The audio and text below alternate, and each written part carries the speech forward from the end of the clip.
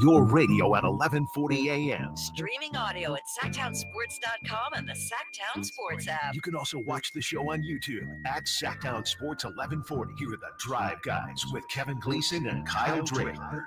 Drapes at the NBA meetings back east, so Jay and Whitey today. As you know, Jay, there was a time in sports where guys used to gut it out. You had pitchers that would, they didn't want to come out. You know, now a guy goes 4 2/3 and he's looking over his shoulder at the bullpen. I got someone warming up for me. There was a time when a guy like Bob Gibson, you didn't dare go out there to take him out because he's liable to punch you. There was a time in basketball. Are you kidding me? Load management? Wilt Chamberlain one year averaged more than 48 minutes per game. There's only 48 minutes in a game, and yet he averaged more than 48 minutes in a game. Football, there used to be guys that play both ways, offense and defense. I can't think of one off the top of my head, but I know that's true. And Jay, I'd like to say maybe there's a little bit of that in your guy today because driving in today, I heard the great Chris Watkins filling in for Alan Stiles, and Chris Watkins was struggling a little bit, and he was saying, "No, I'm sorry, if I take a break, I got a sore throat." So I came in and I said, "I got you. I came in, I said, "I'll take over for you now." He said, "How about take over at 1?" So I came in at 1 o'clock for him. So I've already done an hour, Jay, because I have my teammates back. Chris Watkins not doing too well. Went to the doctor. He's probably going to be out a while, Jay. So, that's old school. Attaboy. Attaboy over there like the Iron Man himself. That's right. I'm glad you were listening. Yeah, me too. We're falling like the 49ers around here. Yes, I don't know what's going on, but we're a little shorthanded right now. By the way, I'm reminded you call me the Iron Man. Go back to the days way, way, way, way, way back. You ever heard of Iron Man Joe McGinnity? No, before my time. So. Yeah, it was before mine too. But just look in Baseball Reference, Iron Man Joe McGinnity. He used to throw a lot of innings, Jay.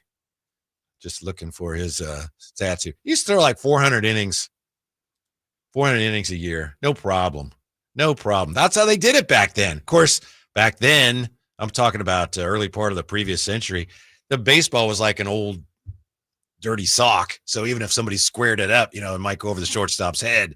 And they just kind of sling it down there like Walter Johnson, just kind of sidearm sling it in there. You know what? Oh, he threw it 90 miles an hour. But still, 400 innings. That's something. That's big boy stuff right there, big. That's right. Straight up. Mm-hmm. Sound like the type of thing that you do. Well, I don't know about that. Throw 400? Mm-hmm. Could you? Easy. That boy. Easy. Yeah. How about last? So anyway, sorry. Glad you came in, man. I had no clue that you did. I was oblivious to the point that you were here at 1 o'clock. So you're happy to do it. You're going 5 strong today, huh? Yeah. Okay. You try to bring in a reliever for me. I'll tell him to get his ass back in the dugout. Skip. Yeah. Taking the ball from me on the bump. Mm-hmm. This past weekend, was it this weekend? Yeah, I think it was this past weekend. I'm out at the games and one of the young men, it's 12U. He's frustrated. He's getting thumped around a little bit. Yeah. Coach comes out. It's like, tough situation. You can hear him talking to him. Mm-hmm. And he just drops the ball and walks off. Oh. And the coach looks at him, and I'm looking at the coach. I'm like, I know the coach wants to give him everything he possibly can, but he's 12. No doubt his parents probably, sitting right there. So I'm looking around, looking at to see who's, if that's somebody's child that's in attendance at the game. And I look at the coach, and the coach is on the mound, and he's looking back at the player, the young man. And it just was a silent pause over the whole ballpark. And we're all just kind of looking around. I'm like, I know that coach wants to tear into that young man right now. And he's just like, all right, Logan, come on. It was just strange, man, because I felt like, and I could be completely wrong. At 12, my coach would have said, man, bring your butt back here. Oh, yeah. Pick the ball up and give it to me. Mm-hmm. That's a sign of disrespect in baseball. I know there's a bunch of people out there who's like, unwritten rules of baseball and all that stuff. They're not in for it. But that one caught me. I'm all for the bat flip and do all of that, but that one caught me. Like, you just dropped the ball and walked off. That's like showing up your manager. Just about. Yeah. Yeah, as I'm choking on a popcorn kernel back here. Real quick, Ironman Joe McGinnity, of course, his rookie year was 1899. I was just breaking into media at that time. He threw 366 innings, then 343, 382, 1903, 434 innings. Jay, it's my type of guy. Man. Yeah, that's my type of guy. Mm-hmm. That's basically saying, Skip, give me the ball and watch me hit the bump. Complete games 44. Dealing. That will never be broken. That would never be broken. And I know there's, modern era versus older era, but no one's ever going to do that. Yeah. And one more Bob Gibson story, then we'll get back to Monday Night Football. Tim McCarver tells a story. He was a catcher for the Cardinals. Bob Gibson was just a legendary pitcher, and you just didn't mess with him. He didn't want anyone out there on the mound. So he's struggling with something, which he didn't do often. McCarver comes out to talk to him, and Bob Gibson says, the only thing you know about good pitching is that you can't hit it. Get your ass back behind the plate. And he did. Sit down, champ. Yeah. It's a privilege for you to catch me. That's right. Yeah. That's right. It was a privilege to pick upsets with you last week, Jay, because you and we both picked 2 upsets. We nailed them both with Tampa Bay winning last night. Yeah. We both had the Seahawks beating the Steelers. Boom, money. And then last night had to sweat it out. Baker Mayfield made us sweat it out, but another victory for Tampa Bay. He did, but he did his thing, though, Whitey. Everyone's kind of showcasing the play where it seems like he got hurt, then he jumped up and he's just looking at the defender and he's letting them know, baby, as much as you talking about a la Bob Gibson, first down, right? Get on my back. I like the way Baker plays. His fire just fires me up. That's the type of guy that I would love to play with and for. I get it. Everybody's not that way. I think I've told this example before. In so many years of playing ball, I've always asked some of my teammates who have to listen to classical music. That's how they get prepared for a game. You get some people, they have to ride in silence. That's how they get, pumped for the game. Some people need to watch TV. There's so many different dynamics, but I've always said there's something to it, and there's no disrespect to anybody who does those things. I just more of a rah-rah guy, and I would rather play with a rah-rah guy. And that's just me. It's just my personal taste. Baker's that dude. He's that dude every single day, 365. He going to let you know, I'm in it. Let's go get it. I'm here for the win. Doesn't win all the time, but to me, that's a way for me to decipher if he's really about, trying to win, if he's really about teammate, if he's a solid dude in the locker room. I just like the edge that he plays with. Well, in addition to that, and maybe it all goes hand in hand, but you want your quarterback to show leadership, and you can't be a better leader than being a guy that rescues your team at the end of games when the game's on the line, True. Climb on my back, we're going to win the game. He didn't do it all by himself, but he's making a habit of this. And it's really amazing to me in today's day and age when we scrutinize everything that quarterbacks do, everything they do on the field, sideline, off the field, commercials, private life. It's hard for a guy to be truly underrated because we know everything about them. But Baker Mayfield is underrated. Think he's underrated? Yes. Really? Baker Mayfield, when he was a free agent in 2023, there wasn't that much interest. And he landed with the Bucs on a 1-year deal worth $4 million. Then he became a free agent in 2024, and they kept him on a 3-year deal worth $100 million. Look at what some quarterbacks are making. Baker Mayfield's at $33.3 a year. That's a bargain. Chump change. And he wins. Yeah. Playoffs last couple of years. Ran into the Niners once. So, you get slapped around that time. But, it's no, I like what Baker brings to the table. Like I said, I've already talked about why I believe he's a good quarterback. I truly think, Tampa came into the season underrated.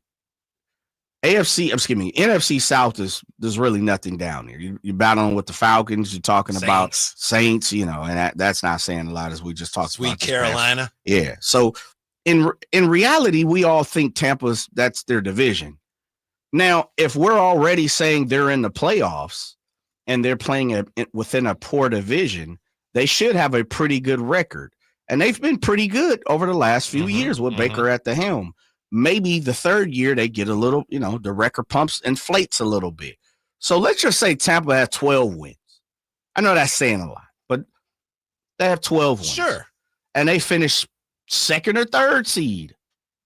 Now you got to go through Tampa. Gets a little more difficult. Never know. You never know. I don't think they have a Super Bowl quality team right now. They run the ball. They do. Bucky Irvin, absolutely. And over the last few years, they've really emphasized that, and it's paying off. And the Bucs this year are now the first team. Is this something, Jay? Is this the thing? 2025 Bucs are now the first team since the merger to score game-winning touchdowns in the final minute of their first 2 games. No, that's not a thing. What? That's not a thing. You saw it happen. It's been miraculous. Yeah, but that did was it again last night. You know what happens is Mayfield magic. When you start having to say within a retrograde and at night when a werewolf comes out, that's well, but we don't know. I mean, before that, this is the Super Bowl era. They're the first team in the Super Bowl since the era. 60s. Yeah, since the AFL and the NFL merged. Yep. Only team to win their first 2 games in the final minute with a game-winning touchdown. No, that's not a thing. I appreciate that. You're. I almost played the drop today, but that's not a thing. No. Isn't that the drop? Yeah, it is. Yeah. All right. I think it's a thing, but whether it is why? or not, okay, why? Tell me why. Because that's a long time, and that's a lot of football teams, and seeing it happen the last 2 weeks, it's been remarkable both times. Although last night watching it, you kind of could see it coming. Yes. It's like, I think they got a shot at this. Yes. Yeah. Yeah. But if it's Houston's, they got some issues. They crumbling, aren't they? Yeah. If it's a thing, are you telling me that Tampa has your eye?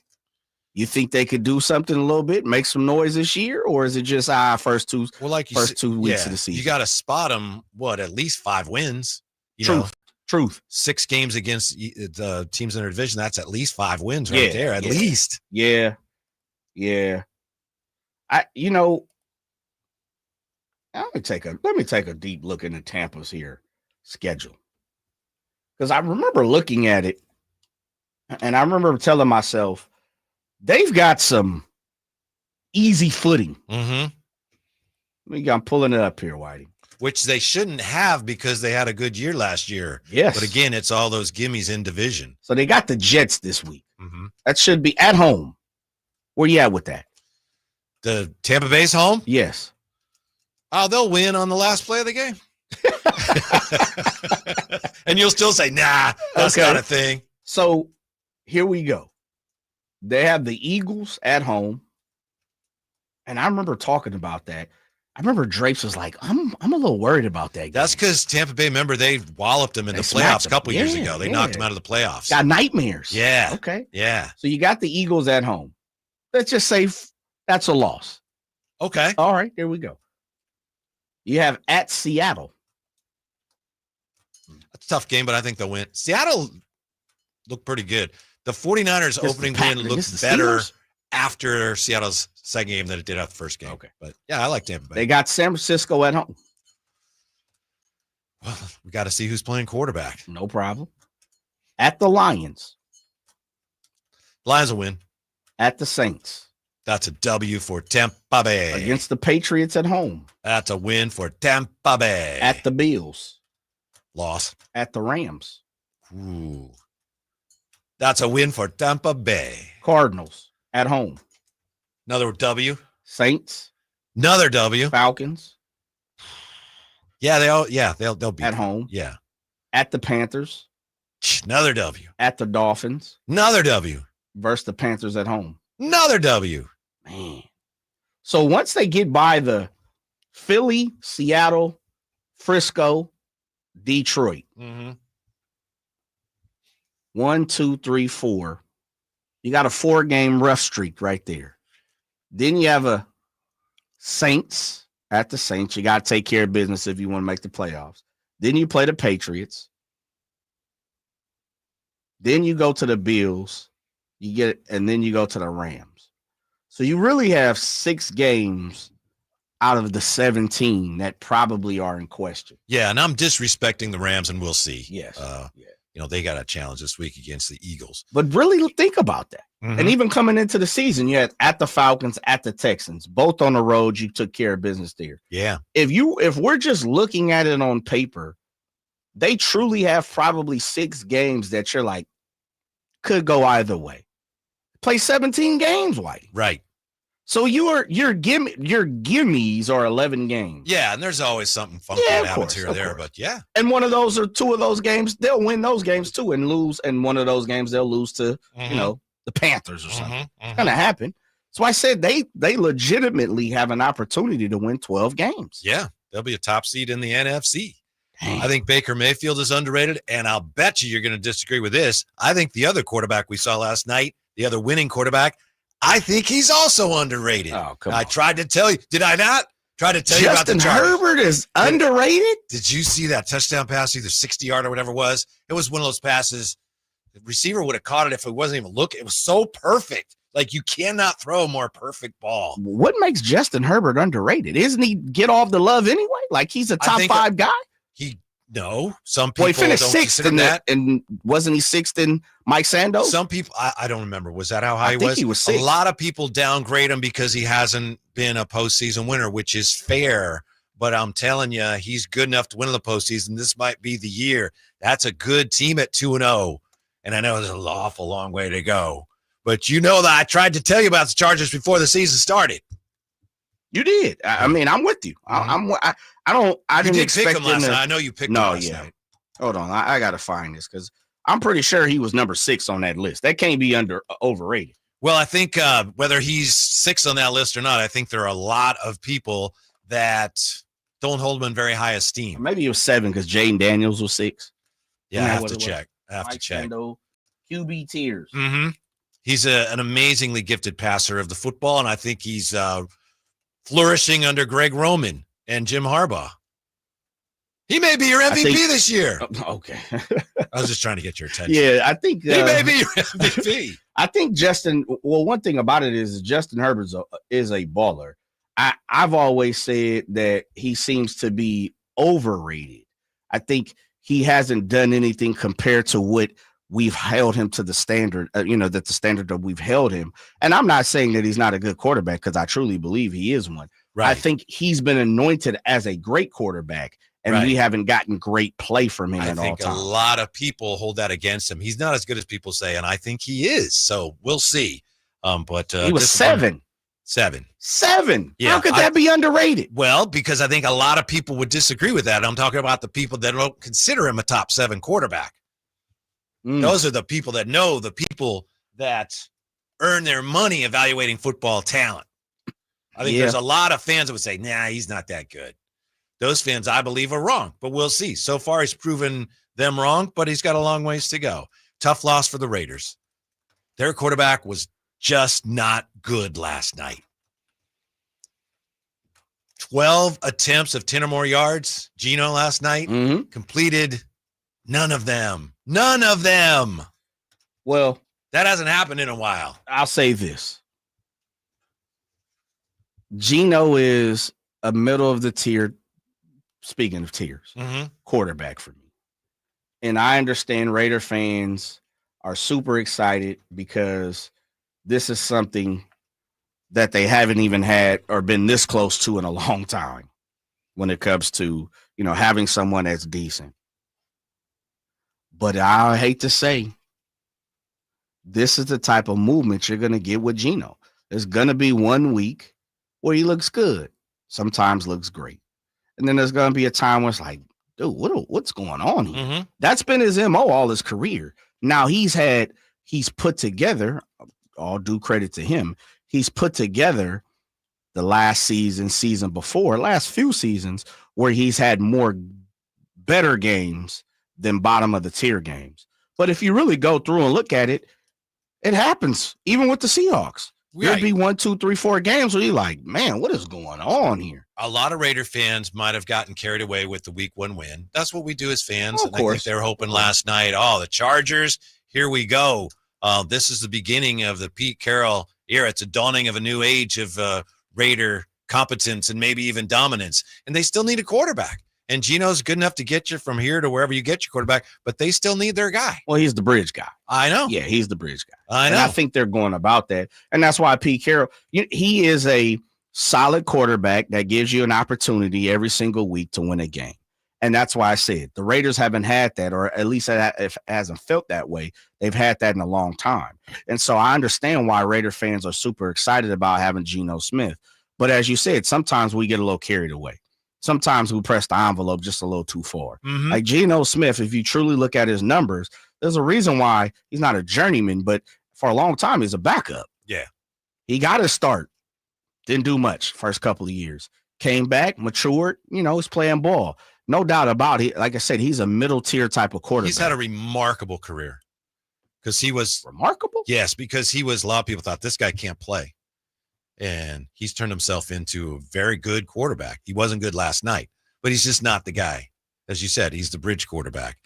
From the 209, Baker is good because of Mike Evans. Baker is overrated. They beat trash teams, Whitey.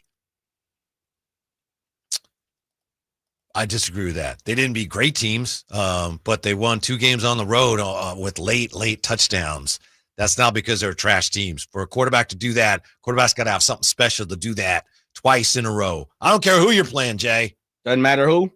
It matters a little bit, but when you do it twice in a row, I can't just discount it because, trash teams. Yeah. Well, the one thing he's going to do is he's going to keep, Baker Mayfield, he's like Geno. He's going to make sure his team is always within the game. He's going to give you an opportunity to go out and win. One thing about Baker is, again, fighting spirit. Yes. You got to step on his neck. Yeah. When the game's online, it brings out the best in him. Yes, it does. And we're not all wired that way. Yes. And that's a very special and valuable trait, especially for a quarterback. Yeah. Yeah. I mean, he had 2 tugs, no INTs. That's what matters, right? Mm-hmm. Putting your team in the proper position to go and score. Like you said, Bucky Irvin and the Rashad Whites of the world, they did their thing. So I truly like their defense. I think they're kind of like the 49ers. They're young in a lot of different places. They play fast. And, the one thing about it is, and we've seen it with Tampa, there was a changing of the guard last year. The Devin Whites and guys like that. It's just time. They've moved on, and now you got some youngsters. So they're trying to figure it out a little bit as well down in Tampa. Sure. UPS Chris says Geno has to stop throwing into double and triple coverage.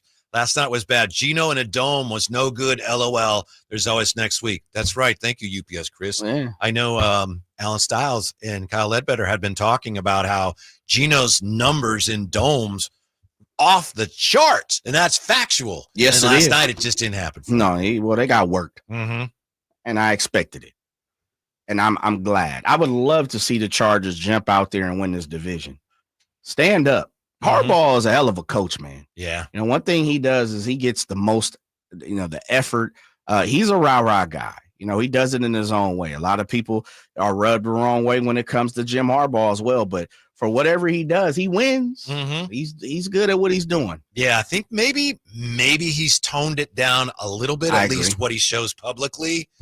I interviewed him once, Jay, and he's such a difficult interview because that's what he wants to be. And I asked him, so Coach, do we sometimes underestimate the importance of special teams? And he goes, I don't know, do you?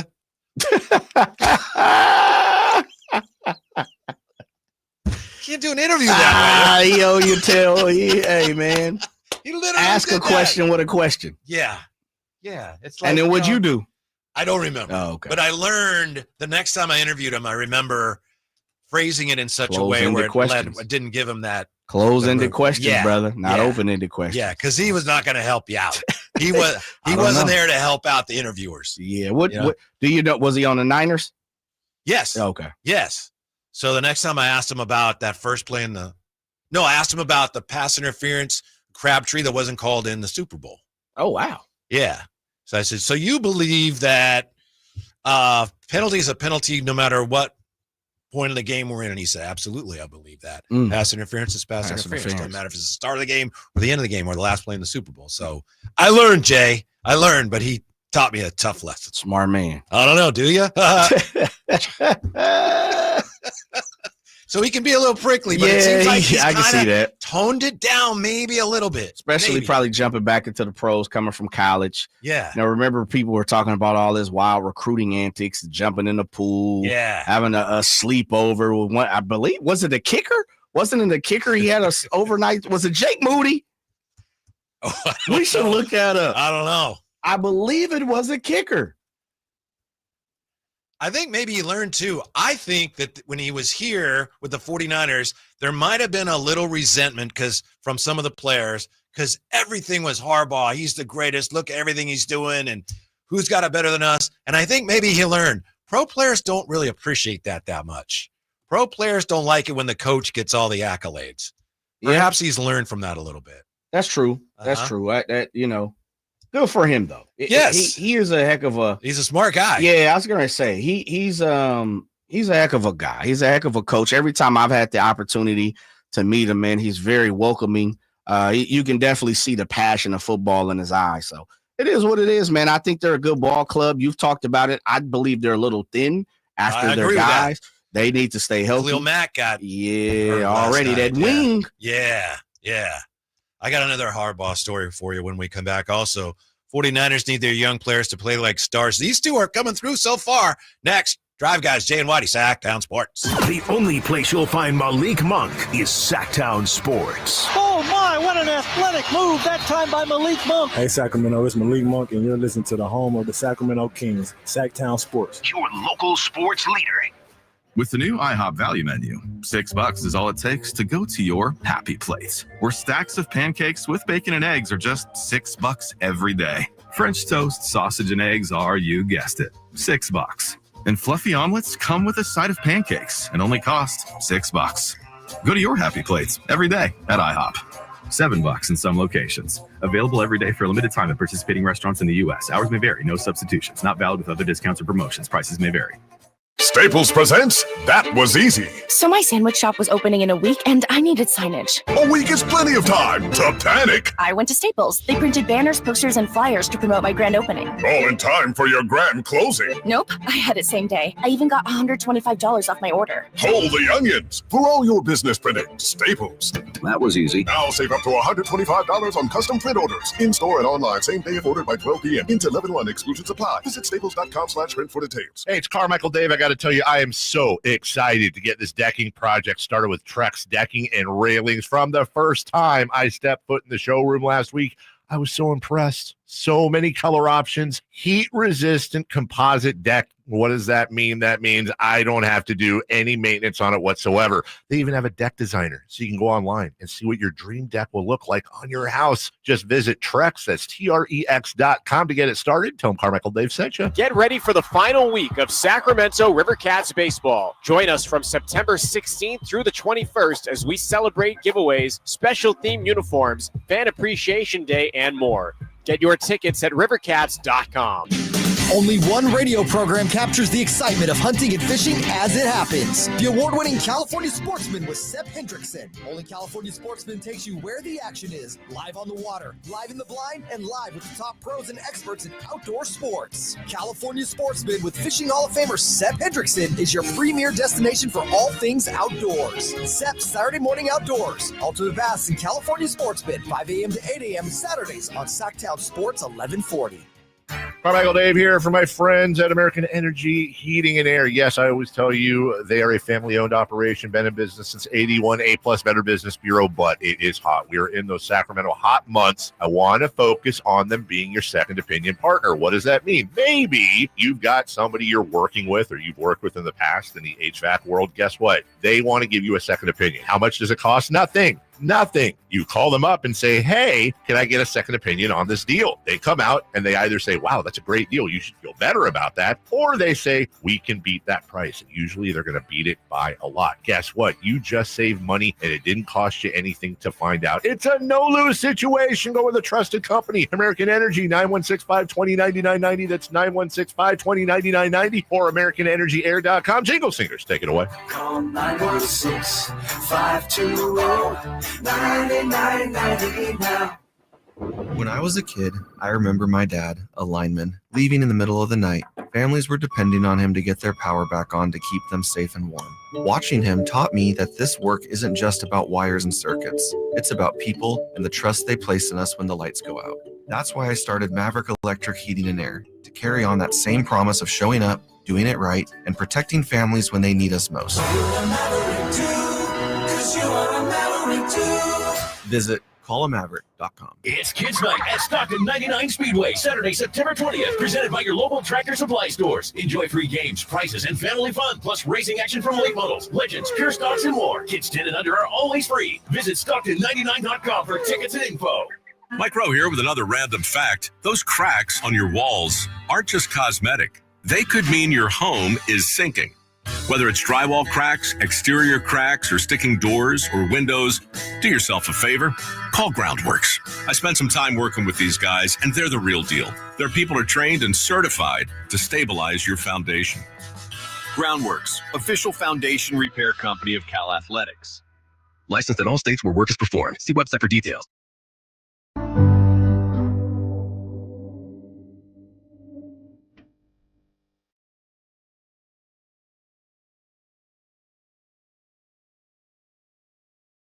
Live and local, it's the Drive Guys. Watch the show on youtube.com/Sactown Sports 1140. Or listen on the Sactown Sports app. Got another NFL injury update for you, and we'll look at the young 49er players who are playing like stars. We'll do that in just a moment here. It's the Drive Guys. Before we get into that, Jay, I just wanted to know if you by any chance saw any of the debut last night of the Giants wunderkind Bryce Eldridge. No, I didn't. Yeah. I already knew where you were going. No, I didn't. Yeah, 6'7". Saw That's him a last big boy. night. Yeah, he was Yeah. 0 for 3, hit one drive, 407 feet. It was caught, but I hadn't realized, that's a big strike zone, as you know.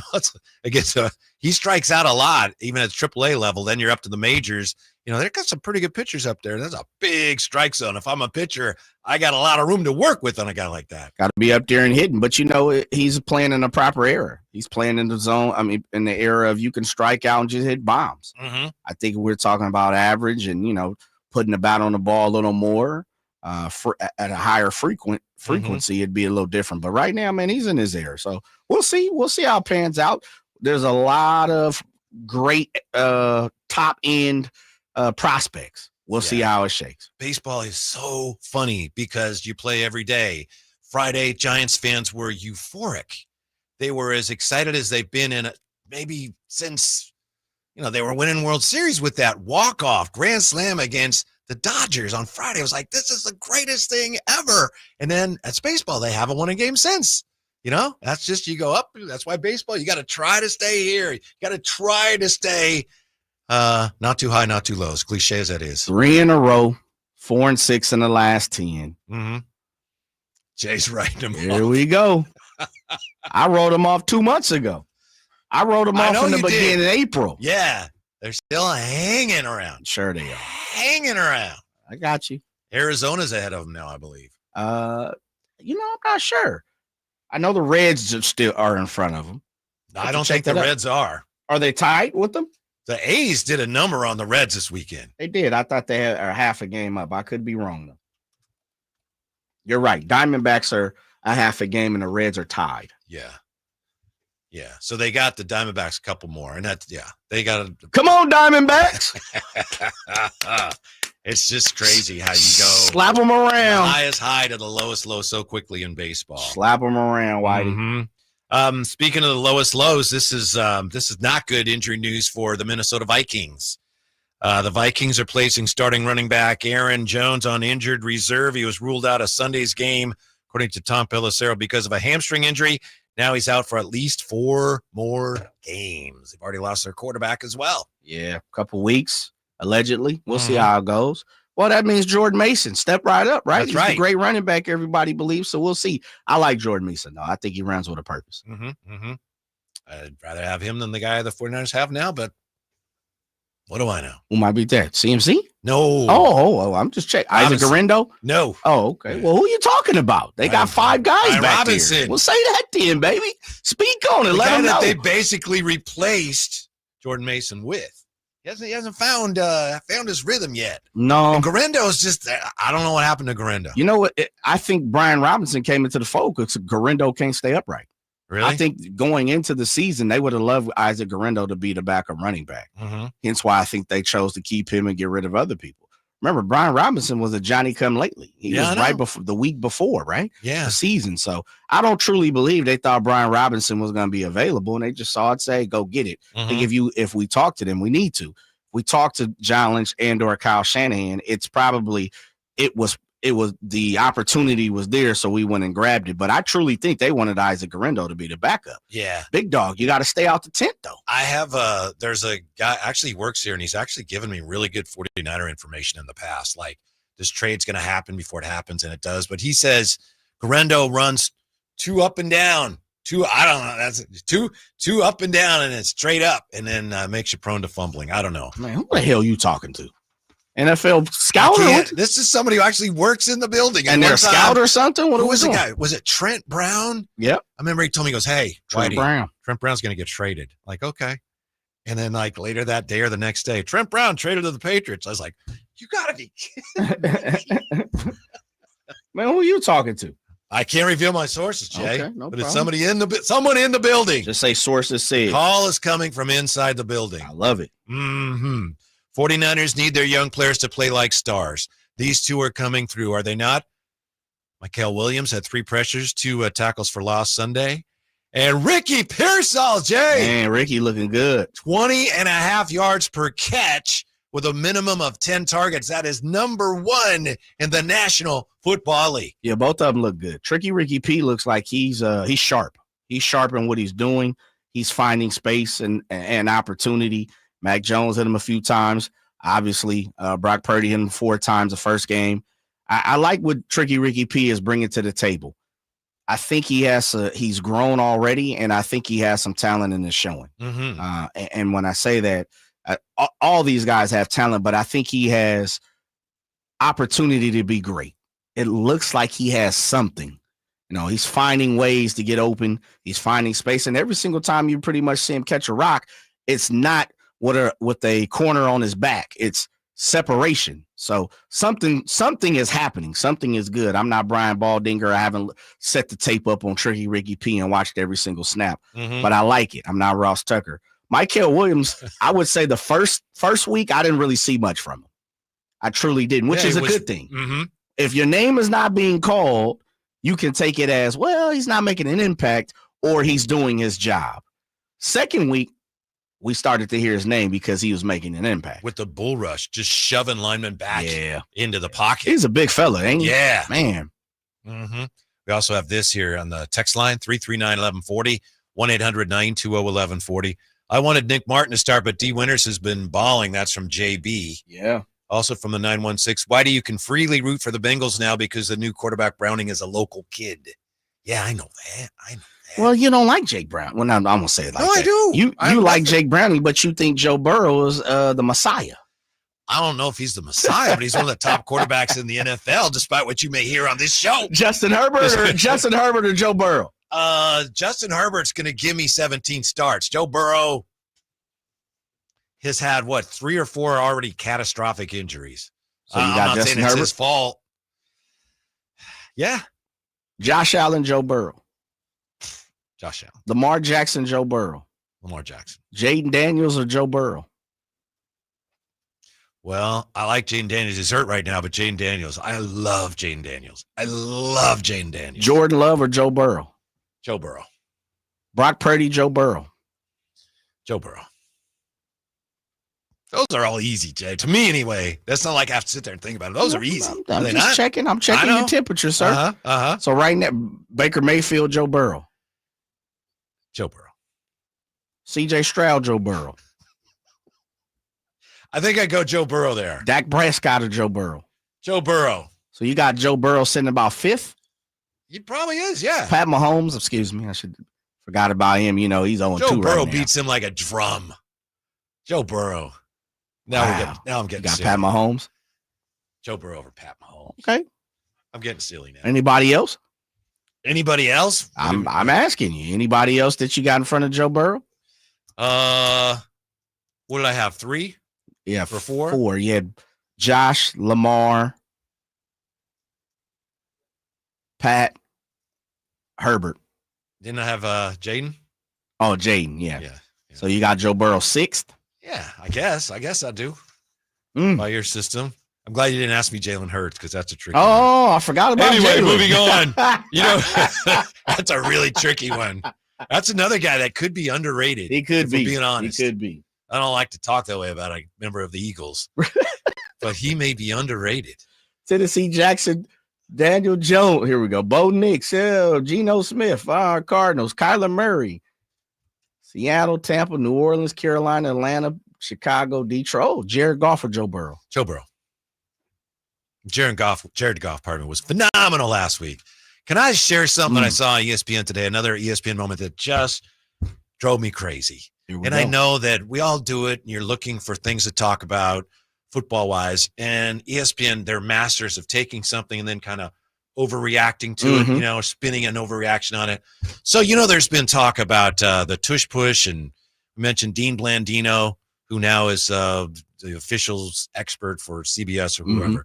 He says, I maybe it's Fox. I apologize. He says, I'm done with it. It's just too hard to officiate. And there's a lot of people was up for vote in the NFL, and a lot of teams voted, we want to get rid of it, but not enough voted to get rid of it, so it's still there. So ESPN on the scroll today, coming up on Get Up, is the Tush push ruining football? Hey, come on. Aren't they NFL Network's brother football? Now? Yeah. That's just the stupidest thing. No, it's not. Next. There's a lot of people that don't like it. And it doesn't look great, but yeah. So it's kind of an ongoing debate. But is it ruining football? Try not to be so stupid, please, for once. That's tough for them. It's tough. It's tough because they, What do you think, Jay? You think it's ruining football? No, far from. And I've seen many different photos today circling around X/Twitter about how they line up offsides for the Tush push, which they do. It's like a flying V. Yeah, they look like almost like the flying V for the Mighty Ducks. And they definitely need to do something about that, though. I don't know what or how. Maybe the line, as the wide receivers always check. Maybe they can figure something out up that way. Or how about you just pull the damn flag, because it's not proper. It truly is not proper. Right. Do that from a 5-set lineman, not a flying V. Right. Yeah. One of the things you should be watching for, whether it's a Tush push or not, are the linemen moving early? Because you're not allowed to do that. They cheat that way. That's not that hard to see. But it's not ruining football. When we come back, Tom Brady in the coach's box. Ooh, is that a thing, Jay? Next on Sactown Sports.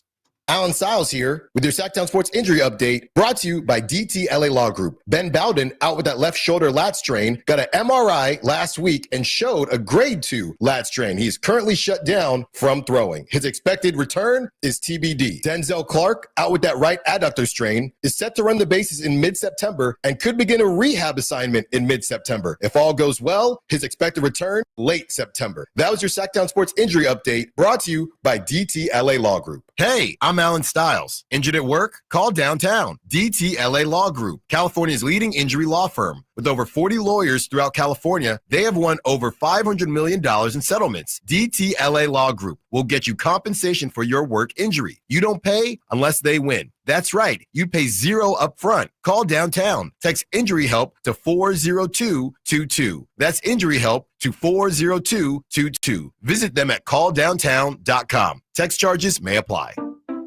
We just want to have enough money for retirement. And travel to visit our grandchildren. I understand. That's why at Fisher Investments, we start by getting to know each other so I can learn about your family, lifestyle, goals, and needs, allowing us to tailor your portfolio. What about commission-based products? We don't sell those. We're a fiduciary, obligated to act in your best interest. So how do your management fees work? We have a simple management fee based on the value of your portfolio, so we do better when you do better. We appreciate that kind of transparency. We also check in with you regularly to keep you up to date on the markets and your portfolio. What other services do you offer? As a client, you have access to resources on investing, financial planning, estate planning, Social Security, Medicare, and more. Wow, it sounds like Fisher Investments has everything we need. At Fisher Investments, we're clearly different. Learn more at FisherInvestments.com. Investing in securities involves the risk of loss.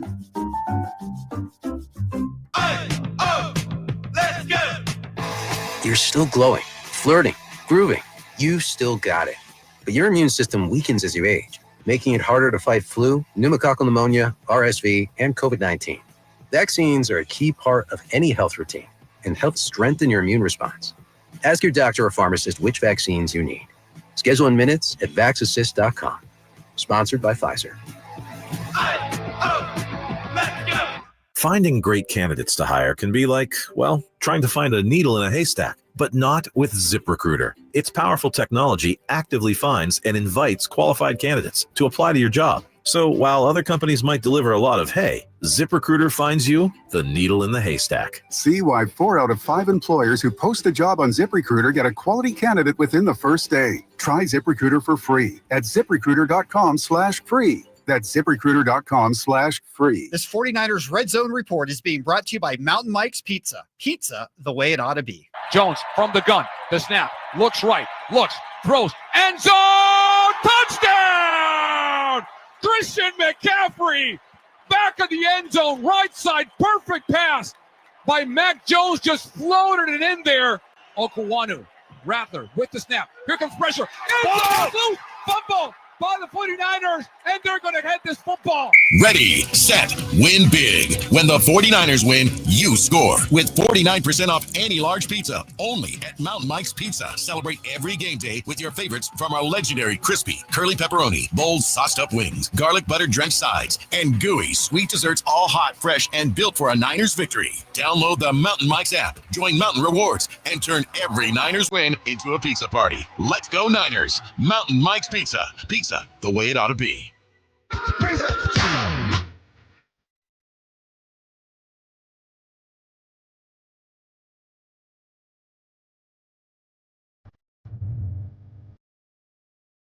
Live and local, it's the Drive Guys. Watch the show on youtube.com/Sactown Sports 1140.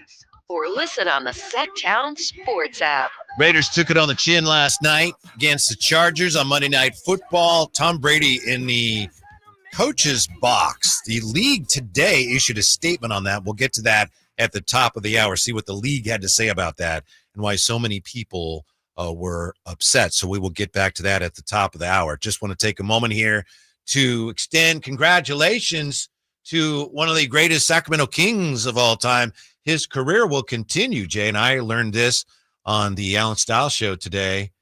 DeMarcus Cousins has found a new team.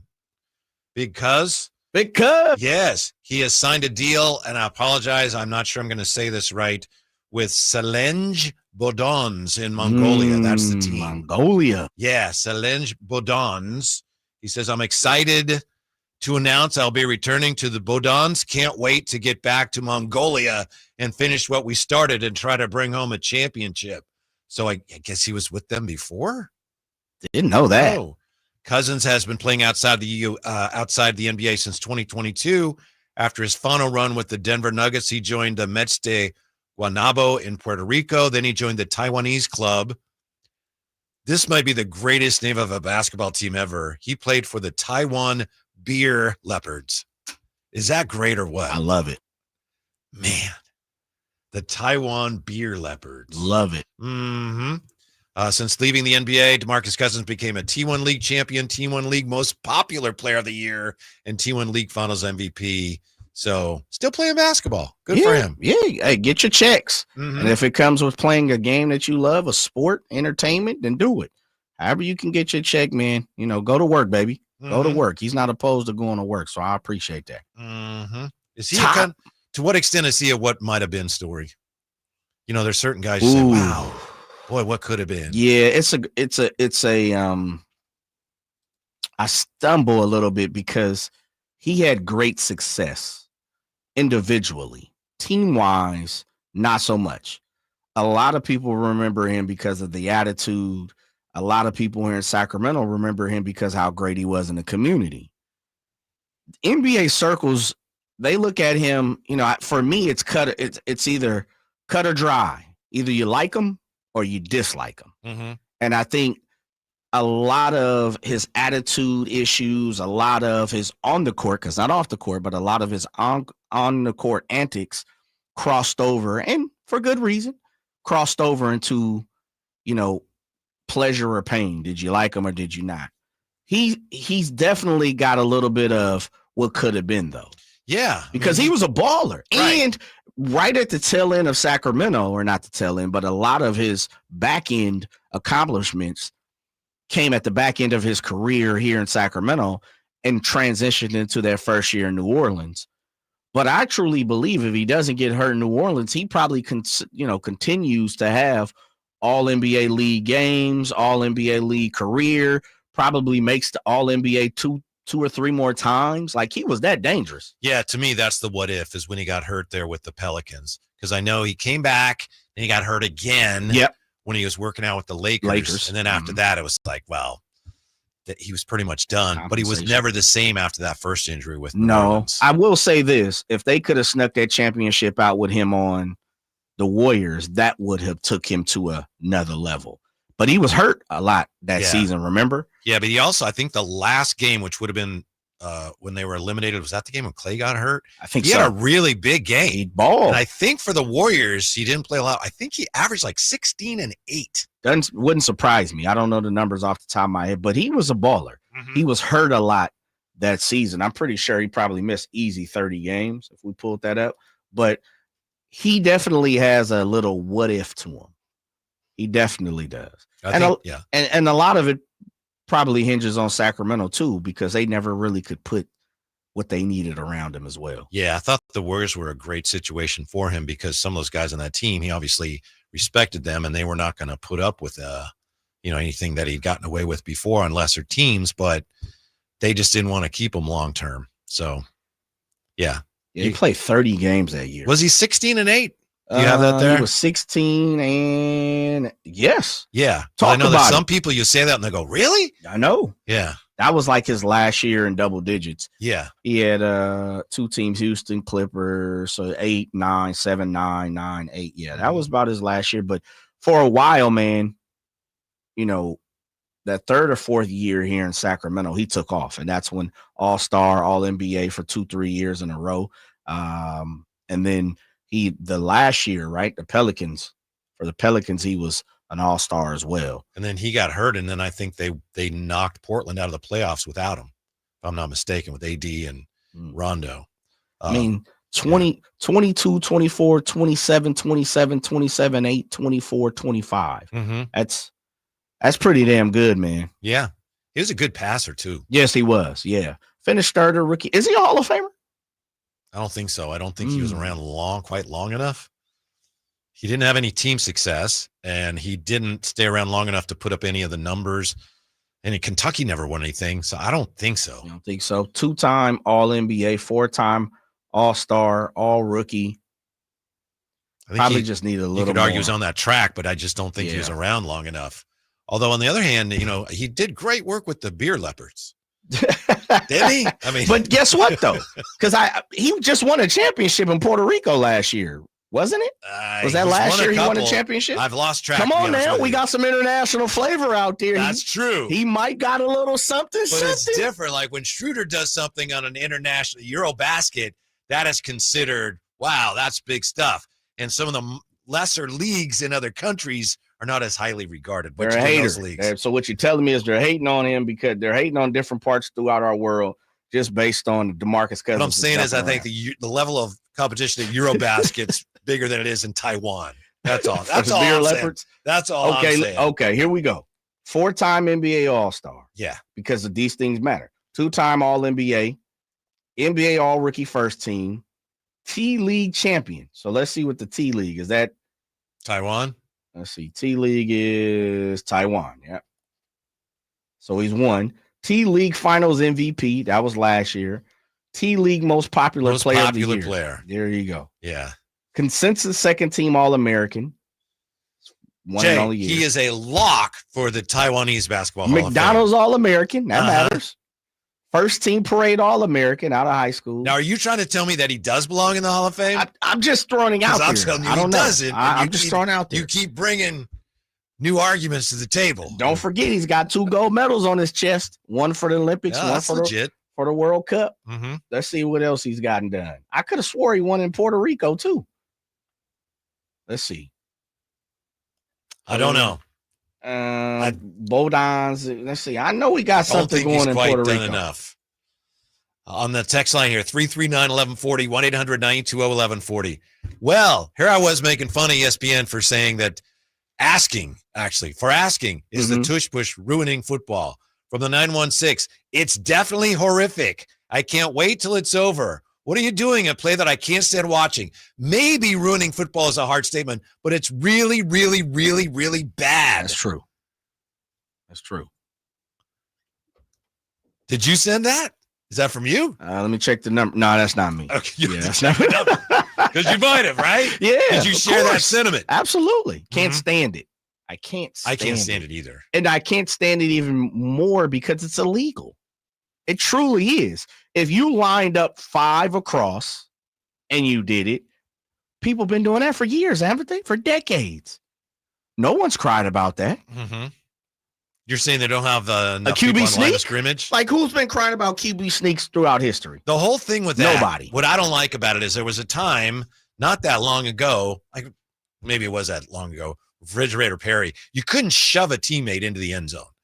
Right. You know, it's like, okay, I get that. And now you can. And I just don't think you should be able to. They are following the rules such as they are right now in the NFL. Stretching it. But it's not a great look. It's not. It's really about stretching the situation. And they're doing a great job. It's one of those things until it's policed, until it's taken done.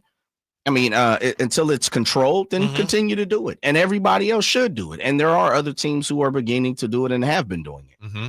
But no one's cried about QB sneaks over the year, the dawn of time. Let's go football, Jay. There it goes. So why are fans talking so bad or talking down on the tush push? Because it's illegal. It truly is illegal. Mm-hmm. Fix it. Yeah. Should it be illegal for Tom Brady, who's in the coach's box, to be participating in interviews with other coaches as a broadcaster? Well, look at that. A lot of people upset by Brady in the box. And the NFL had a statement about that today. We'll hear what they had to say next on Sactown Sports. The Drive Guys. I think I have that right, Jay. Yeah, boy, I see you over there crooning. R&B album coming soon, huh? Mr. Gleason. I have too much respect for the genre. Dub G. To tarnish it with my own efforts. No. You play a part in it. Yeah. You can listen to the Drive Guys Monday through Friday from 2 p.m. to 6 p.m. on 1140 a.m., YouTube, and the Sactown Sports app. This is the story of the one. As a safety manager at a manufacturing plant, he does everything he can to keep his coworkers safe. From finding ways to reduce risks to keeping safety supplies in stock. And for that, he relies on Grainger. Grainger offers a broad range of quality products and next-day delivery, so he can always play it safe. Call 1-800-GRAINGER, click Grainger.com, or just stop by. Grainger, for the ones who get it done. You waited a lifetime for this moment. Now it's time to celebrate. The official collection. The Oklahoma City Thunder NBA champions.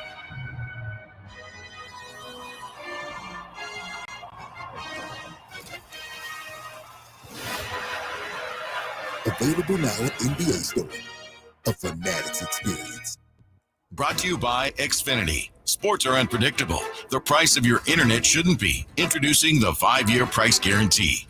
One consistent internet price for 5 years with no annual contracts. Guaranteed.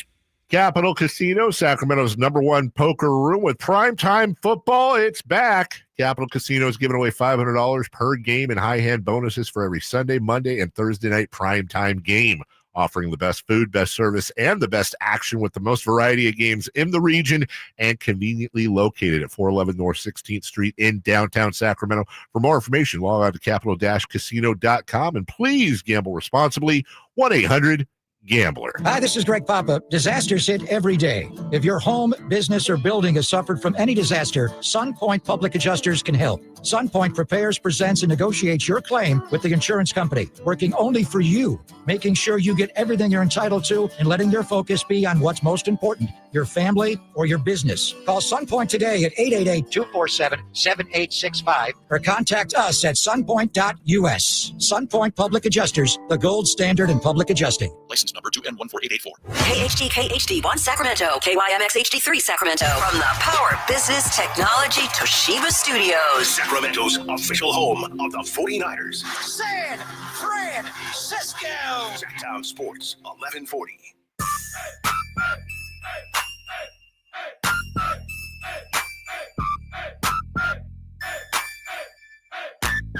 There is no better duo. Nope.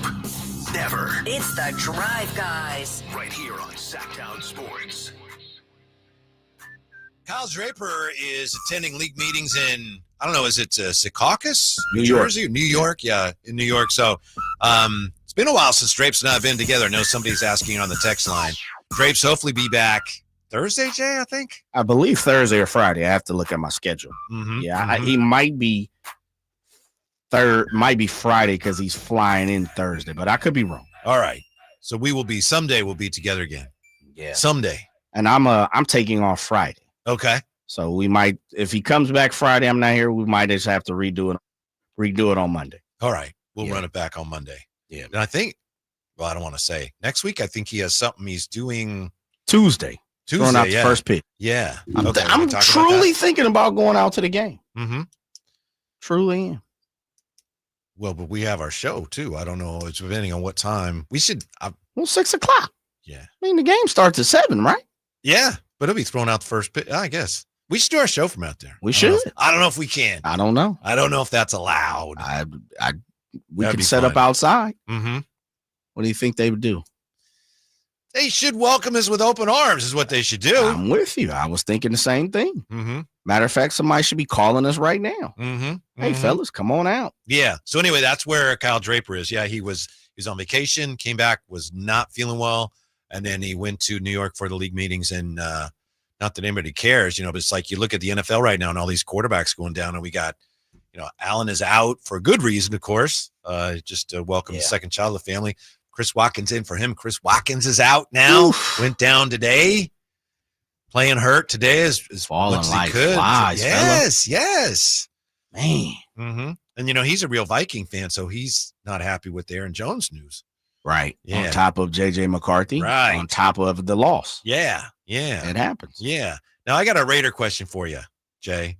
All right. Is Ashton Ginty still on the team? Is he? He is, right? He's on the squad. Okay. Why don't they give him the ball? I don't know.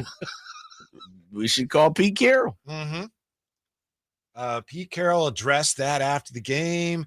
He ran the ball well. I thought he hit stuff well. He went the wrong way on a play, and so that was unfortunate. It messes up the whole play.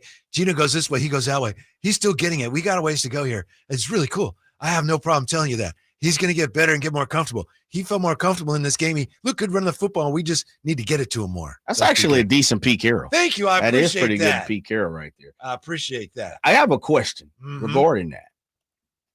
And this isn't, I take my disdain for Raider love and the logo and all the Raider fans, but I'm asking a real question. 916-339-1140. As a Raider fan, and Whitey, we'll start with you. You're not a Raider fan, but could Pete Carroll hinder who Ashton Ginty is because of Pete Carroll? Nah, I mean, I'm not buying it when you look at the alternatives. I mean, how so? I don't see it. How do you mean? Well, I say this. There has been whispers by DK Metcalf's camp or people around him. There had been whispers of even Marshawn Lynch sometime of not being able to get the rock when needed be. And of course, we all know the prime examples in the Super Bowl. Yeah. Zach Charbonnet kind of heard that a little bit too. Yeah. I mean, Pete Carroll definitely believes in running the ball. He does, but do you think he's not like Don Coryell or something. He's not Jim Harbaugh? Put it in the gut and let him run? I'm just asking because Ashton Ginty is a weapon. Yeah. He truly is. 30 carries for 81 yards, 5 catches for 3 yards in 2 games, 2.4 yards per touch. which is not what they were expecting. It's not what they are hoping for the rest of the way, obviously. Kobe Myers, man, struggling. The law firm. Yeah, I'm not willing to pin that on Pete Carroll, but obviously if they don't figure out a way to get him going, then it does become something that you have to blame on the coach. Last night we did see Tom Brady in the coach's box, speaking of the Raider coaches, and he had a headset on. And people today, especially once again on ESPN, they went nuts about that, Jay. People were upset with how that looked because you've got Tom Brady. First of all, just his involvement. He's a minority owner, and he's in the coach's box with the headset on. But then you also have the fact that he, as a broadcaster for Fox, participates in meetings with other coaches. And for example, the Raiders have the Bears coming up. Wasn't he just participating in meetings, Bears meet? Anyway, is that a conflict of interest? Jeff Saturday today went off about it. Said, that's a bad look. Dominic Foxworth on ESPN. He didn't care for it at all, Jay. Yeah, I'm with him. Bad look? It is. As you would say, it's a... It's not a thing. It's not a thing. Yeah, no, it is a thing. It actually is. It's a thing. It's one of those things where if you ain't cheating, you ain't trying. It's a bad. The optics are very bad. Well, the fact of the matter is, man, you own some form of minority owner of a squad. And then at the same time, which I also always thought was a thing itself. How can you work for the league, be bipartisan, but then at the same time you're rooting, or excuse me, you have a rooting interest in, a team. Yeah, and I don't care if it's business or not, because someone could say, well, it's business. I've never met an owner who wants the business to lose, to not succeed, not be profitable. So it's definitely a conflict of interest. Yeah, here are the particulars, and I misspoke on this. Brady is slated to call Week 3's Cowboys-Bears game, and then the Raiders play the Bears the following week. Right. So he's going to be talking to coaches and players and things. One of the things that's been brought up is, well, coaches are too smart to let anything slip. Coaches aren't going to let anything slip to an announcer who also happens to be part owner of the Raiders. But I think it was Dominic Foxworth said, players they're not always thinking that way. Sure. Yeah, they could let something slip. And there's plenty of players who don't even know Tom Brady owns part of the Raiders. There you go. That's just the truth of the matter. So the NFL issued a statement on this today. What would you say the NFL would need to address? If they're even going to mention this, what do they need to address? What fears do they need to calm? Well, it'd be for opposing teams, number one. Yeah. The other part would be they need to rectify the situation of sitting in the booth. Yeah. Versus we've seen one of the owners for the Indianapolis Colts. She's getting a lot of press. Yeah. For being on the sideline and wanting to be a part of football, but she's been doing that. And owners are on the sideline all the time. Yeah. Right. Yeah. But being in the box, operating within the coach's box, that's a problem. Yeah. That truly is. Well, see if the NFL addressed any of that. Of course not. As far as you're concerned. Guaranteed. Yeah, this was a statement today. NFL spokesman Brian McCarthy says, there are no policies that prohibit an owner from sitting in the coach's booth or wearing a headset during a game. That's a problem. Brady was sitting in the booth in his capacity as a limited partner. All personnel sitting in the booth must abide by policies that prohibit the use of electronic devices other than league-issued equipment, such as a Microsoft Surface tablet for the sideline viewing system. So that's the official word from the NFL.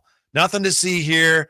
No violation. You also had last night, you had Chip Kelly saying, I meet with Tom Brady all the time. Yep. Reporters asked Pete Carroll about that. And he said, no, that's not right.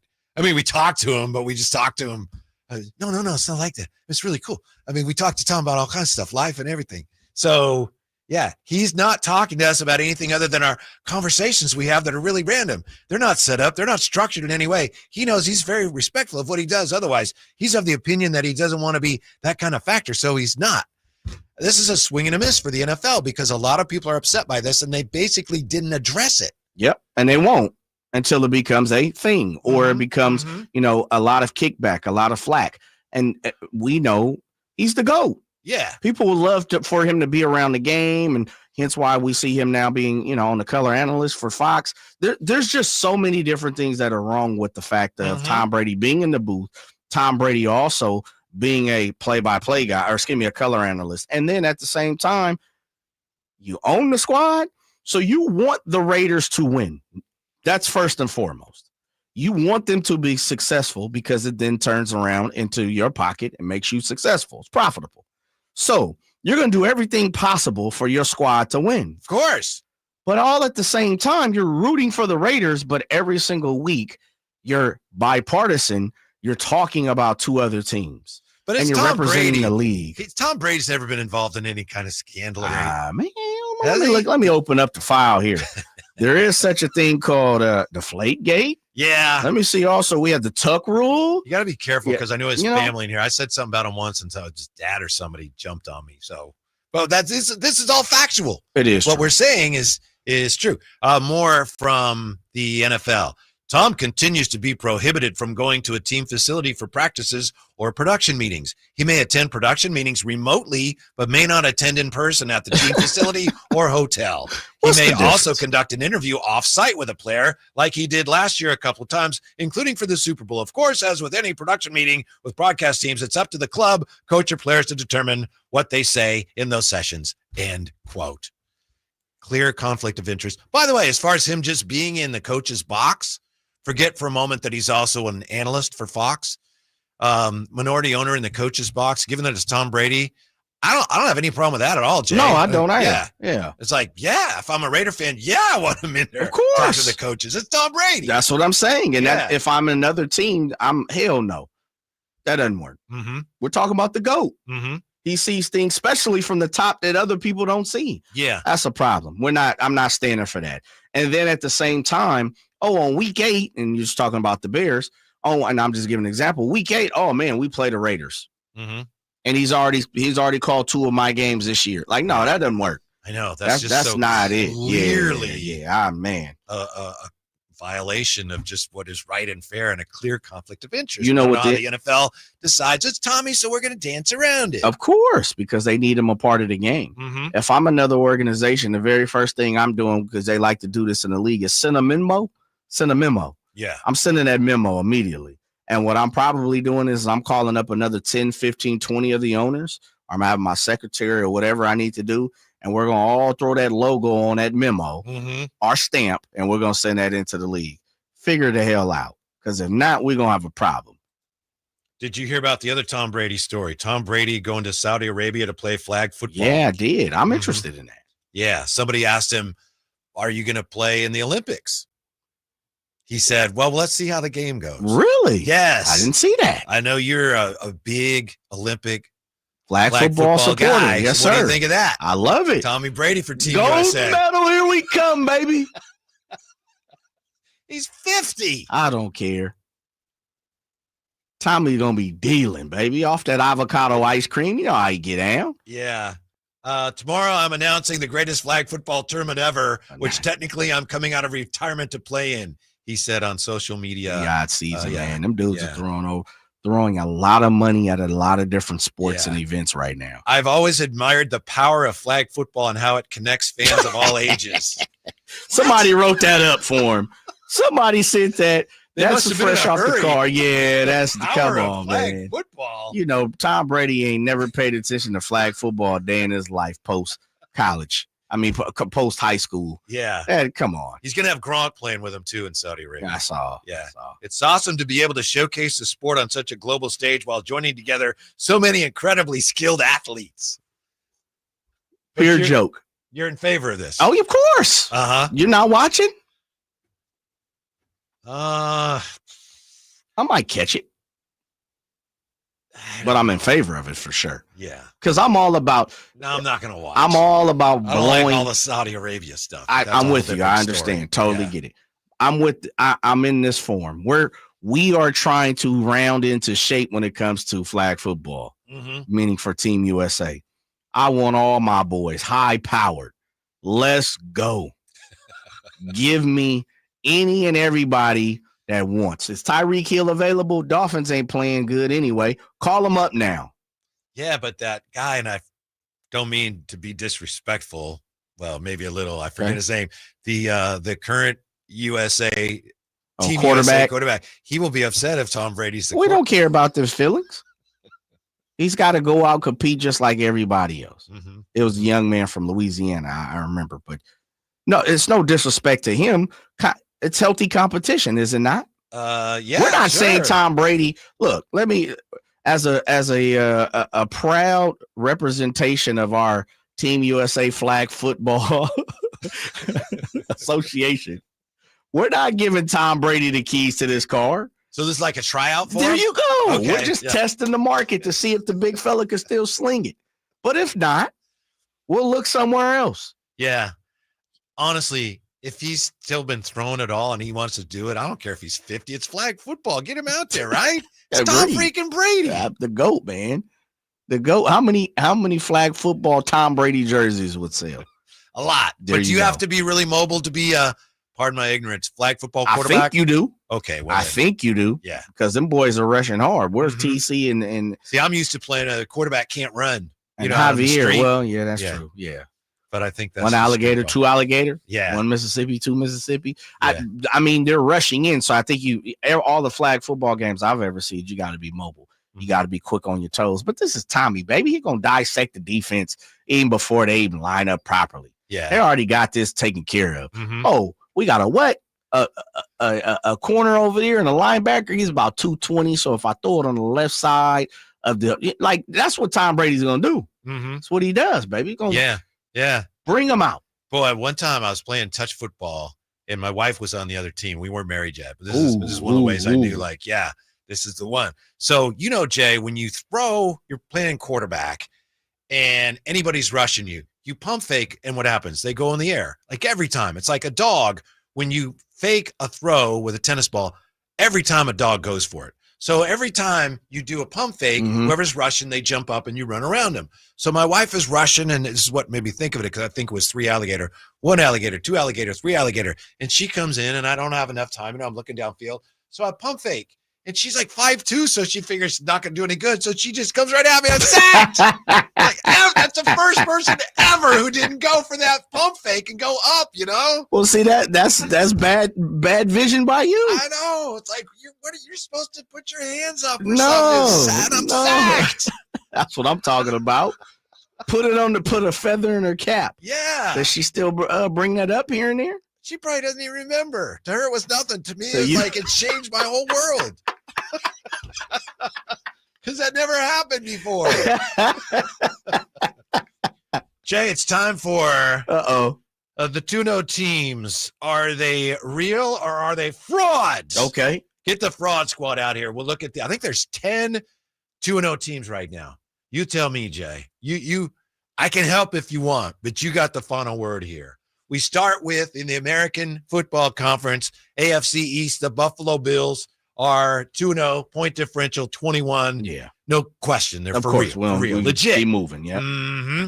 Next up, I thought maybe you'd take a little longer to get to them. They're +5. They're 2-0. The Cincinnati Bengals. They're frauds. Fraud squad Let's move already? on. Yeah, they're fraud. How can you say that? They're Well, 2-0. first of all, Jake Browning. First of all, well, Jake Browning has nothing to do with this because he really hadn't played that much. But they beat the Browns 17-16. They beat the pants off the Browns. 17-16, and then they took on the Jags, who they beat 31-27. Tough. They might be, but that is the softest, truly the softest opening schedule you probably could have had. All right, 2-0's 2-0, but all right. So Fraud Squad needs to pay a visit to the Yeah, Bengals. they do. The 2-0 Indianapolis Colts. Ooh, this one's Plus tough. 26 in 2 games. This one's tough because it's They don't fraud. punt. It's fraud or what? Fraud or for real? Fraud or legit? There's However, nothing in between. I mean, if you want to, what you can make up too soon to tell or something. Yeah, TBD or something. That's weak. You got to make your declaration now, and then we'll find out if you're right. Of course, it's too soon to tell. If it's so they're legit, does that mean if they go 8-9, are they still legit? No, it just The means 9 and 8. wrong. I was wrong. Yeah. Well, I'm going legit, baby. I'm standing on it. They'll make the playoffs. Wild card. They play in one of the worst divisions, if not the worst. Yeah. Yeah. Now, understandably, you struggled with that a little bit. Why Yeah, a did you little bit. struggle so much with that? Because I'm not sure about Daniel Jones sustaining the type of success that he has. I know. That's what I'm a little worried about. Right. The defense I'm not worried about because they've had a good defense over the last couple of years. Yeah. They've been looking for a quarterback. Yeah. And then the other thing, too, that scares me is Jonathan Taylor just can't stay upright, too. Mhm. Like he's always hurt as well. So. Yeah. He had a long touchdown run. He did. When he's on the field, he's a baller. Let's It's all be about honest, keeping him. Based on these last two games, just the last two games, and it's Yes, sir. the only games Daniel Jones has played with the Colts. If you had the Mount Rushmore of Colts quarterbacks, you got like Peyton, Johnny Unitas. Yep. I don't know. Jim Harbaugh. Andrew Luck. And Daniel Jones. Yeah, Andrew Luck and Daniel Okay. Jones. All right. That's your Mount Rushmore. I don't know about Right that, now. but okay.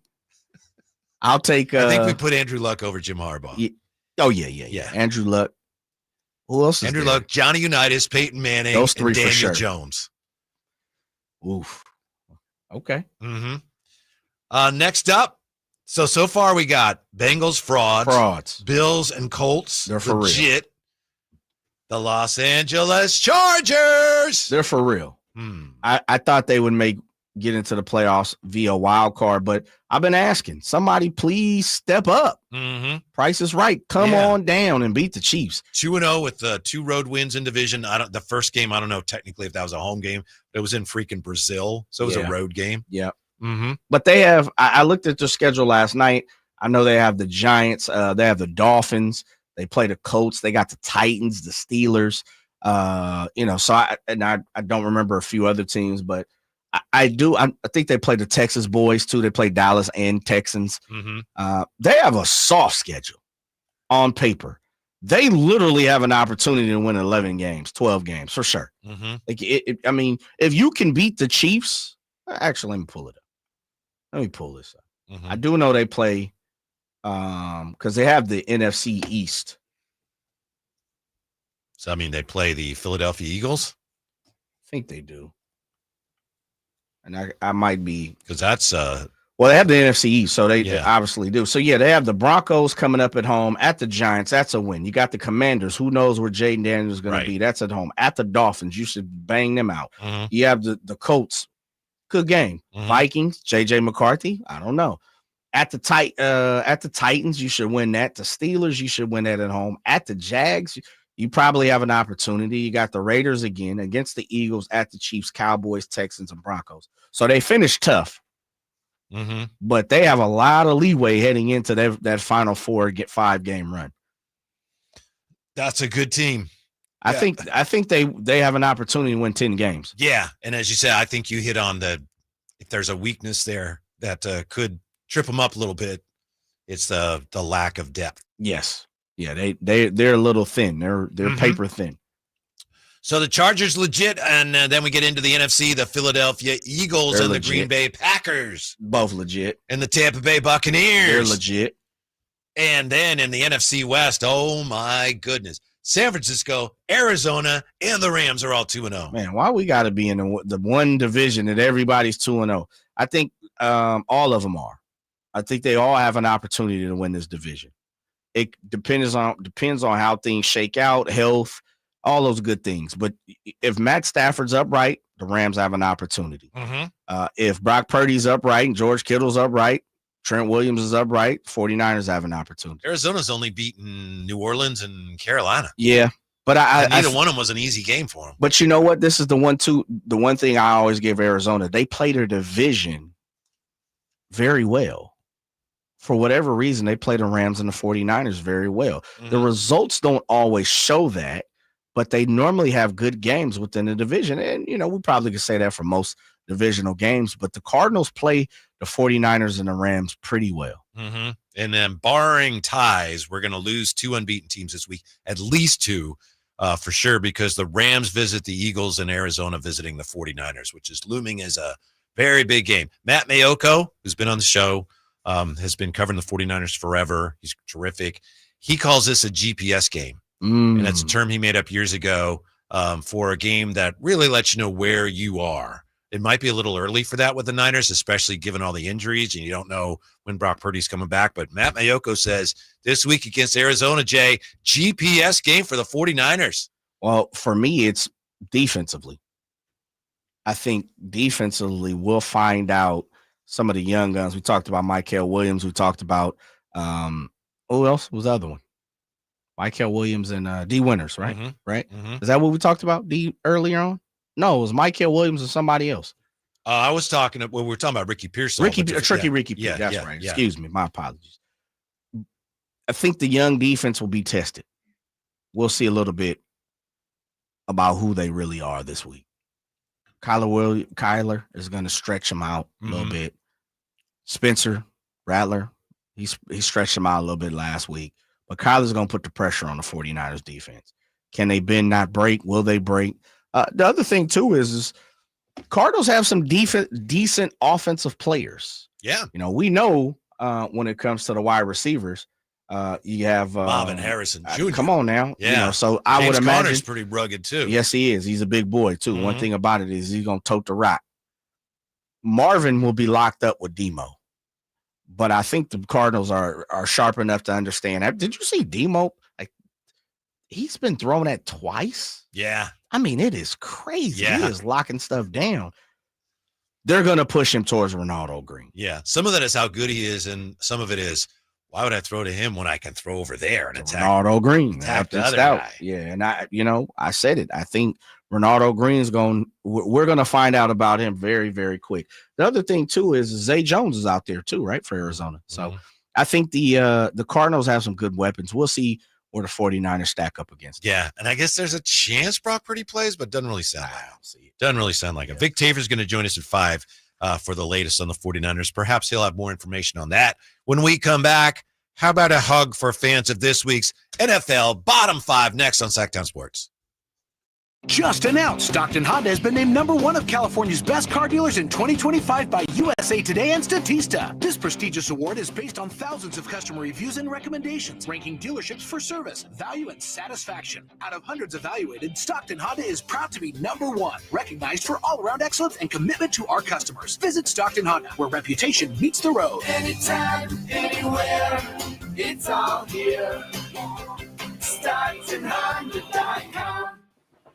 When I was a kid, I remember my dad, a lineman, leaving in the middle of the night. Families were depending on him to get their power back on to keep them safe and warm. Watching him taught me that this work isn't just about wires and circuits. It's about people and the trust they place in us when the lights go out. That's why I started Maverick Electric Heating and Air, to carry on that same promise of showing up, doing it right, and protecting families when they need us most. Visit callamaverick.com. Let's go! You still got it, but your immune system weakens as you age, making it harder to fight flu, pneumococcal pneumonia, RSV, and COVID-19. Ask your doctor or pharmacist which vaccines you need. Sponsored by Pfizer. How can you free your team from time-consuming office tasks? Amazon Business. Smart business buying tools enable buyers to find and purchase items fast so they can focus on strategy and growth. Free up your teams and focus on your future. Learn more at amazonbusiness.com.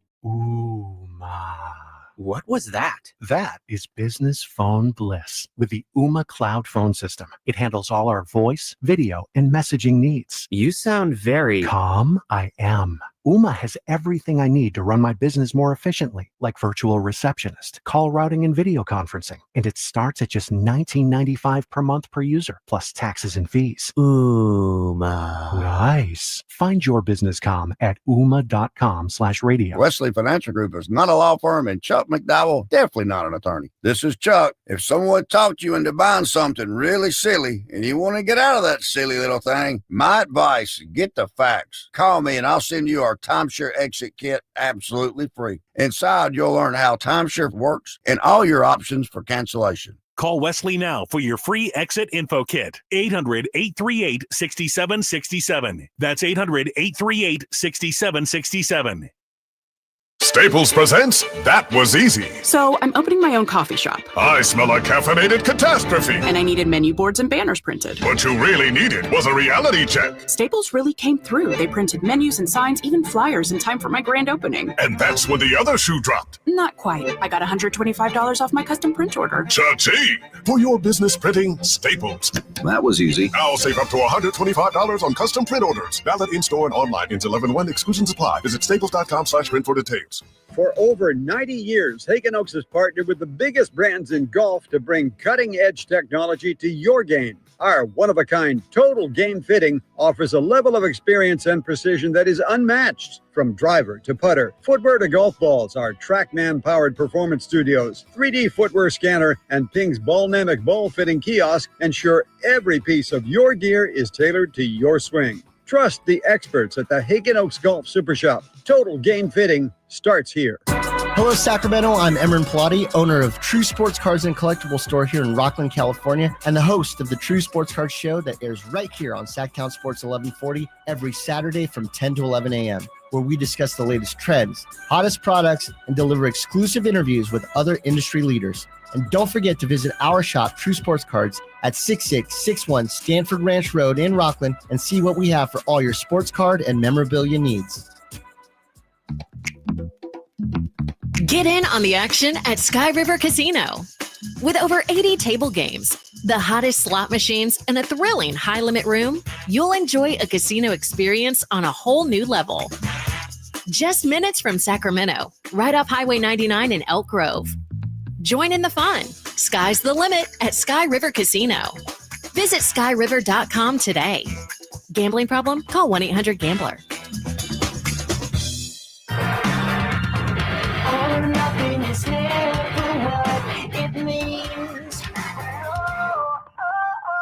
Your afternoon home for Kings talk and so much more. The Drive Guys on Sactown Sports.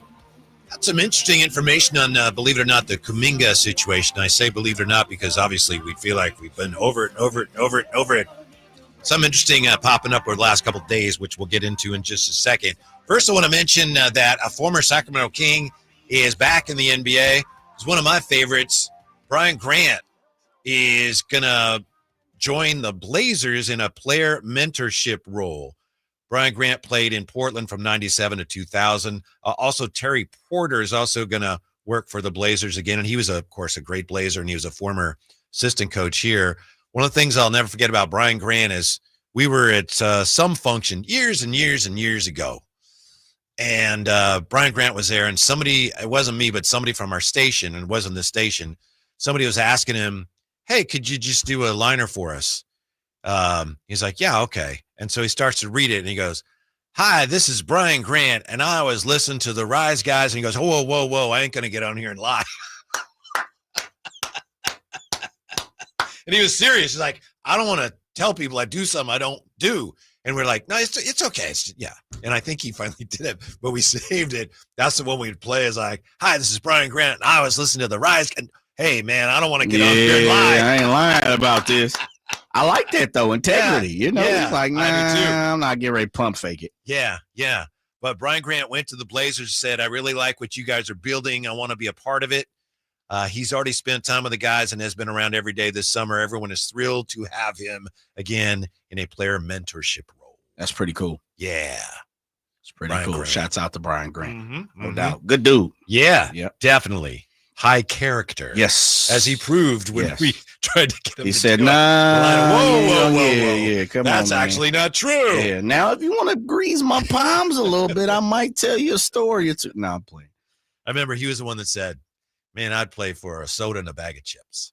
Just want a ball. Yeah. Just want to be a part of a squad. Then, of course, I think there was a contract dispute, but you got your soda, your bag of chips, but, he was just making a point. Yeah, he wanted the factory. Yeah. Here's what's interesting to me, and we'll talk more about it coming up here on Jonathan Kuminga.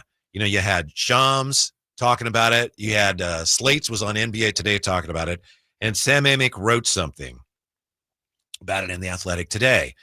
And Carmichael Dave, who obviously is well-sourced on some of this stuff, he gave this the the double eyeballs. You know, Jay like the, ooh, look at that. And that's all he had. So Carmichael Dave seemed to think this was of some significance. Here's what Sam Amick said. Team sources say the Kings are under the impression that Kuminga does, in fact, want to play for them. The Warriors shut down talks with both teams earlier in the summer, but could always pick up the phone at the 11th hour. As it relates to the Kings, who have offered veteran guard Malik Monk and a protected 2030 first-round pick to the Warriors, while agreeing to give Kuminga a 3-year, $63 million deal, their insistence on including protections on the first-rounder remains the main obstacle to a possible deal.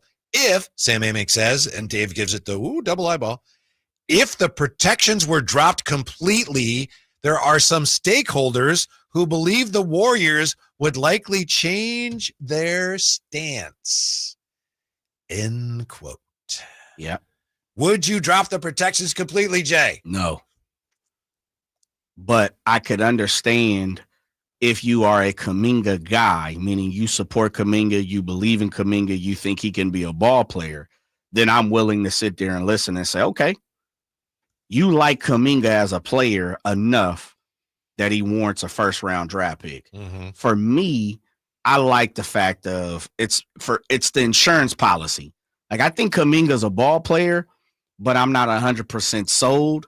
So I'm with Scott Perry, BJ Armstrong, Paul Johnson. I'm with those guys. I'm going to continue to keep the insurance policy in my back pocket. Yeah. And that's the way I like the way they're going about it. Even if ultimately that prohibits you from making the deal. Yes. I think you're right. I mean, I agree with you. Okay. Yeah. I would like to see it happen because, again, it'd be so interesting, but I think that's a smart way to go about it. Yeah. But if you are in it, you have to be a Kuminga guy, right? Meaning you have to believe in what he's going to produce down the road. Yeah. I love the 3 for 63. That's spot on. I like the as much as I love Malik Monk, I understand, to get to make money, you got to spend money, right? Mm-hmm. To get talent, no one's just going to take 2 G leaguers and a second-round pick, 2 second-round picks. So I wouldn't want Malik Monk to be gone. I would prefer someone else out the backcourt to be gone. Who that person is, haven't even thought about it. Mm-hmm. I just know I like Malik Monk and what he brings to the table for this team. But I also understand, same thing, you got to give up some talent to get talent. Yeah, I wouldn't do it. But if somebody with the Kings, if they really are pro Kuminga, if they're not like, it might work out here. If they're like, this is a great fit, they should do it. Because if you trade that pick and you get Kuminga, it's like you're using the first round pick on Kuminga. A 20, what is he, 23 22. now? 22. Did he turn 23 yet? Yeah, that's a decent use of a first round pick. Yeah. If you really believe in him, which I don't. But if you do, you should do it. And that's the thing. I think you guarantee this is where we're at. He is a guaranteed 15-point scorer in the league. I think with more opportunity, he could probably ramp it up to 18, 19. At the highest peak, I think Kuminga's probably knocking on the door of an all-star. Mm-hmm. He has that type of talent. What you see at the end of the tunnel is what you how you value Kuminga is how you would value that first round pick. And I think that's a great point of what you're saying. Yeah. I've said that with other players, we're so worried about picks, but we have a given of who that person is within the league. So I can understand the conversation and the argument for Kuminga. That Kuminga's not my guy 100-fold. That's why I love the protections that Scott Perry has built in. But if you are a Kuminga person, if you think, like you said, he can be something, I understand our argument. Right. He's 22, going to be 23 early October. But there's also this. A guy like Kuminga is hard for the Kings to get. Great point. And now you have it laid out for you where there's a way to get him. True. And if you're just totally, if you got like BJ Armstrong apparently really likes his game, is on record as saying that, you gotta pull the trigger. Yeah, because this sounds crazy, and I don't need anybody coming at me to get here we go, a top flight, all-star potential caliber player, to get him for a first-round draft pick and Malik Monk, who's one of the top 3, 4, 6 men in the league. you're really giving up 2 first-round draft picks. I'm just call it that way. We'll just keep it in draft compensation. Name another all-star potential guy that you can get for 2 first-round draft picks. When we see the Rudy Goberts, when we see, some of these trades get so insane, 4, 5, 6 picks, you're getting him for 2? Yeah, and only 23. So you basically would be using the draft pick on a 23-year-old who's spent already 3 years in the league. True. Very true. And he is a known commodity, would you say? Like, we know he can play NBA hoop. Like, he's an NBA like player. You said, he's got experience, but I don't know that anybody knows for sure how good he's going to be. Well, I guess, okay, let me rephrase that. We know he's an NBA player. Yeah. Okay. In 2030, we can take a top 10 guy, and we don't know. They could come right out and be Anthony Bennett, is what I'm saying. We know at this very moment, Jonathan Kuminga is going to be in the league for the next 6 years. The floor that he's established is like, he's an NBA he's a player. Right. Yeah, A starter, caliber type guy. How low would you guys go on the protection? Top 7 protected? That's from Rob M.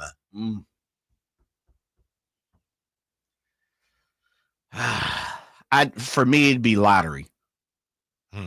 Probably 10, 12. Yeah. And that's probably not going to get it done, but that's fine. If that's where you're 10, 12 for me. 10. Yeah, I think if I'm going to put a protection on it, I'm going 10. Yeah. And I'd argue, hey, what about 12? I mean, they push back, and, I'm BJ Armstrong, Scott Perry and company, the brass over with the Kings, and I really like him, and I think he has great potential, and he could work out here. 2 spots. Why am I crying over it? One thing about negotiations, and I'm pretty sure we've all been in this situation, and if you haven't, then kudos to you. Whitey, isn't there a point in time when you're bartering with something, and you could be at the flea market, you could be at the store, you could be with your wife. Sometimes it's just like, all right, enough is enough, right? And that's why you have holdouts. But there's another level to that too, is you really sit back and you kind of conjure up some things, and you think about it, and you're like, dude, I'm arguing over $5 or $10. And sometimes I get it. It's the principle. Sometimes it's because you just feel that way. You're in that mood. So I understand that. But sometimes when you take a step back and you look at it and you're like, dude, I'm really just arguing over $10, man. Just take it. Yeah. Right. And it makes you feel better because you're not giving in. For whatever reason, it comes over you. And that's my thing is, if we're talking about Malik Monk, who I said I wouldn't want to move, and you're like 10 and 12 or 10 and 14, we're arguing over 4 spots. I'm like, you got it. But if it's 14 and top 5, maybe that's a little different. Yeah. Let's see here real quick. I know we got to take a time out from the text line. Anything more than Carter and a second is a huge overpay for Kuminga. I think a lot of his value is also the fact that you would be able to move Keegan to 3. I think that would help the team a lot. Top 4 as far as the protections. Top 4 believe in the team that they won't even be in the lottery. Whoa. Okay. Trey says if Kuminga is possible to get, it came down to protections, wouldn't now be the best time to make the move because of the youth that we just brought on board? I'm with that. Yeah. I'm with you. It depends on Dave's how eyeballs. I'm telling you, that's significant. That Dave says, oh, look at that. It is. I just, for me, it's from the SDH, I will chip in $10 if we can stop talking about Jonathan Kuminga. I get it. He said from the EDH, but it's going to take El Dorado Hills 25 at least. Is El Dorado Hills the EDH? Yeah. I had no clue they called themselves that. And maybe that person is doing $25, maybe, but maybe we can talk. And we're talking? Yeah, but I'm going to need protections. Where do you see Kuminga? Is Kuminga? We'll talk about it. Yeah, we got a guest coming. But we got Connor Sutton coming up. He's going to tell us how you can be a part of Sac Republic's 916 Day celebration next on Sactown Sports. The Carmichael Dave Show with Jason Ross. Well, she has yet to lose since she's gone there. I'm not saying anything. Broke into the top 25 this week. UCLA having a rough year. Maybe this year. Come on over to the. All right, Jason laughs. Hopefully he'll be back for 3 for. Oh my God! He's got the double hand wave. You can listen to the Carmichael Dave Show with Jason Ross Monday through Friday from 6 a.m. to 10 a.m. on 1140 a.m. YouTube, or the Sactown Sports app. Do Crohn's disease or ulcerative colitis symptoms keep coming back? Tremfya guselkumab may help, with rapid remission achieved at 12 weeks and lasting clinical remission at 1 year. Some even saw visible improvement of their intestinal lining at 12 weeks and 1 year. Tremfya is a prescription medicine used to treat adults with moderately to severely active Crohn's disease and adults with moderately to severely active ulcerative colitis. Serious allergic reactions and increased risk of infections and liver problems may occur. Before treatment, your doctor should check you for infections and tuberculosis. Tell your doctor if you have an infection, flu-like symptoms, or if you need a vaccine. Healing is possible with Tremfya. Approximately 3 out of 10 patients were in endoscopic remission at 1 year, based on areas visualized on colonoscopy, which may not represent the deeper bowel layer or entire GI tract. Individual results may vary. Ask your doctor about Tremfya today. Call 1-800-526-7736 to learn more or visit tremfyaradio.com. Mike Rowe here with another random fact. Those cracks on your walls aren't just cosmetic. They could mean your home is sinking. Whether it's drywall cracks, exterior cracks, or sticking doors or windows, do yourself a favor. Call Groundworks. I spent some time working with these guys, and they're the real deal. Their people are trained and certified to stabilize your foundation. Groundworks, official foundation repair company of Cal Athletics.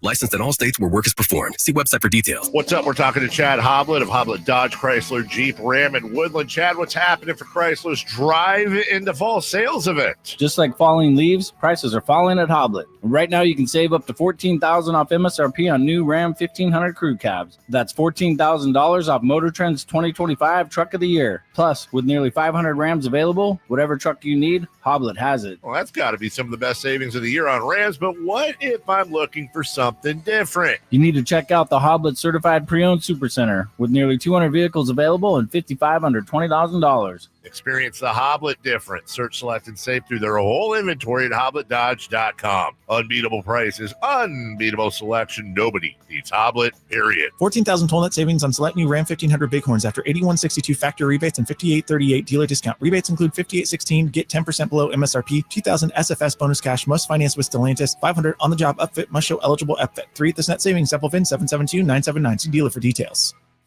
If you love to travel, Capital One has a rewards credit card that's perfect for you. With the Capital One Venture X card, you earn unlimited double miles on everything you buy. Plus, you get premium benefits at a collection of luxury hotels when you book on Capital One Travel. And with Venture X, you get access to over 1,000 airport lounges worldwide. Open up a world of travel possibilities with the Capital One Venture X card. What's in your wallet? Terms apply. Lounge access is subject to change. See CapitalOne.com for details. Let's go! You're still glowing, flirting, grooving. You still got it. But your immune system weakens as you age, making it harder to fight flu, pneumococcal pneumonia, RSV, and COVID-19. Vaccines are a key part of any health routine and help strengthen your immune response. Ask your doctor or pharmacist which vaccines you need. Schedule in minutes at vaxassist.com. Sponsored by Pfizer. This 49ers Red Zone Report is being brought to you by Mountain Mike's Pizza. Pizza the way it ought to be. Jones from the gun. The snap. Looks right. Looks. Throws. End zone. Touchdown! Christian McCaffrey. Back of the end zone. Right side. Perfect pass by Mac Jones. Just floated it in there. Okwuonu. Rattler with the snap. Here comes pressure. Fumble by the 49ers, and they're going to head this football. Ready, set, win big. When the 49ers win, you score. With 49% off any large pizza, only at Mountain Mike's Pizza. Celebrate every game day with your favorites from our legendary crispy, curly pepperoni, bold sauced up wings, garlic butter drenched sides, and gooey sweet desserts, all hot, fresh, and built for a Niners victory. Download the Mountain Mike's app, join Mountain Rewards, and turn every Niners win into a pizza party. Let's go Niners. Mountain Mike's Pizza. Pizza the way it ought to be. Let's go to the beach, eat, let's go get a wave. They say what they gonna say, have a drink. The Drive Guys powering your afternoons Monday through Friday on Sactown Sports. Well, you're not going to believe this, but this afternoon, Pablo Torre reported on some new information that makes it look like maybe everything was not on the up and up with the Clippers and Kawhi Leonard. Can you believe that, Jay? He's found some more information suggesting that maybe the commissioner of the NBA hasn't been as forthright as we would like him to be. We'll get to that coming up here, Drive Guys. It's Jay and Whitey today. Right now, though, we want to find out how Sac Republic is celebrating 916 Day, and nice enough to join us. MC, Director of Broadcasting for Sac Republic, Connor Sutton. Connor, happy 916 Day. What's going on? Hey, happy 916, guys. A lot of good things happening in this beautiful city of ours, and excited to chat with you guys. Thanks for having me on. Yeah, absolutely. Thank you for coming on. Tickets on sale today for the upcoming Jägermeister Cup final. Why is this considered such an historic match and event? It's a big one, right? We've only been able to host as a club. You don't get a chance to host championships very often in a city. This is the first chance we get to host a championship match since 2014 when we won the USL League Cup back at that time, back in 2014. So it's a rare opportunity for the club, for the city to put some silverware up on the in the banners. I mean, there's all kinds of things that come with this. Let's get the cup up in Sacramento's name. We'll put another star over the crest, and that's what's exciting about this weekend, or not this weekend, this upcoming match for the Jägermeister Cup final. Doesn't happen a ton, and but we're excited. We get an opportunity to host it right here in Sacramento. Yeah, get the cup up, Jay. Get Put the it cup up. Yes, sir. Dust off of space. There's going to be a little opportunity. Yeah. This would be the first USL championship team, meaning Republic, to win the Jägermeister Cup if Republic FC can get it. What does that mean? What does that, it feels like the Republic are playing for a championship or playing within, championship contenders for the last 2 or 3 years. What would this mean? I mean, it would mean a lot, right? So this is an in-season tournament, a little similar to what we've seen in the NBA that's been going on. So we have regular league play happening kind of surrounding this tournament. But anytime you have an opportunity to win a championship and to bring home some silverware, it's a massive chance. And the fact that it's at home in front of a raucous Sacramento crowd, it's going to be sold out this game. It's going to be electric. It's going to be a night that people won't forget. I think back to the Sacramento Republic historic moments in club history, right? You think back to the championship 2014. You think back to the 2022 U.S. Open Cup semifinal match at home against Sporting Kansas City that we knocked them off. And this is another one of those moments that people aren't going to want to miss. It's going to be just an incredible night. We have so many fun things planned at the stadium. It's going to be a game that even people who aren't maybe huge soccer fans, they're going to want to check this out. Knockout soccer, and really knockout in any sport, single elimination, and especially with a final, it's going to be intense. It's going to be feisty, and it's going to be a must-see event. Yeah, Connor Sutton with us, MC, Director of Broadcasting for Sac Republic. If you would, Connor, please speak to that. What about so I don't know if you know this, but in soccer we call the field the pitch. I'm just kidding because I don't know anything about soccer. But what kind of home pitch advantage has Republic FC typically enjoyed in big matches like this? I mean, what has the atmosphere been like? It's electric, right? We have great crowds on pretty much every single home game, but when the dial gets turned up on these big matches, right? When we've hosted some MLS clubs in the U.S. Open Cup, that dial goes up, and this is another one of those chances where the energy is going to feel a little bit different. It's going to be louder. It's going to be more intense. And it's going to be a night that I'm sure I won't forget and the players won't forget and a lot of fans won't forget. So, anytime the fans can get on the players' back and try and propel them to a cup title, it's going to feel different. It's going to be different. And we're excited that we get to host it in Sacramento. It puts a spotlight on Sacramento as a major sports city. This will get a lot of national attention across soccer in the United States. And it's a great opportunity for us once again to show that how great of a sports city, how great of a soccer city Sacramento is.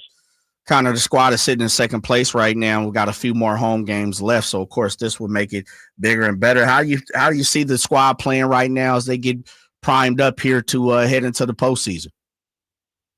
Team is playing really well. Had a little bit of a disappointing draw this past weekend, but it has been a electric 2 to 3 month stretch for this team.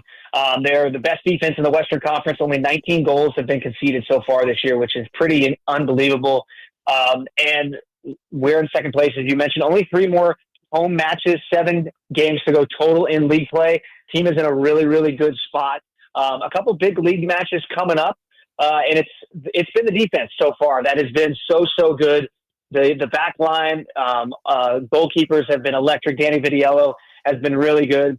And we have just a lot of weapons to throw at the attack, a lot of depth to throw in the attack. And I think that's what has made this team so successful, not only in the Jägermeister Cup, but also in league play, is that depth. Having the ability to bring in those maybe 15th, 16th guys in some of these league match games when there's a Jaeger Cup game we want to prioritize and vice versa.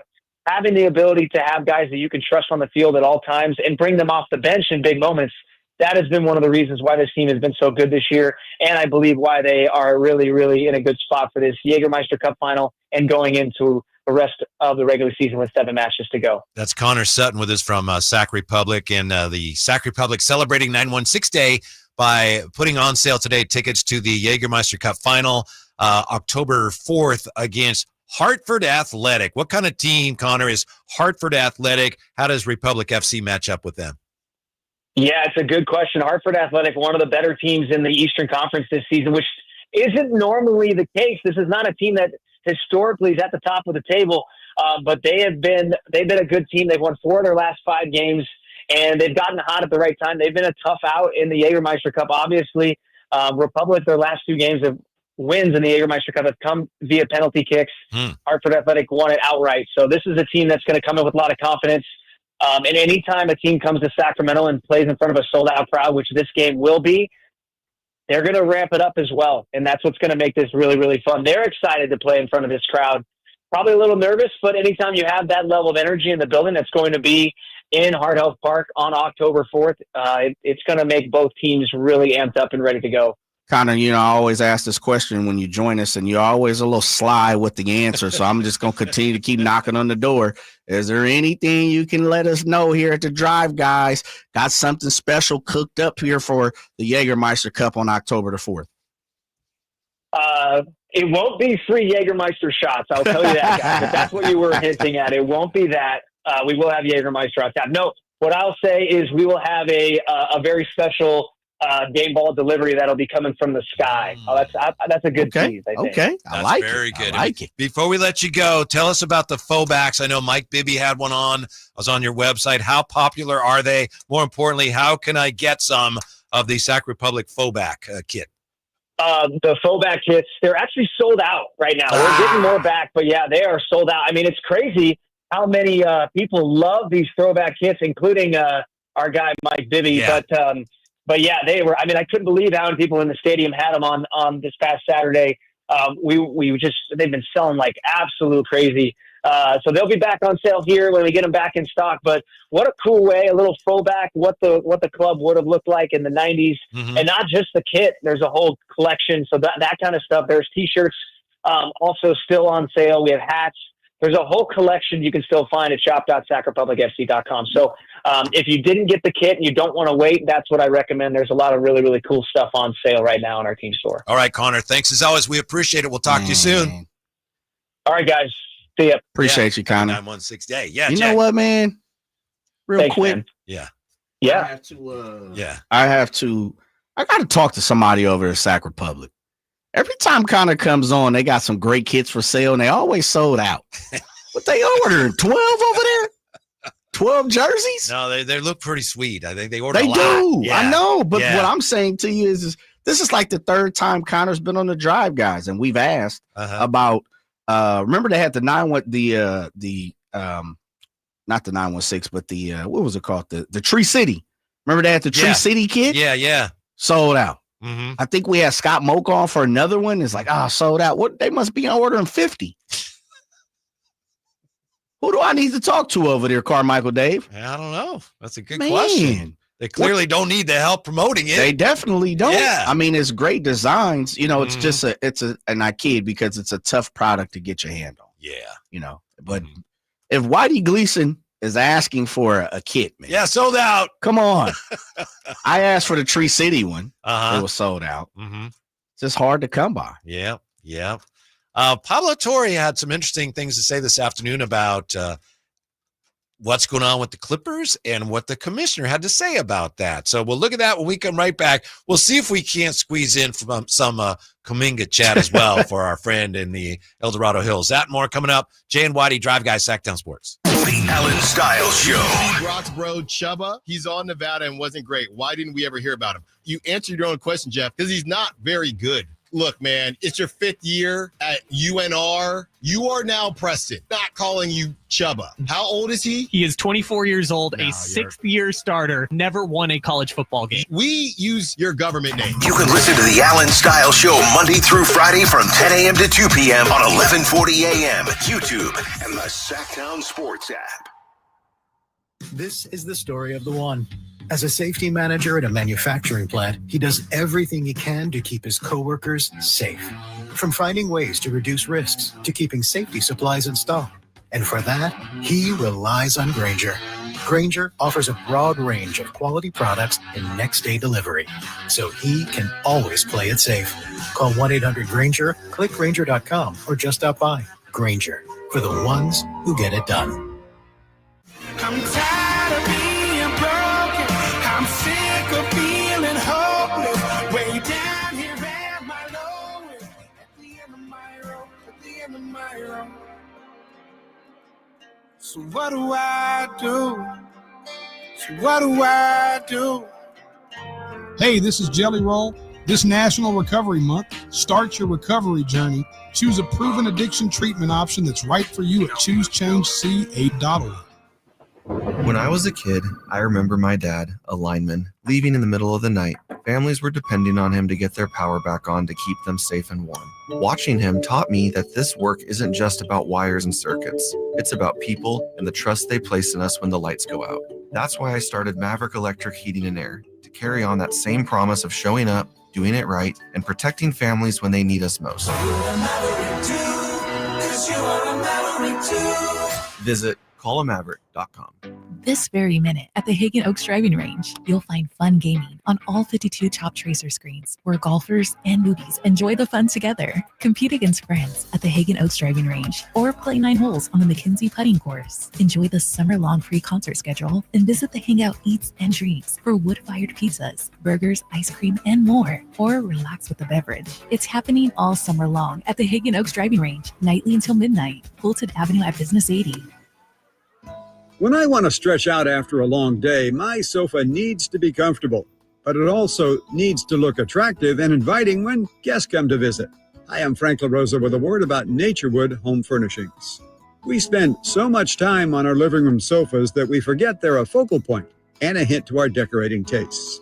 Right now, during Naturewood Home Furnishings sofa sale, you can save on every sofa, including gallery-exclusive custom-ordered FlexSteel furniture. Whether you're interested in a new sofa, sectional, or recliner, you can choose from hundreds of colors and fabrics.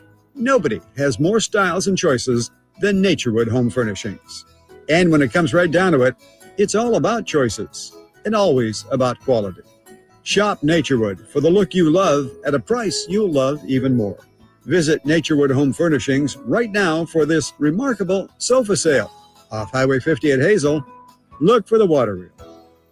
Paid non-attorney spokesperson. Paid for by Action Matters. Attention former and present inmates of women's prisons in California. If you are currently or were an inmate of Central California Women's Facility in Chowchilla, also known as Chowchilla Women's Facility, Valley State Prison for Women in Chowchilla, Institute for Women in Chino, or Folsom Women's Facility in Represa, and were a victim of sexual abuse, now is the time to come forward, as you may be entitled to substantial financial compensation. If you were an inmate at any of these prisons at any time and were subjected to sexual abuse from staff members, you may be entitled to substantial cash compensation. Call our California Women's Prison Helpline now at 800-408-1240. The deadline to file a claim may be close. Call now to get the justice, closure, and the financial settlement you deserve. Even if it was long ago, call our law firm's Women's Prison Sexual Abuse Helpline right now at 800-408-1240. 800-408-1240. 800-408-1240. KHD 1 Sacramento, KYMX HD3 Sacramento. From the Power Business Technology Toshiba Studios. Sactown Sports 1140.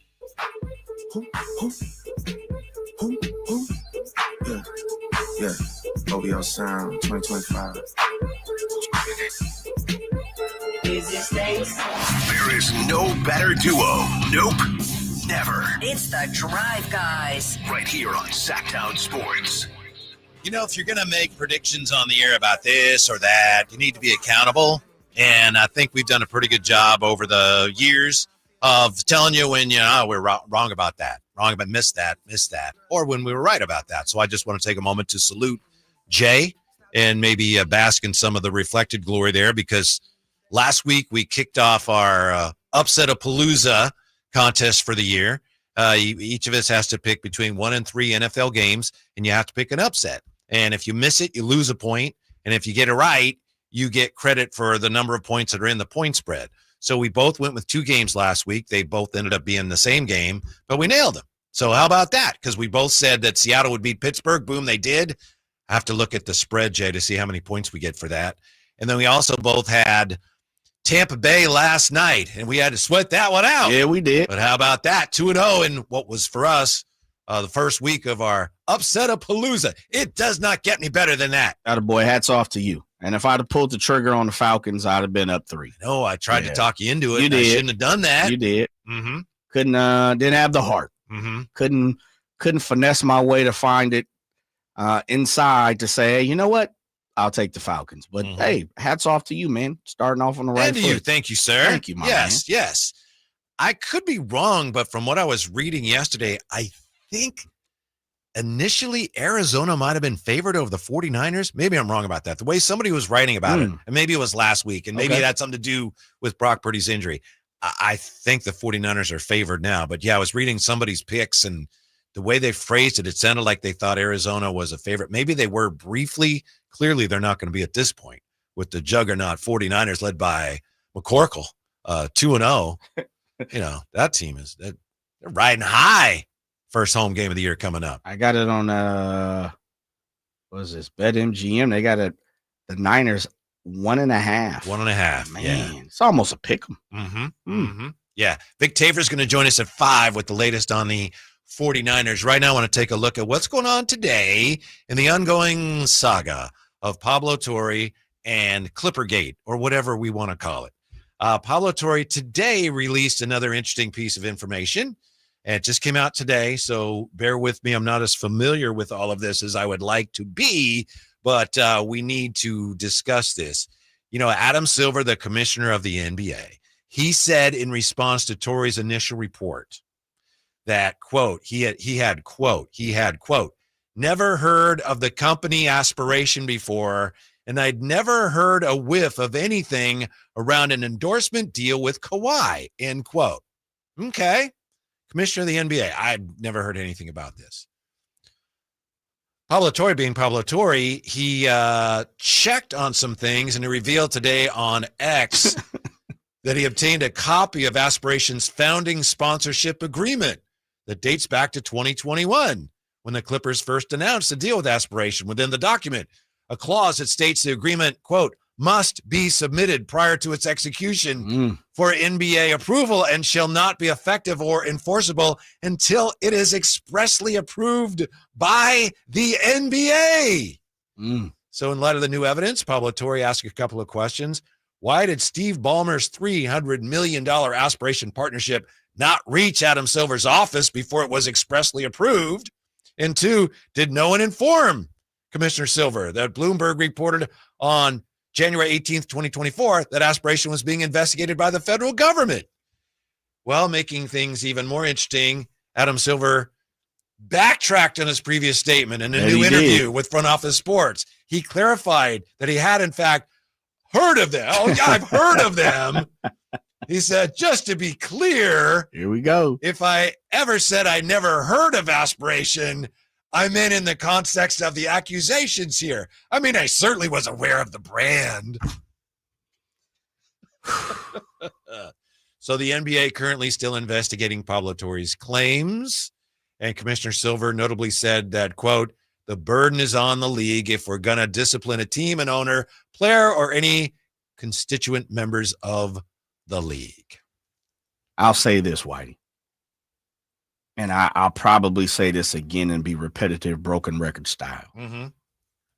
the NBA will continue, and for good reason, to say it wasn't me, I wasn't there, I have no clue who you're talking about, what you're talking about, talk to my lawyer. Mm-hmm. And they need to do that because Pablo Torre, and Pablo Torre knows he has the league. And he's running circles around. And if you're the league, you do one or two things. You deny it and say, we had no clue. We messed up. Or excuse me, we didn't know. We couldn't have messed up because we were ignorant to the situation. Or the other one, which we know they won't, will say, we messed up, our fault. This slipped under our noses. We didn't know Kawhi. We didn't know Steve Ballmer's situation, the Clippers, but we mishandled the Aspiration Company situation.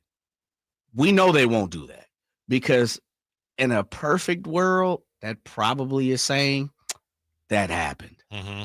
And now it opens up Pandora's box for people like myself who say, if this was a cheat, if you let this happen and this is cheating, what else have you also let go under our noses? Right. John Hollinger, who used to work for Memphis, he writes about the NBA for The Athletic, but he's actually worked in the NBA. Yeah. He wrote about this today. Yeah. And he says there's been a supposition out there. I think you and I were supposing this last week, Jay. Hollinger, there's been a supposition out there in some places that maybe the league will go soft on the Clippers, even if they find them guilty of circumvention, because some other teams are doing stuff like this too. Having worked in the league for 7 years, no, actually bleep no, says Hollinger. He says there's a level of routine rule bending involving things like starting free agency talks early, but this isn't even remotely the same thing. Hollinger says it's just completely beyond the pale, something that virtually every exec in the league agrees should be punished by having the guilty parties drawn and quartered. Wow. Now, I know having talked a little bit about this with our good friend Jerry Reynolds over the phone last week, he said, the league would definitely come down hard on the Clippers if they're guilty of this. Think so? I'm just not sold on it. I'm really not sold on it because then you would say, for me, and it's the long picture, not the short picture. If you're the league, you can say, Clippers, we got to smack you across. We make you the example. But I think people are sharper. The Pablo Torres of the world. We're starting to look at it and say, this happens, and the league has no control over the Clippers. And what happened with Kawhi Leonard? Yeah, Kawhi Leonard and Uncle Dennis, you guys, you'll get smacked around too. Steve Ballmer, you're going to get fined. I truly believe there's no way they remove the team from under his ownership. They're going to tax both of those two parties. Mm-hmm. But if you come out and say, this happened, and we can, as you say, they circumvented, we can for sure 100% say, we see it, our PIs, our private investigators, they said this happened, then that opens the box for everything else. The frozen envelope, the 2002 Western Conference Finals. It does. Does it? It does. Because if it's this, for a long time, we've been told the league has a stronghold on all of this and nothing is happening. Mm-hmm. You had your whistleblowers, and anything that ever happens, we take care of and we nip it in the bud. And we know things happen behind closed doors that we're never privy to. Right. But if this is in the wide open and all it takes is for someone to do some true journalism and take some journalistic integrity, then who's to say that? And Pablo Torre's been asked, well, what's next? Mm-hmm. The most interesting thing about what Hollinger says there is he gets into the penalties here. And John Hollinger says that the one thing that at least I was assuming they'd have to do, I think most people would look at this and say, well, if they're found guilty, if you will, there's one thing that automatically has to happen. And Hollinger says, yeah, that's not so easy. Here are the penalties. We've talked about these. Fine the Clippers up to $7.5 million. Fine Leonard up to $350,000. Forfeit Clipper draft picks. By the way, the most they can take is 5 first-rounders because they only have 5 first-rounders. Suspend Ballmer or other Clipper personnel up to a year. Fine them up to $1 million each, which, again, for Ballmer, it's like, that's fine. I have $1 million in the garbage can and back. That's fine. Void Leonard's contract, prohibit him from re-signing with the Clippers, and require Leonard to return the money he received from Aspiration. The incredible thing about this, I had not considered this. I'm not sure it's true, but he says the possibility of voiding Leonard's contract would be problematic for the rest of the league. He says first, and somebody brought this up, one of the smartest listeners, viewers in radio brought this up. I wish I remember who brought this up. The league may actually be doing the Clippers a favor by voiding the contract. Right. So you got to consider that. And then they're also looking at, could they leave the $50 million on the Clippers cap and still void the contract? But Hollinger says this may take half a season or so before the league's ready to announce anything. Let's just say that's what it takes. And let's say they come down hard on the Clippers and it's around the deadline, something like that. He says that if the NBA said, all right, that's it, we're voiding the contract, and Kawhi Leonard becomes a free agent, he says that would be chaos for the league. And some of the smaller market owners who are already feeling like they were hurt by what the Clippers did, they'd be further hurt by the fact that somebody like the Lakers could go, that's great, scoop and score. He says making Kawhi Leonard a free agent, say in the middle of the season, would be really sticky for the rest of the NBA. He says, I presume 28 other owners would be absolutely howling if Leonard joined a contender while making a small exception, but there's no good way for Silver to ensure any kind of market rational outcome for a midseason free agent of this caliber. So again, I've been assuming, well, the first thing they're going to do is void the contract. You have to do that. Hollinger points out, well, that in itself would be a problem for the NBA.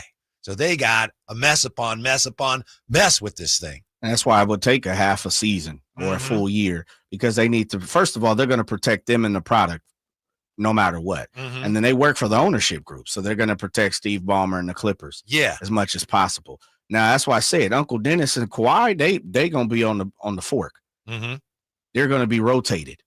It's pig in the in the ditch. They're going to be on the spindle. And that's, I'm looking at it a little bit further in the form of, I hear what Hollinger's talking about, but Hollinger is a league guy. He's, as you said, he's worked in a league. That's true. So that's why he has great information when it comes to that. But when I really take a step back, even though it doesn't work for the league, the integrity of what he's saying and the tone, of course, we don't hear him talking, but the tone in which that is written is there's protections for the league that's built in. There's protection that the league will go about how they go about,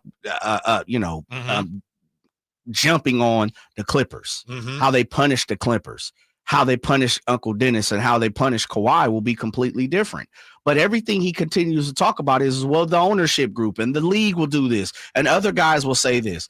Yeah, because they're going to protect the product. And that's what I'm saying. That's why I love what Pablo Torre is doing, because he is single-handedly saying, the league, guess what? You don't have control over everything that you do.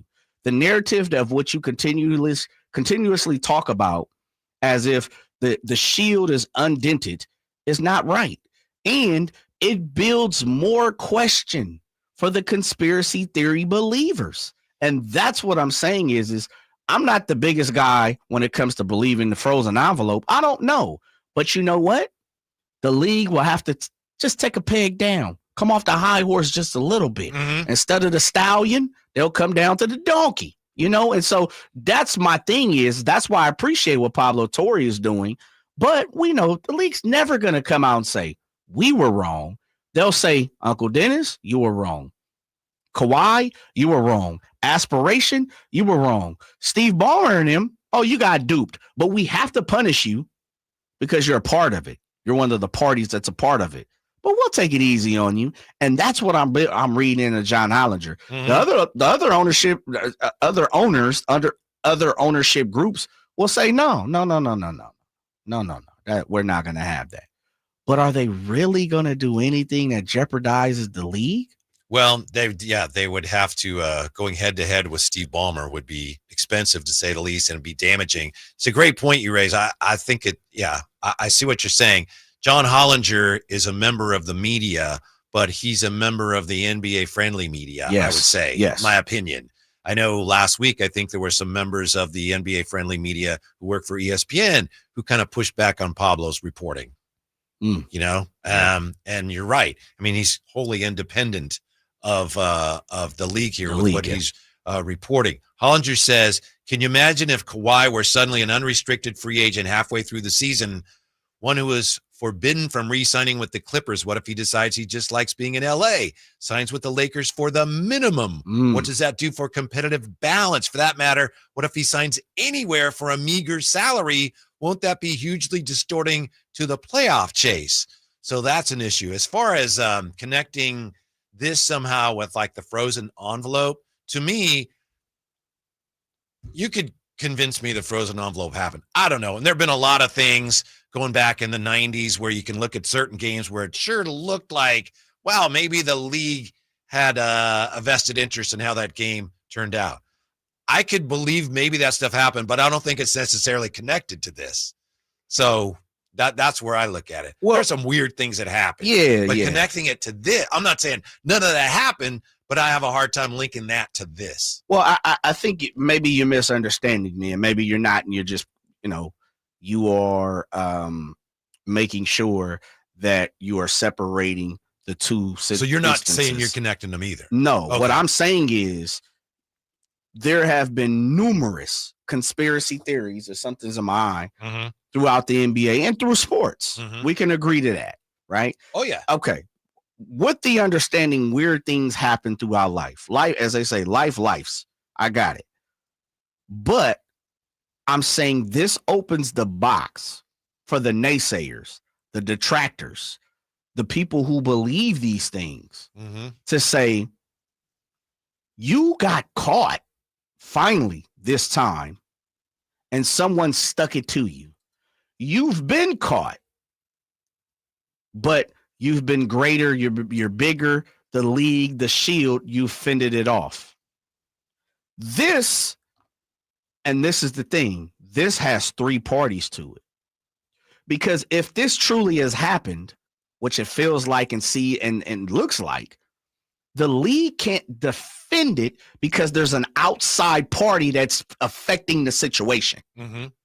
With the frozen envelope, who was that about? That was the league. Yeah. It's inside information. Referees, officials, it's inside information. All in-house. All in-house stuff. If anything has happened, allegedly. This, they got caught with their pants down. And it may not have been the league, but it sounds like the league has some things to explain because Pablo Torre said, oh, so you're claiming, here we go, ignorance. You didn't know.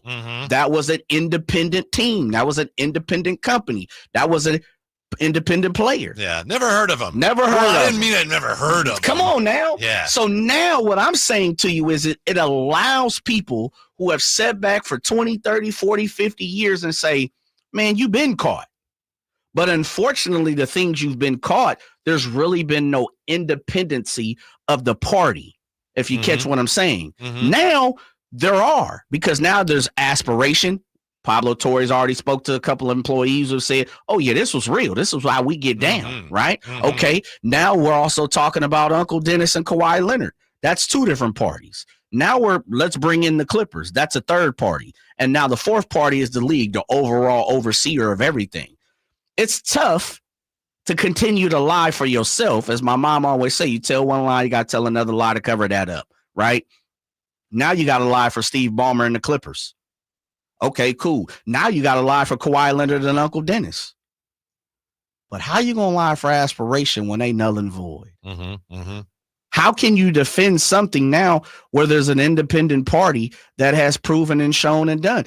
That's what I'm asking is, throughout the NBA history, when they've got caught with their pants down, how many parties have been independent of the league?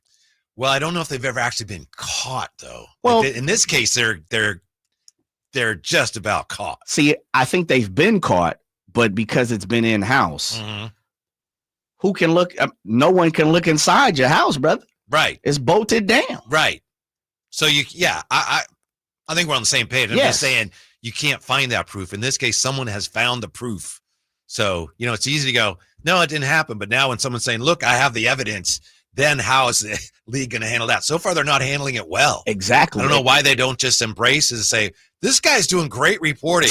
We're going to work with him to try to find out what happened. Right. We're going to get down to the end of it because we want to make sure that these things don't happen down the road. We're going to have our investigators meet with him, and maybe he can help us because thank you for doing this service to us and our fans to shed some light on something that we need to make sure isn't going on. And they haven't treated it that way at all. And that's so now, with that being said, Whitey, what I'm saying is there's a bigger picture to this because now I'm going to start to ask, well, if that happened, did this happen?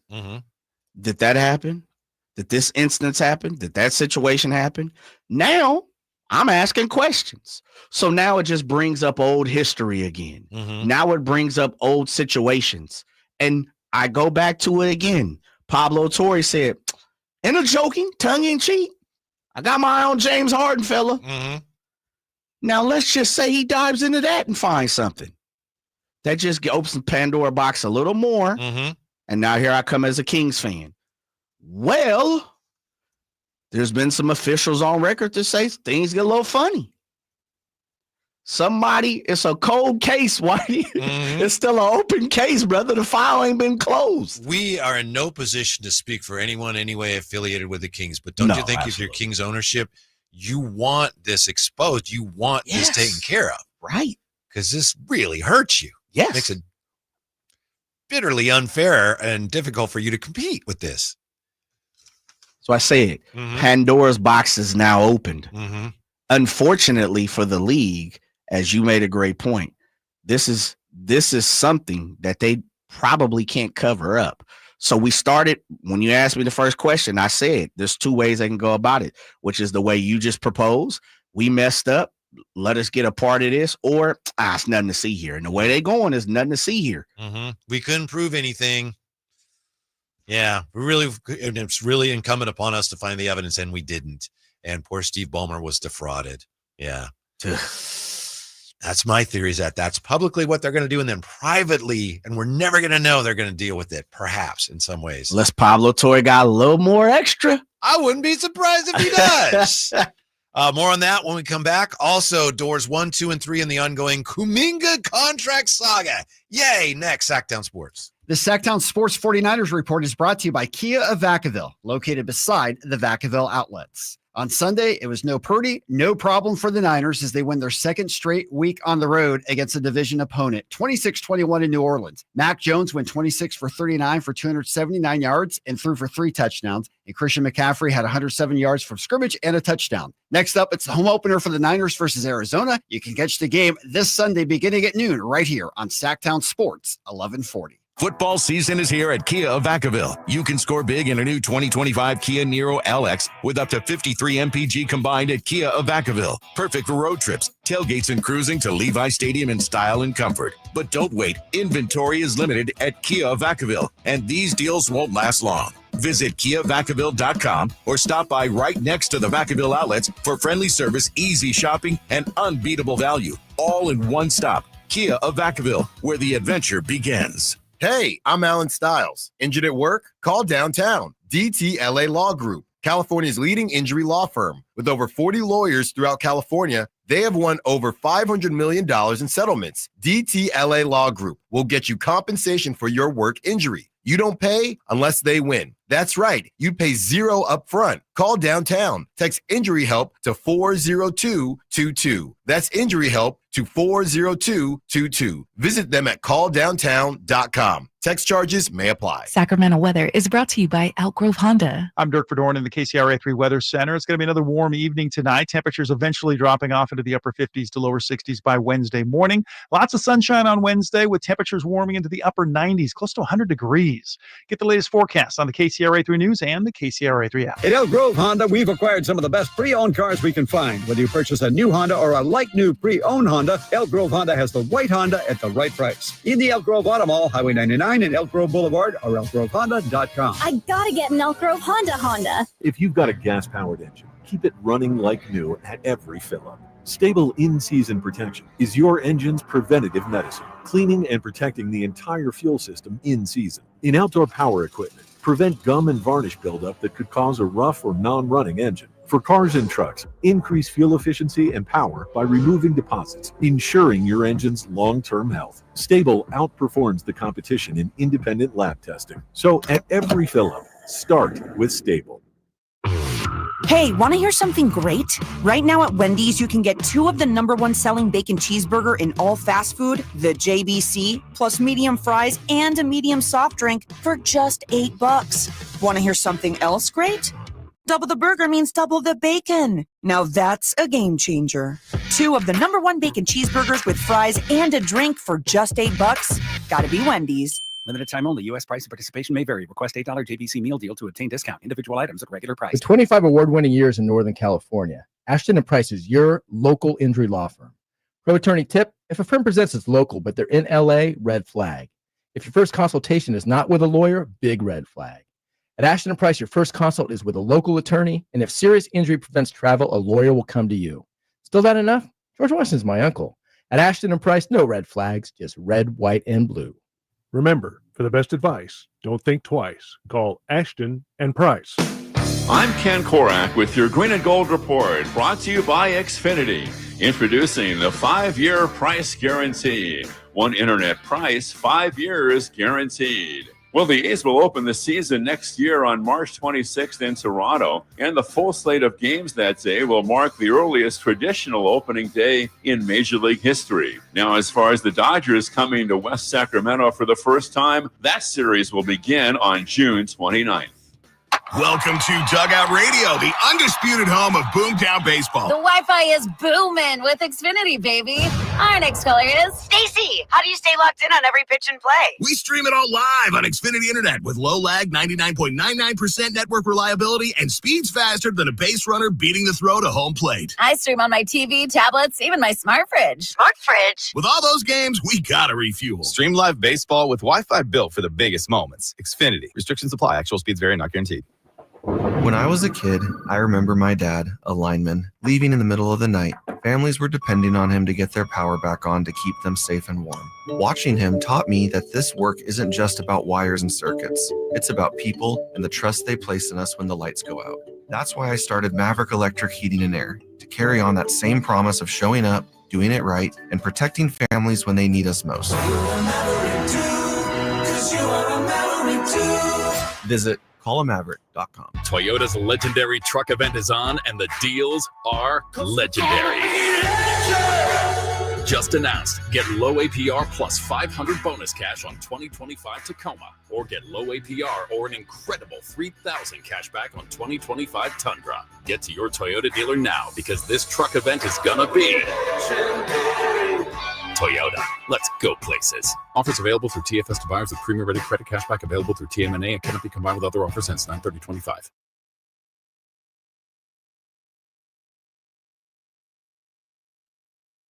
Having such a good time, got nowhere to be. I've been sleeping through your afternoon home for Kings talk and so much more.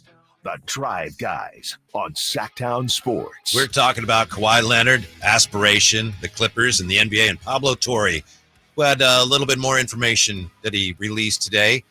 Adam Silver had said, I've never heard of Aspiration, and Pablo Torre pointed out that for this deal to go through, the league had to be notified of it. And then what do you know? Commissioner Silver said, well, I didn't mean I've never heard of them, per se. I just never heard of them in this regard. So anyway, the dance continues. Whitey, real fast, I was looking, I didn't mean to cut you off. No. I was sitting there listening to that tuned-in interview that you're talking about, Adam Silver saying he hadn't heard about Aspiration and clarifying it front office sports. Mm-hmm. He also said, I'm a lawyer. I believe in due process. I believe in fairness. We will begin with the presumption of innocence, not a presumption of guilt. We will follow the facts. Sure. But if you check the bylaws, as I believe Zach Lowe did, they can fine a team in violation of the cap rules based on circumstantial evidence. So no matter what the commissioner says, that's in the bylaws, that if there's enough circumstantial evidence, the league can determine, yes, that's a violation. I mean, they will, but they can, no matter what the commissioner says. Here's a question here, or a comment, a suggestion from the 408 on the text line, 339-1140, 1-800-920-1140. They should just pull out the Shaggy song at the press conference when asked about these questions. It wasn't me. And then just let it run. Yeah, Steve Ballmer. It wasn't me. Commissioner Silver. It wasn't me. How about this from the 209?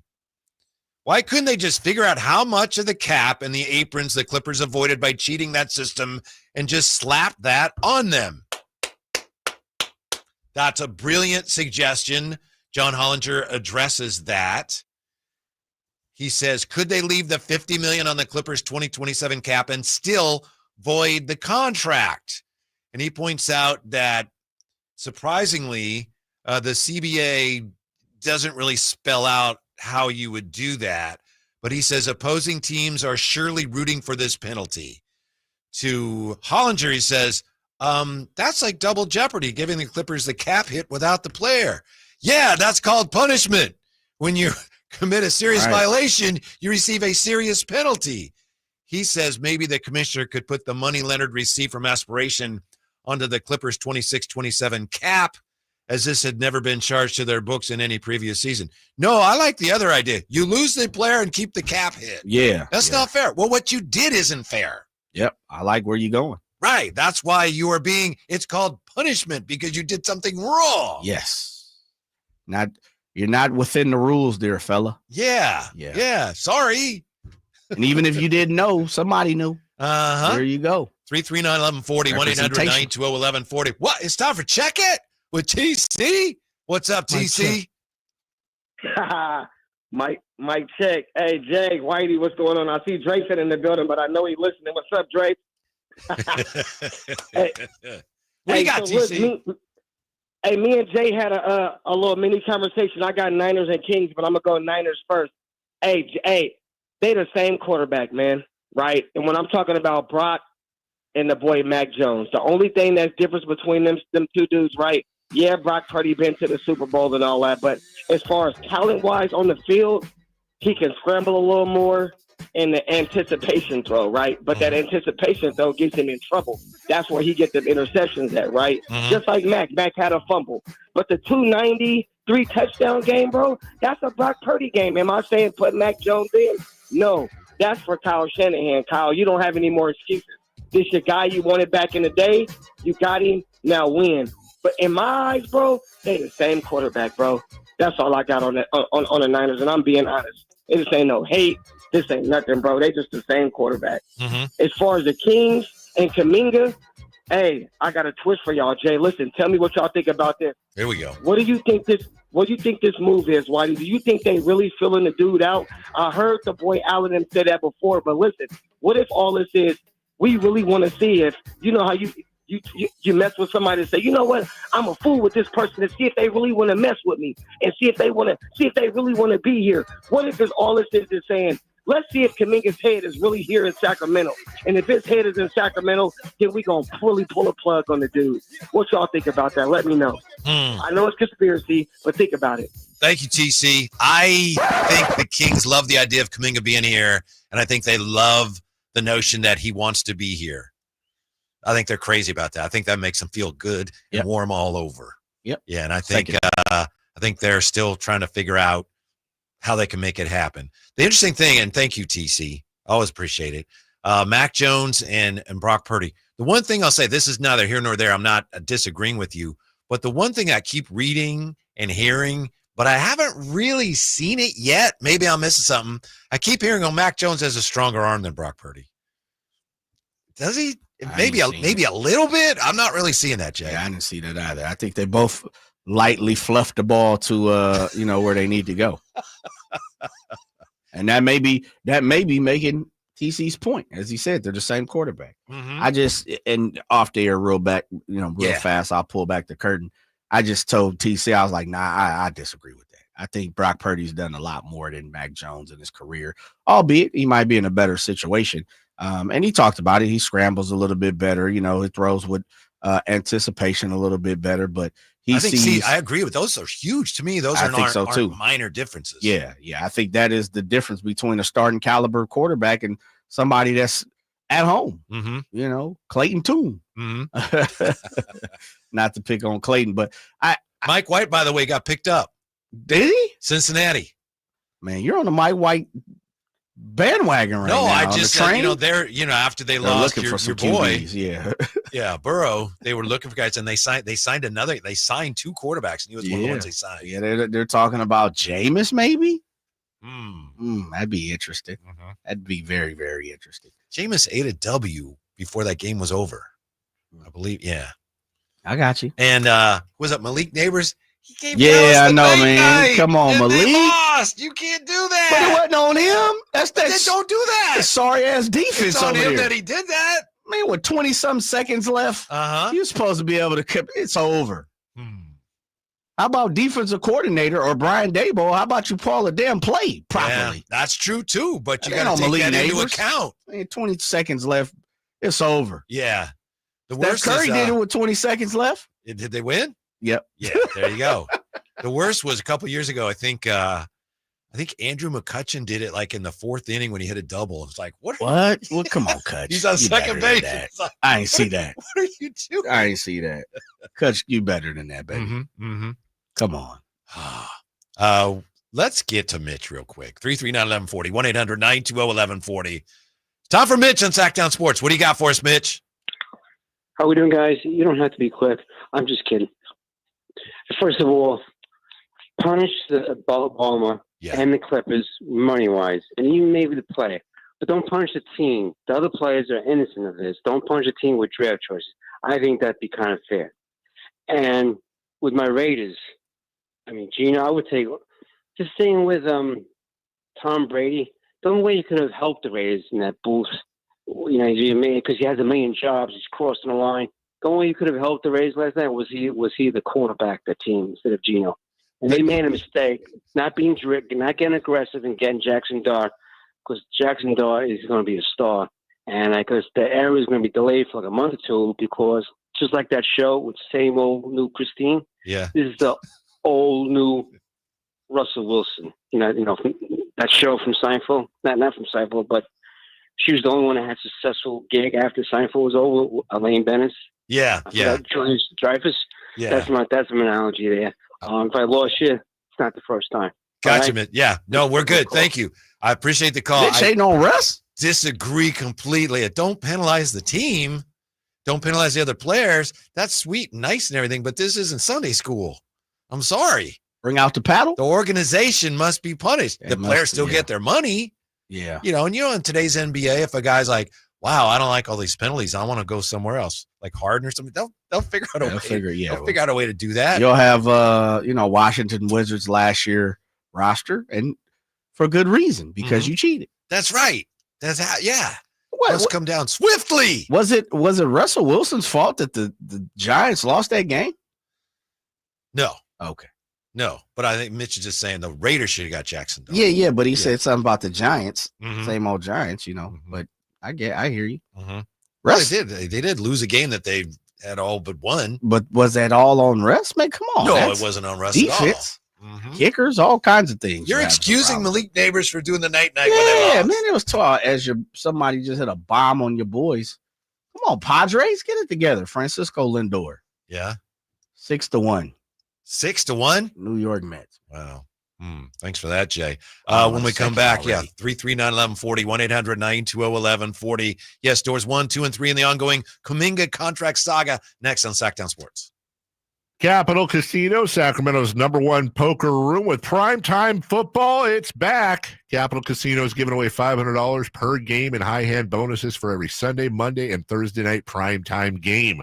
Offering the best food, best service, and the best action with the most variety of games in the region, and conveniently located at 411 North 16th Street in downtown Sacramento. For more information, log on to capital-casino.com, and please gamble responsibly. 1-800 gambler. When shopping for a new car, what do you want? A great selection? A low monthly payment? More for your trade? At Northern California's best Honda dealer, Stockton Honda, you get it all. Model year-end savings are going on now. Drive away in your favorite Honda. It's savings you just can't say no to. Come in today or go to StocktonHonda.com. Anytime, anywhere, it's all here. StocktonHonda.com. Based on the results of the study, recognized on June 18, 2025, USA Today's list of California's top car dealers 2025. I'm still going for it, even with higher stroke risk from atrial fibrillation, an irregular heartbeat not caused by a heart valve problem. Over a 3-year study, Eliquis apixaban tablets reduced stroke risk better than warfarin, and over 97% of Eliquis patients did not experience a stroke. A first stroke occurred in 2.9% of warfarin patients versus 2.3% of Eliquis patients. Don't stop prescription Eliquis without asking your doctor. Stroke risk may increase. Eliquis can cause serious and potentially fatal bleeding. Don't take if you have an artificial heart valve, abnormal bleeding, or antiphospholipid syndrome. While taking, you may bruise more easily or bleed longer. A spinal injection increases blood clot risk, which may cause paralysis. Get medical help right away for unexpected bleeding or bruising, or back pain, tingling, numbness, muscle weakness, or incontinence. Aspirin products, NSAIDs, SSRIs, SNRIs, and blood thinners increase bleeding risk. Tell your doctor about planned medical or dental procedures. Learn more at Eliquis.com or call 1-855-ELIQUIS. I'm still going for it, even with higher stroke risk from atrial fibrillation, an irregular heartbeat not caused by a heart valve problem. Over a 3-year study, Eliquis apixaban tablets reduced stroke risk better than warfarin, and over 97% of Eliquis patients did not experience a stroke. A first stroke occurred in 2.9% of warfarin patients versus 2.3% of Eliquis patients. Don't stop prescription Eliquis without asking your doctor. Stroke risk may increase. Eliquis can cause serious and potentially fatal bleeding. Don't take if you have an artificial heart valve, abnormal bleeding, or antiphospholipid syndrome. While taking, you may bruise more easily or bleed longer. A spinal injection increases blood clot risk, which may cause paralysis. Get medical help right away for unexpected bleeding or bruising, or back pain, tingling, numbness, muscle weakness, or incontinence. Aspirin products, NSAIDs, SSRIs, SNRIs, and blood thinners increase bleeding risk. Tell your doctor about planned medical or dental procedures. Learn more at Eliquis.com or call 1-855-ELIQUIS. Progressive's Auto Quote Explorer lets you easily compare direct rates from different insurance companies, so you can be confident you're getting the right one, even if it's not with Progressive. Way more confident than you were when you tried online gaming. Who knew 12-year-old boys could be so mean?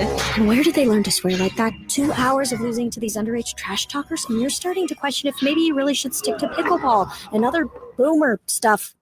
So use Progressive's Auto Quote Explorer and be confident you're getting insurance that's right for you. Progressive Casualty Insurance Company and affiliates. Not available in all states or situations. Prices vary based on how you buy. With the new IHOP value menu, $6 is all it takes to go to your happy place, where stacks of pancakes with bacon and eggs are just $6 every day. French toast, sausage, and eggs are, you guessed it, $6. And fluffy omelets come with a side of pancakes and only cost $6. Go to your happy place every day at IHOP. $7 in some locations. Available every day for a limited time at participating restaurants in the U.S. Hours may vary. No substitutions. Not valid with other discounts or promotions. Prices may vary. This is the story of the one. As a safety manager at a manufacturing plant, he does everything he can to keep his coworkers safe. From finding ways to reduce risks to keeping safety supplies in stock. And for that, he relies on Grainger. Grainger offers a broad range of quality products and next-day delivery, so he can always play it safe. Call 1-800-GRAINGER, click Grainger.com, or just stop by. Grainger, for the ones who get it done.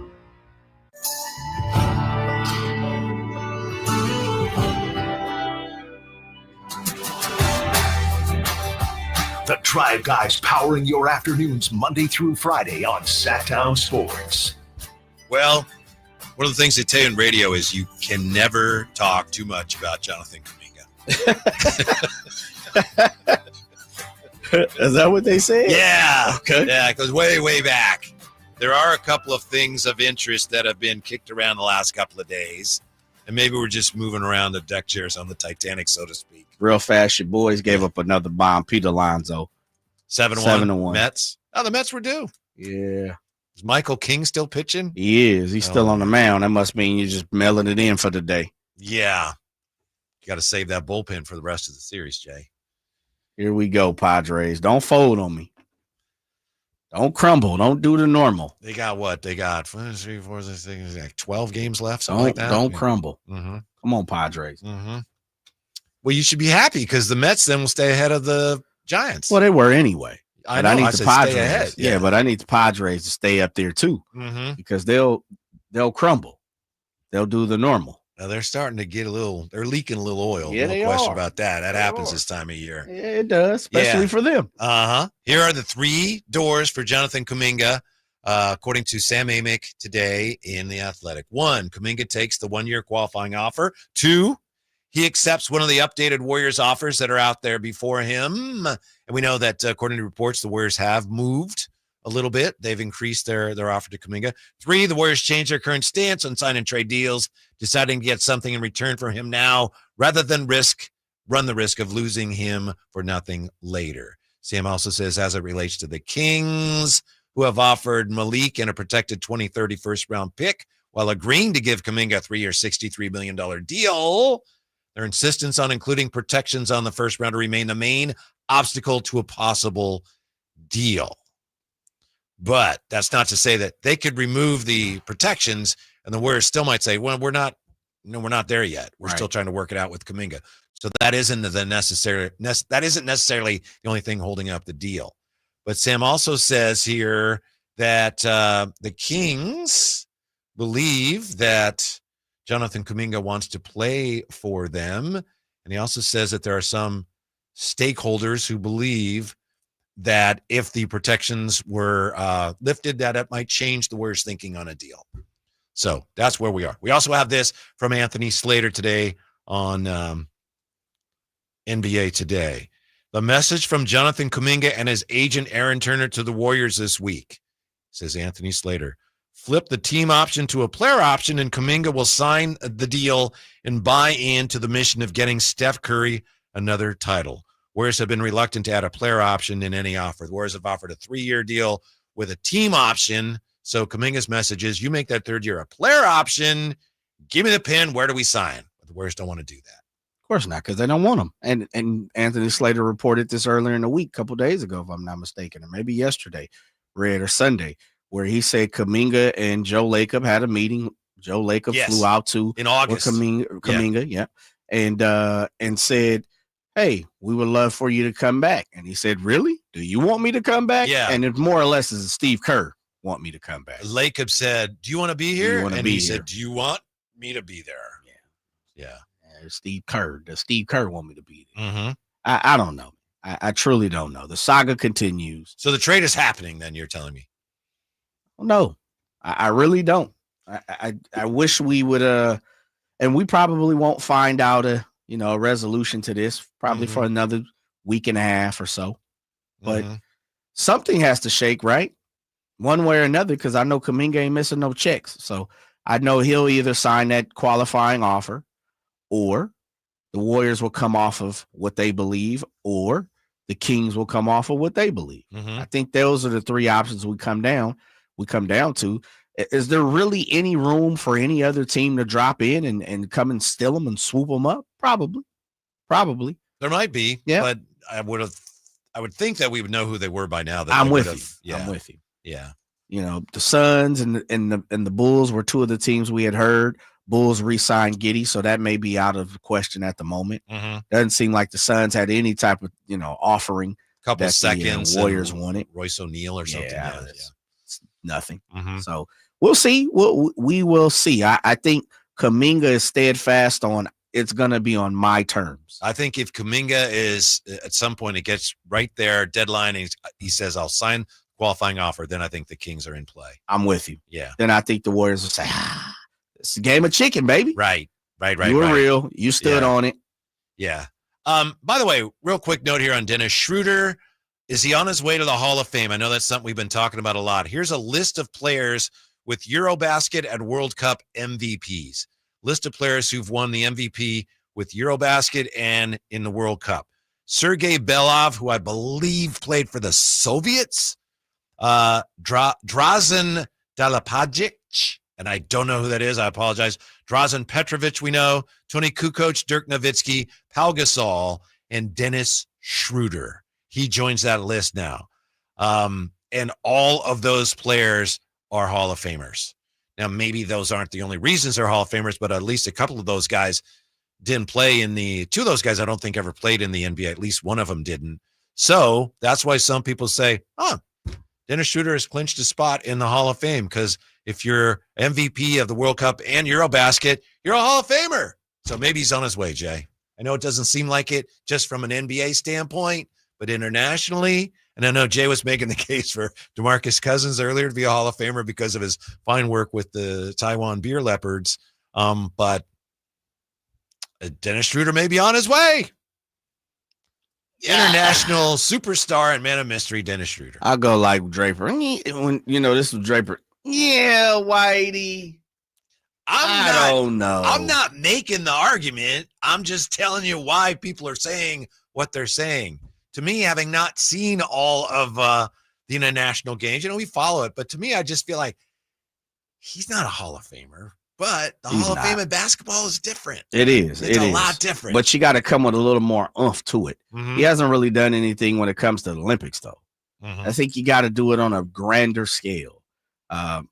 That's just me. Mm-hmm. I think you got to do it on a bigger scale when it comes to the World Cup. Yeah. Just hasn't had that type of momentum carried into those tournaments. So we'll see. Mm-hmm. I mean, Eurobasket is big over there. You got people in the Hall of Fame, and bless them, but they're in the Hall of Fame for things they've done in high school basketball. True, absolutely. Mm-hmm. And that's the thing. That's why I always go back. We're talking about DMC. That's why I went back to see. You got All-American. You got McDonald's All-American. Like, that's a great step. When you're an All-American in high school and then you jump into the McDonald's All-American game, then, you rock a first-team all-whatever conference in college and you make it to the tournament.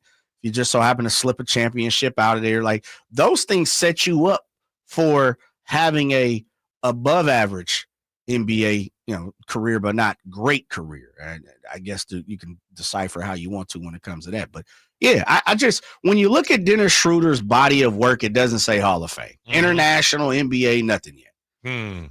Internationally, maybe. He ain't done nothing. He's the MVP of the World Cup and Eurobasket. Germany is dominating international play these days. They are. They won the World Cup and they just won Eurobasket. Did they win the Olympics? They did not. I think they were fourth. They're fourth. Which is what metal is that? Tin? Yep, that boy copper. Aluminum? Your boys. Mm-hmm. I didn't see who it was, but somebody hit a bomb. 7-2. Vic Tafer is going to join us with the latest on the 49ers. Next on Sactown Sports. For over 90 years, Hagen Oaks has partnered with the biggest brands in golf to bring cutting-edge technology to your game. Our one-of-a-kind total game fitting offers a level of experience and precision that is unmatched. From driver to putter, footwear to golf balls, our TrackMan-powered performance studios, 3D footwear scanner, and Ping's Ballnamic ball fitting kiosk ensure every piece of your gear is tailored to your swing. Trust the experts at the Hagen Oaks Golf Super Shop. Total game fitting starts here. The deals are on now at the model year-end sales event at Folsom Lake Honda, your one-stop Honda shop. Looking to own or lease? Save on year-end models and drive a brand-new Accord or Civic. Visit us today at FolsomLakeHonda.com, your one-stop Honda shop. As a family-owned and operated dealership since 2009, customer service is our #1 priority. Our customers love doing business with us, and you will too. Folsom Lake Honda. Go to FolsomLakeHonda.com. Your one-stop Honda shop. How crazy is this? Tomorrow, according to forecasts, it's supposed to be 99, and I think the record for the day tomorrow is 100. And then Thursday, Friday, there's talk of rain, cooler temperatures. So point is, autumn is coming eventually. May not seem like it today or tomorrow, but it's coming. Is your HVAC system ready for the cold weather that's just around the corner? If not, what do you do? Because there's so many HVAC companies out there. Who do you turn to? I would like to take this opportunity to recommend to you that you go to leesair.com and check out Lee's Air Plumbing and Heating. That's what we did when we had very serious HVAC needs last winter, and we're glad that we did. Lee's Air Plumbing and Heating offers a 100% satisfaction guarantee. They get 4.8 stars on what I call Google. They've won awards for their service, and they've spent more than 40 years serving the Valley's HVAC heating and plumbing needs. The thing is, you can trust Lee's with installation and repair of your AC, furnace, water heater, residential, commercial plumbing repair, commercial HVAC services too, by the way. Find out more at leesair.com. Check out their mission statement. It's all about serving customers and community. Check on their $99 HVAC tune-up service. And here's all you got to do is let Lee's take care of you the way they took care of me. They treated us like family. They set us up with an HVAC system that has improved the air that we're breathing every day and therefore has improved our quality of life. Lee's Air Plumbing and Heating, license number 635355. Paid non-attorney spokesperson. Paid for by Action Matters. Attention former and present inmates of women's prisons in California. If you are currently or were an inmate of Central California Women's Facility in Chowchilla, also known as Chowchilla Women's Facility, Valley State Prison for Women in Chowchilla, Institute for Women in Chino, or Folsom Women's Facility in Represa, and were a victim of sexual abuse, now is the time to come forward, as you may be entitled to substantial financial compensation. If you were an inmate at any of these prisons at any time and were subjected to sexual abuse from staff members, you may be entitled to substantial cash compensation. Call our California Women's Prison Helpline now at 800-408-1240. The deadline to file a claim may be close. Call now to get the justice, closure, and the financial settlement you deserve. Even if it was long ago, call our law firm's Women's Prison Sexual Abuse Helpline right now at 800-408-1240. 800-408-1240. 800-408-1240. When I was a kid, I remember my dad, a lineman, leaving in the middle of the night. Families were depending on him to get their power back on to keep them safe and warm. Watching him taught me that this work isn't just about wires and circuits. It's about people and the trust they place in us when the lights go out. That's why I started Maverick Electric Heating and Air, to carry on that same promise of showing up, doing it right, and protecting families when they need us most. Visit callamaverick.com. KHD1 Sacramento, KYMX HD3 Sacramento. From the Power Business Technology Toshiba Studios, Sactown Sports, 1140.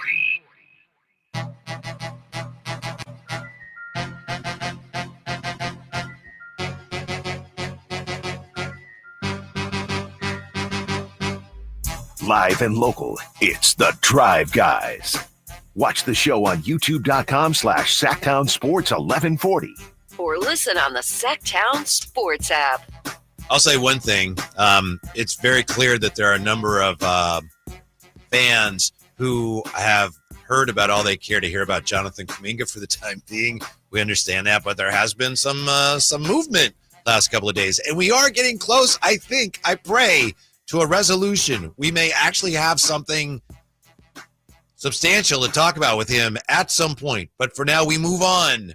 Thank you for sharing your sentiments. We move on because the 49ers, Jay, as you know, it's a clash of the unbeatens this Sunday at Levi Stadium. And nice enough to join us with more on that. Outstanding 49er beat writer from The Athletic, Vic Tafer. How are you today, Vic? Doing good, boss. How you doing? Good. Can I ask you, I'm not sure. I know you're very busy. I don't know if you happened to see any of the Raiders last night, but you having been longtime Raider beat writer, I'm wondering if you had any thoughts on that game that you wouldn't mind sharing with us. Oh, I definitely watched. I've been coming for 15 years and I get myself a beer and tune in. I was underwhelmed. I thought, obviously for me, Genti, I thought should be playing more. I was surprised that Dylan Lobby was in there over him at the end. I thought the defense is what I thought it was. Max Crosby and a bunch of guys who try hard. So I think it'll be competitive, but I'm not sure I'll be able to get over the hump in many of those games like last night. Mm-hmm. What'd you think of the Chargers? Are they legit this year, maybe? It's funny because they're fine. They look good. Obviously, the Mac injury is a big deal. I'm not sure how long he's out for. But like last night, like the announcers are just like, loving Herbert. He's the best thing ever. And they only had 20 points. I mean, they didn't score for many points. For a guy who gets so much, I mean, he's great, obviously, but people love the guy and doesn't really have the numbers, to back it up. But they're 2-0, so that's all that matters. So. Well, one thing about it, Vic, is, we've always loved you from afar here with 49ers fans, so we're glad that you don't have to cover that atrocious team anymore, the Raiders. But I'll speak for you. talk about a real team here as we move on about the 49ers. The 49ers just overall takeaway from this past weekend. A lot of people, obviously, with being banged up, George Kittle, Brock Purdy, guys like that, Trent Williams being banged up. A lot of people going into the game thought maybe the 49ers still could handle business against the Saints. They did. Overall take from that.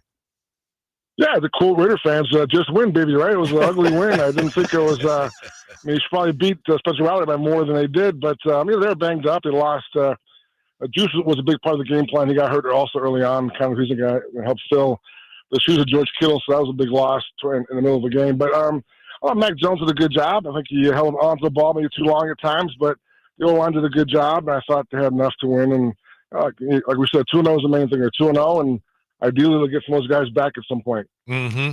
Yeah, the great Vic Tafer, nice enough to join us. Yeah, everyone wants to talk about Mac Jones, and I'm sure we'll talk about him more, Vic. But how impressive and important was Connor Colby on Sunday for the 49ers?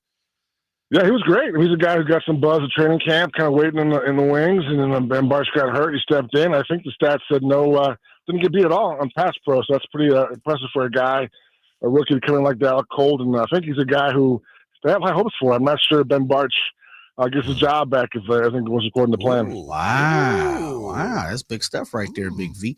Hey, Vic, speaking on we'll stay right there with the offensive line. What are you hearing about Trent Williams? We know we played through his injury here this past weekend, but, a little long in the tooth, of course, all pro bowler, everything you possibly can name, future Hall of Famer.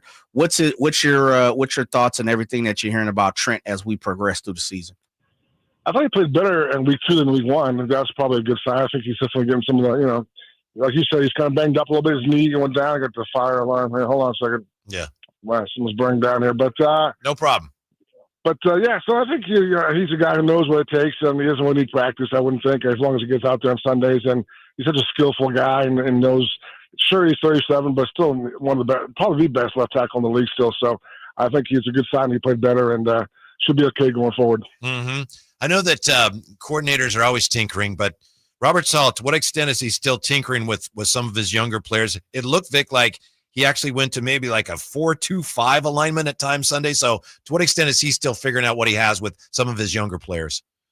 Yeah, I think it's definitely a trial and error kind of period. You saw up and stout in that blitz before he got left the game with concussion. But I think he's a guy that's flashed. I think Michael Williams was a lot better this week, setting the edge. So just going to see where guys, what they can do. And obviously he likes to blitz, likes to bring the heat. So he'll mix it and match as much as he can. But I think he's excited about the young guys so far. Drawn by Vic Tafer of The Athletic, one of the best to do it. Over here with the good guys now, 49ers insider. Vic, Vic, speaking of the young defense, Michael Williams looked like he put a cape on a little bit this past week 2, making some good plays. Is he looking to take the next step, or is the team looking for to kind of unleash him a little bit? I know they've put Bryce Huff out there a little bit on the other opposite of Nick Bosa. What's his take moving forward here as we get into the next week or so? I think the long view is to see him as a guy who can get to the quarterback at times, if it can be an all-around guy. But I think for right now, they got Huff on the other side with Bosa. I think right now they're happy with him setting the edge and against the run, moving side on passing downs, can do some damage there. So I think he's a guy who will kind of have a bigger role as the years go on. But this year he's kind of fitting in. I think getting the job done with he need to do it.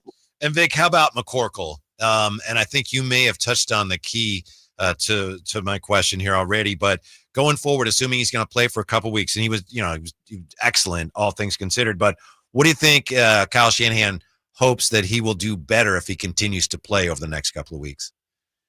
Well, other guys talk about his swagger. He's definitely got an easygoing personality, and kind of like he looks like he belongs. Definitely his confidence is back after what happened in New England. So I think just kind of it's a big thing for him, a big day for him, kind of get that win under his belt, to get the guys' confidence. I think you saw his old connection with Kendrick Bourne was working again. So just kind of build off this, and the confidence is there. I think we mentioned kind of held the ball on too long last week, which is the big talking point this week. But again, they got to win. It buys Purdy some more time, so it's all good.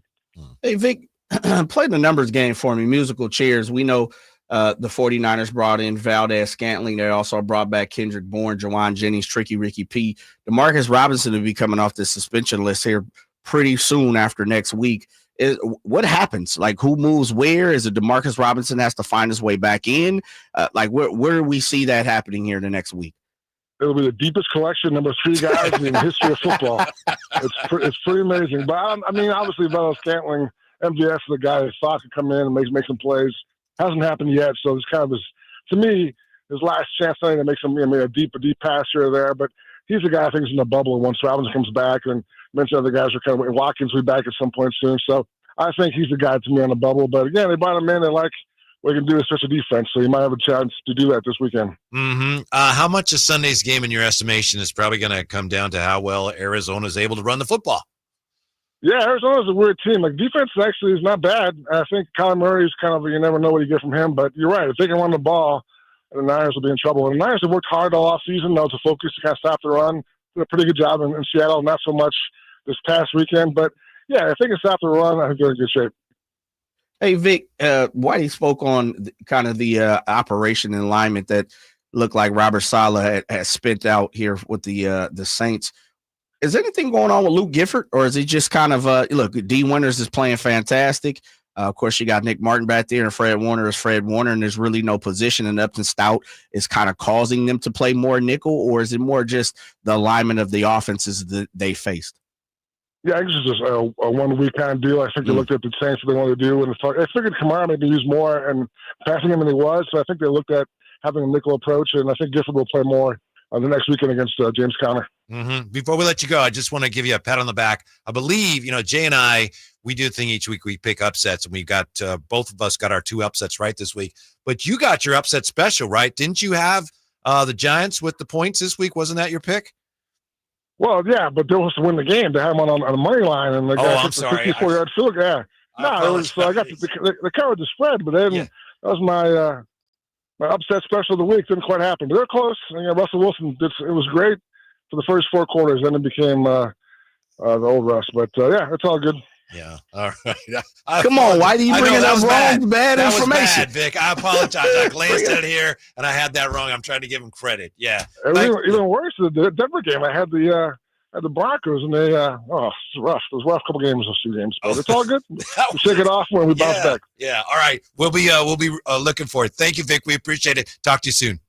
All right, guys. Take care. Yeah, that was bad, Jay. That was my bad. Whitey, the man didn't pick it right, and you want to bring up old memories. I know. Yeah, upset specials. Like, he had the Giants. Yeah. Well, he hit on that, and because I am a fan of his picks. Not a boy. Yeah. Boy. It's part of the game. We all get things wrong more times than not when it comes to the spread and the ML. So yeah, it's tough. Yeah. NFL is tough, Mm-hmm. man. God, the whole grand scheme of things, it's tough, right? If it was easy, everybody would do it. Right. It sure seems easy sometimes. It feels that way when you make your pick on Wednesday or Thursday. Right. Like, oh man, I got this one, and you're watching the games like, what is going on? How is this happening? And then he said he lost that Denver game. You saw what happened there, where and Denver is going to win this game. Oh wait, there's a flag. Laundry on the field, baby. It's it normally. Well, I'll say this, and it sounds like Vic is just throwing it out there. He's part of the NFL experience, the circle. So I'm pretty sure it's all for fun and giggles. But man, it's tough. Excuse me, it's tough when you, like you said, you pick it on Wednesday. You're like, there's no way team A beats team B or even keeps it close. And then vice versa. Like, if you really look at it, it's like, okay, we know Baltimore is going to win, but do you think Baltimore is going to score almost 50? Or the Lions were going to score 50 against the Bears? Like, who thought of that? And then there's somebody who does. And when I say somebody, I mean multiple people who did. Let me ask you this, 49er fan, and this was, I think, SF Gate posted this, and I can't find it here. I apologize looking it up on X, but I remember what it said. It said Spencer Rattler threw 3 touchdown passes. Is he a young star in the making, or is there something wrong with the 49er defense? How would you answer that after last week? Neither. I'd say neither. Neither? Nah, neither. Just week 2 of the NFL season. These guys are professionals, and they're all Spencer starters. Rattler lit you up, Jay. Yeah, we'll see. Alvin Kamara had a day. Yeah, he always has a day. Yeah. He has a day against the 40. He sees 49er logo, and he's like, I'm guaranteed 100 on the carpet. he kills the 49ers. Mm-hmm. I don't know if it's the patience. I don't know if it's the vision. He's great out the backfield. We know he can catch it as well. He might just be a mirror spitting image of CMC. Maybe that's why he gives them problems. I have no clue why Alvin Kamara does so well against the 49ers, because you have, Fred Warners and the Dre Greenlaws and, guys like that over the last handful of years, but he takes advantage of the 49ers. Mm-hmm, mm-hmm. Yeah. Appreciate Vic Tafer, because at some point there he said there's a fire alarm going off. I thought it was a siren. I don't know, but sure. Appreciate that when a guest is aware of that, and then they try to. Usually it's fine. We don't mind. Do you? Somebody has a dog barking or whatever. It's like, fine. What's the dog's name? Right. But I appreciate that. That he was cognizant of that. I'll tell you the best ever at that. The best interview I ever did one time was talking with Matt Mayoko. And you could tell he was slightly distracted at one point during the interview. Just a little bit. It's like something's going on, but he was fine. And then we do the interview. He goes, yeah, sorry, I just got a flat tire. And so in the middle of the interview, he got a flat tire as he's driving, and he pulled over, completed the interview as he had the flat tire, and then just, before he even called the tow truck or anything. How about that? Professional. Yes. That's it, man. Yeah. Best of the best. Well, first of all, when you're talking about the ilk of the 49ers insiders and reporters, we had the best. Mm-hmm. That's why I said Vic Taper finally left them atrocious boys alone and came over to the good guys. And he knew it. Vic said he covered the Raiders for 15 years. Yeah. Man, it's been that long. And Vic's done he covered the job. Oakland Raiders. I know. But it didn't feel like 15 years. Mm-hmm. But Vic's done a fantastic job with the Raiders. It's only right that you finally give them an uptick a little bit. You let them come travel and be a part of a real organization. Yeah. Well, you're nice. You're being nice, because Vic pointed out, and in his view, he said, everyone talks about Justin Herbert. They didn't score that many points. Yeah. The Chargers, same old Chargers. And, you didn't throw that in my face. No, because you heard it just like I heard it. I did. Yeah. I did. I wrote some of it down. Yeah. But, spoken like a former Raider insider. Definitely. He's just on the way out the door. I'm just going to throw a little more shade on what the Chargers do. I will, if we could make a point when it comes to Justin Herbert, he made it as well. He has all the tools, the makeup, the chemical makeup, the chemistry, everything that you possibly need to be a good quarterback. I think we all can agree that. The size, physicality. He's a good quarterback. Oh, he's a great quarterback. Yeah. He's a great quarterback. I would love to have him on the 49ers. Would love to. Absolutely. For whatever reason, he and the Chargers haven't been able to, stick a flag in the ground and really make a run towards the Super Bowl, let alone make it to the playoffs here and there. They've had a revolving door of coaches for him around, being around him too for a few years. I don't know what it is. I know, he consistently gets hurt. It feels like every single year, and everybody does, but it feels like he misses a game or two. And if he's not missing a game, he's also playing through a significant injury, an ankle twist, an ankle turn, something. I don't know what it is with Justin Herbert. He has all the prototypical tools of a great quarterback. Kind of an old school. He does. Right. Yeah, he's big. Yeah. He's got a big arm. Yeah. He's got the look, the feel. I have no clue why it hasn't happened for him. Him and the Chargers, because it takes more than him to tango, too. Right. Maybe they got the right guy in charge now. Maybe it's a big year for him. Big year for him. And that's what scares me. Doesn't scare me, but I should say that's what would scare me if I'm the Chiefs, the Raiders. I think Jim Harbaugh is an excellent coach. Yeah. And I think he sees the game differently than some of the other coaches they've had in-house over the last few years. What Harbaugh did with the Niners, and I don't know, it's different in college. I don't know if this applies, although he did have an immediate impact. But a guy like Harbaugh, he's a fiery type that can come in and have an immediate impact, but then tends to burn out quickly. And so they had a really good year last year. But I could see how, if they're going to do it with him, you want to do it like this year or next year. Quick as possible. Yeah.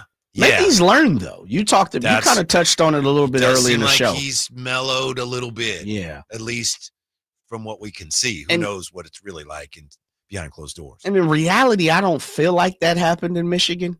I think it was. And that's a whole different animal. Yeah, it is. College kids, recruiting, all those things. The coach stays and the players go. Right. Yeah. Yeah. So I think that's why looked like, oh, it's a great position. But it didn't take him long to get that going. No, absolutely. Quickly, he turned the screws pretty fast. Yeah, I was trying to look at Justin Herbert because I remember a couple years ago he missed a few games. He had played 13 games. I remember he was hurt last year, but he played through it. He played through it, right? And that's the thing with him. I remember him playing. It feels like he's always playing through something. Like if you could really go back and look at it, it's the lower extremities too. It feels like that. And I'm trying to go back to see, but this QB rating, man, through this year is 127. Last year is 101. Prior to that, That's he was a passer rating. QB rating. Excuse me, passer rating. Yes. 127, 101, 98, 97, 93, 93. Like he's up there. Yeah. He does pretty well. Mm-hmm. I was trying to see what he won Rookie of the Year, right? He did, yeah.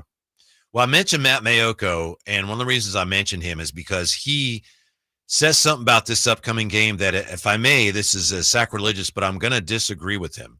And Matt Mayoko knows the 49ers like few do. But he said this week in what he wrote at NBC Sports California, NBC Sports Bay Area, pardon me. He said this is a GPS game for the 49ers. That's a term he came up with years ago. And a GPS game is a game in which you can tell where a team is. And so he says this week is a GPS game. I can't call it that for the 49ers just because there's so many moving parts. I mean, let's say they don't play well. I expect they probably will. But if they don't, without Brock Purdy, how can you know where the team is if their quarterback's not there and with all the injuries? So to me, that's why it's a huge game, and it could very well have postseason ramifications because it's against a team that's undefeated in your division. I get that. But a GPS game, I don't think we're going to know what the Niners are, where they are for a while because they've got so many people that aren't there right now, Jay. It's week 3, too. I'll just sum it down and simplify it. It's week 3. Mm-hmm. Ain't nobody knowing where they're going. You in almost week 3. spat that out. Yeah, we love Matt Mayoko, and I understand there's things that you have to do to bring the eyes and the attention and the clicks, but it is week 3. Seriously. Mm-hmm. There won't be a team unless you go 0-3 and you have every single player where we're probably going to be like, yeah, they're cooked. Jay, the first quarter of the season is half over. How you like that? We're halfway through the first 4 games. We're halfway through the first quarter. Okay. Yeah, we're halfway through the first quarter. You know that's one of those. That's one of those. Is this a thing? It's not a thing. It's not a thing. But it is huge. I mean, being 3-0, if they get to that, big time. With Mac Jones and no Kittle and all that, some of that's going to catch up to him at some point. That would be enormous. Ebbs and flows. Yeah. 49ers won the first 4 games a couple years ago, lose the next 4 or 5. What was it, 4 or 5? And then they come back and make a run. It's ebbs and flows of the season. Mm-hmm. I think long as you're in the mix, you're competitive, you're winning games. For me, you go 0-4, you're probably cooked. Right. 0-4, you lose a quarter of your games right off the clip. What about all these 0-2 teams, including the Chiefs? A lot of people go, 0-2, oh no. Not yet. They're not cooked. They're 0-2. Yeah. What game was I watching? And man, I can't remember what game I was watching this week.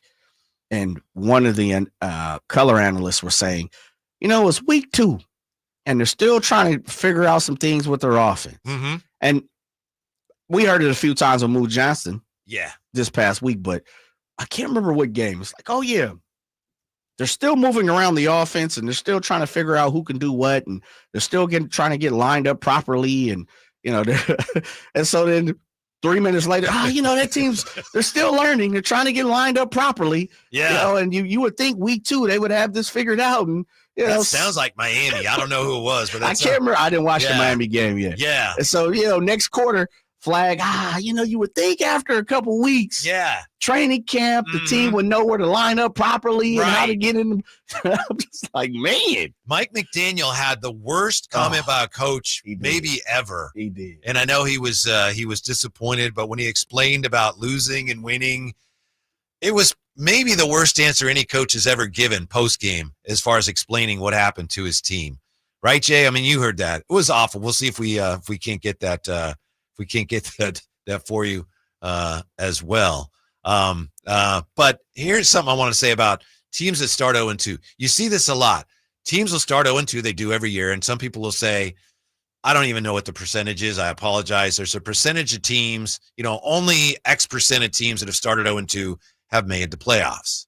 Some people look at that and go, oh, if you're 0-2, that means you only have that percentage chance of making the playoffs. And that's not what it means. Because keep in mind, the reason most 0-2 teams don't make the playoffs, it's not because they're 0-2, it's because they're not very good. Most teams that start 0-2 are not very good. So what you're saying is most teams that aren't very good don't make the playoffs. Right. The Chiefs they're probably going to be pretty good. So they have an excellent chance. It's not like something magical happens. 0-2, that's it. Oh, we're cursed. I'd be surprised if they don't bounce back into the postseason. I would too, unless the Chargers continuously play the way they have. Oh, you got wild cards. Yeah. And I was getting ready to say on top of that, but I truly believe it starts within their division. They just shot through their division all the time. Mm-hmm. But they got an opportunity. Yeah. Baltimore will be there, Buffalo will be there. You factor in Colts. I was gonna say Colts being there. Don't say it. Don't say it. A lot of people love Denver coming into the season. Look like the Chargers are for real going to be there, unless sustained injury. What about the Bengals? You already called them a fraud. Boy, a lot of people thought the Steelers would be a playoff team. They still may be, but they'll be right there because we know what the Steelers are, right? They're 8-9, 9-8. Yeah, they play that way every single year for the most part. Mm-hmm. So they'll be right there. Mm-hmm. Wild card. Yeah, as I'm looking at how many spots you have in the AFC and how many teams are playing well right now, and I know it's very early, I'm seeing opportunities in there. Yeah, I'm with you. AFC looks a little open compared to the NFC. NFC, there's about 5, 6, 7 teams. We're like, man, okay, I got to shake loose of those guys. NFC, I think, is going to be like the NBA Western Conference has been the last few years. I'm with you. Where you can have a really good record. It's like, that's great, you're 9th. Come on down to that play-in. Yeah. I have that Mike McDaniel if you want to, talk about it. Yeah. You want to do it here or you want to do it coming back? So we'll do it coming back. Yeah, this could be the worst answer any coach has ever given when it came to explaining what happened to his team, and we have it for you next on Sactown Sports. You never know what you might hear when listening to a Sacramento Kings game. Out of Keegan, going for another triple. Man, is he feeling it. Keegan, can he do it? Yes, there's number 11, Keegan Murray. Keegan steps back. He just knocked down his 12th three-pointer, a Kings franchise record. He's got 45 points. Never miss a moment of Sacramento Kings basketball with Sactown Sports and the Sactown Sports app. With Progressive, it's easy to reach customer service with our app, website, chat, or by phone. Because when getting help is hard, it's not help at all. Little help. A little help over here. Thank you for calling Bench Press Assistance. What? Due to excessive gym volume, all available spotters are currently lifting heavy weights off the chests of other bench pressers. Seriously? Please continue to hold, and we will remove the barbell from your chest in the order in which your cry for help was received. Getting assistance should be easy. With Progressive, it is. Progressive Casualty Insurance Company and Affiliates. Staples presents That Was Easy. Our office computers were from like 2012. What? They had computers then? Yeah, I don't know much about new tech. Apparently. So I went to Staples and saved big on an AI-powered HP laptop and HP OfficeJet Pro printer, which also came with 3 months of free instant ink. And we're back in this century. During Staples HP Tech Event, save up to 35% on HP printers and up to 40% on AI-powered HP PCs. That was easy. In-store, online, and on the app. Until 11/1, select models only. Saving for retirement was tough enough for us. Yes, and navigating markets can be challenging at times. I understand. That's why at Fisher Investments, we take a disciplined approach with your investments. Tell us more about that. We take an active approach to money management, positioning your portfolio for opportunities we see ahead. So all your clients get the same portfolio? No, we tailor your portfolio to your individual goals and needs. What about communication? We don't like being left in the dark. We check in regularly to keep you informed on the markets and your portfolio. Which means you'll help us stay on track. Yes, our goal is your comfortable retirement. And as a fiduciary, we always put your interests first, because we do better when you do better. At Fisher Investments, we're clearly different. Learn more at FisherInvestments.com. Investing in securities involves the risk of loss. Summer's wrapping up, and life is picking back up. Early mornings, long days, and a to-do list that doesn't quit. And neither should you. Who has time to slow down due to body pain? That's why there's Aleve, to keep you going. With just one pill, Aleve delivers longer-lasting body pain relief per dose compared to other leading OTC-branded pain relievers. Aleve helps keep you moving from sunup to sundown with up to 12 hours of pain relief per dose, so you can keep moving and be ready for whatever's next. Use as directed. Huge savings on Dell AI PCs with Intel Core Ultra processors are here, and they're newly designed to help you do more faster. They can generate code, edit images, multitask without lag, draft emails, summarize documents, create live translations, and even extend your battery life. That's the power of Dell AI with Intel inside. Upgrade today by visiting Dell.com/deals. That's Dell.com/deals. Grab the keys to a new Toyota. Fall's calling. Time to own every mile, every trail, every turn. Take on California's wildest outdoor adventures with Toyota's proven reliability backing you all the way. Get a low-cost lease on the dynamic 2025 RAV4 or shop the industry's best lineup of fuel-efficient hybrid SUVs like the 36 MPG Grand Highlander Hybrid and the 38 MPG Toyota Crown Signia. Toyota, let's go places. Offer available through TFS to buyers with premium rated credit at 9/30/25.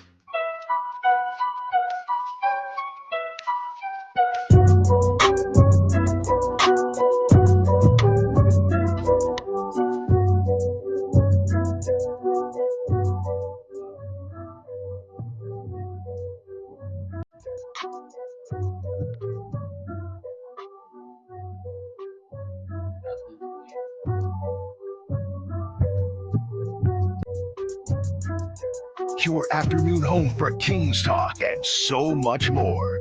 The Drive Guys on Sactown Sports. Miami Dolphins are struggling.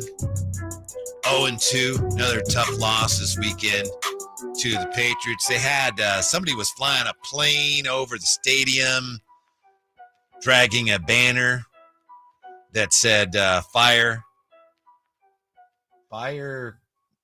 McDaniel. Sorry, I'm just looking at it here. Fire McDaniel. So that's unfortunate. So Mike McDaniel, after the tough loss, Chris Greer, not Grier, sir.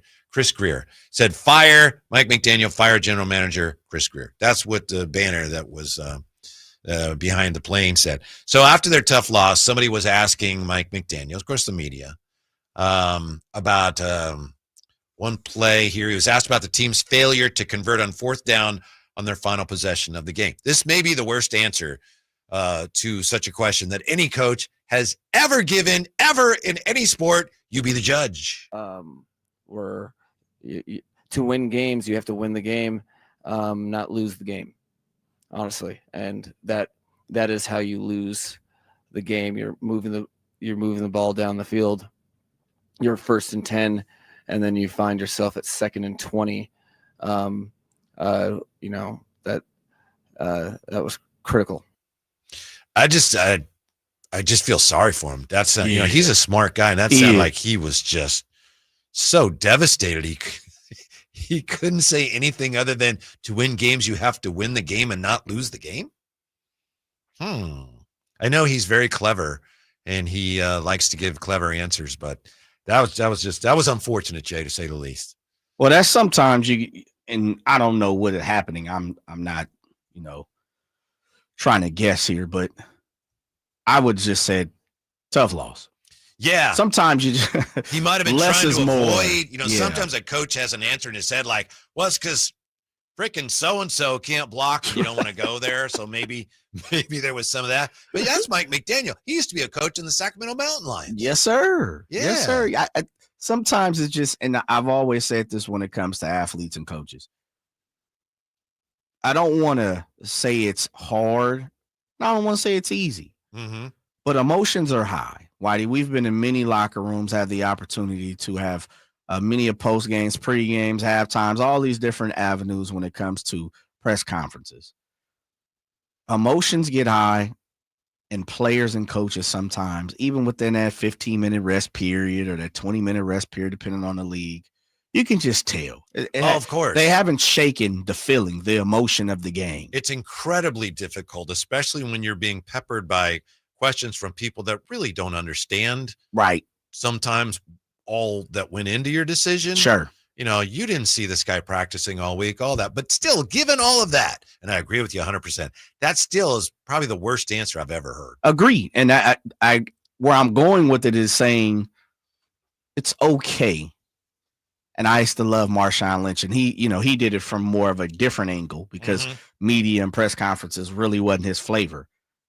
Getting on the podium and having to have to discuss, what happened with the game or a situation that just wasn't there. So hence why he's like, hey, listen, I'm just here so I don't get fined. I've always thought sometimes if I was on the PR mode, I would just tell the player, we can do this tomorrow and just give the shortest of the shortest answers. Because I think journalists, reporters. Belichick's a master of that. Yes, It certainly was. Yes. We're on to Cincinnati.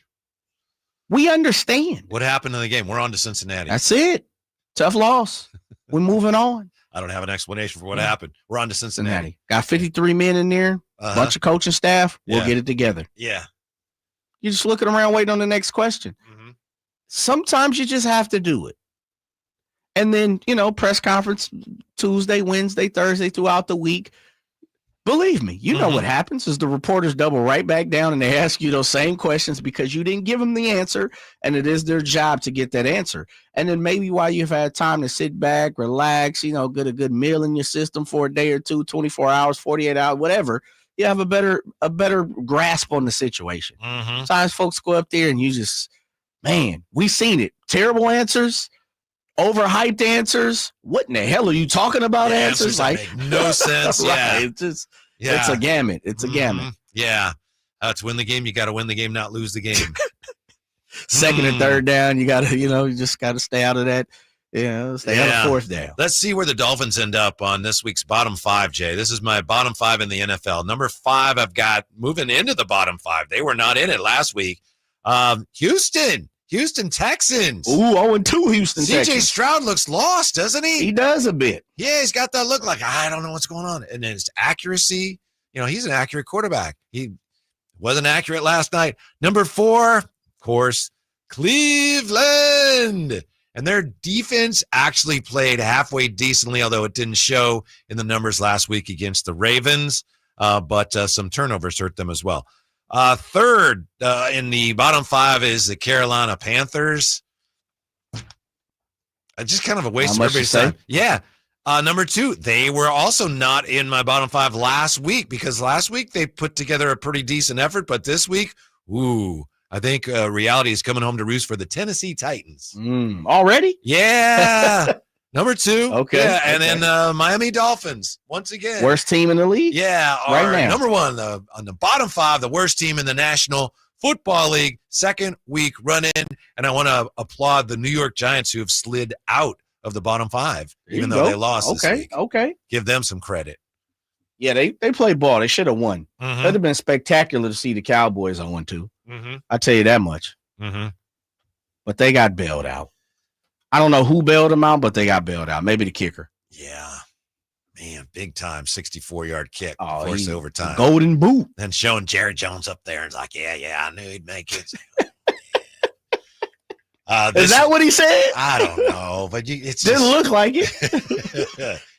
This week we have 2 games that pit unbeaten teams. One of them, of course, you got the Arizona Cardinals and the 49ers, but also the Rams and the Eagles. And yesterday, Sean McVay, Rams head coach, told the media that he was going to have conversations about the tush push with the NFL's office before their game on Sunday. Quote, anytime you see certain things, you have conversations with the league office to make sure you're understanding how is it officiated? How can we coach it? I did see some of those things last night. That'll obviously be a big talking point because they're such a damn good team and it's such a successful play for them.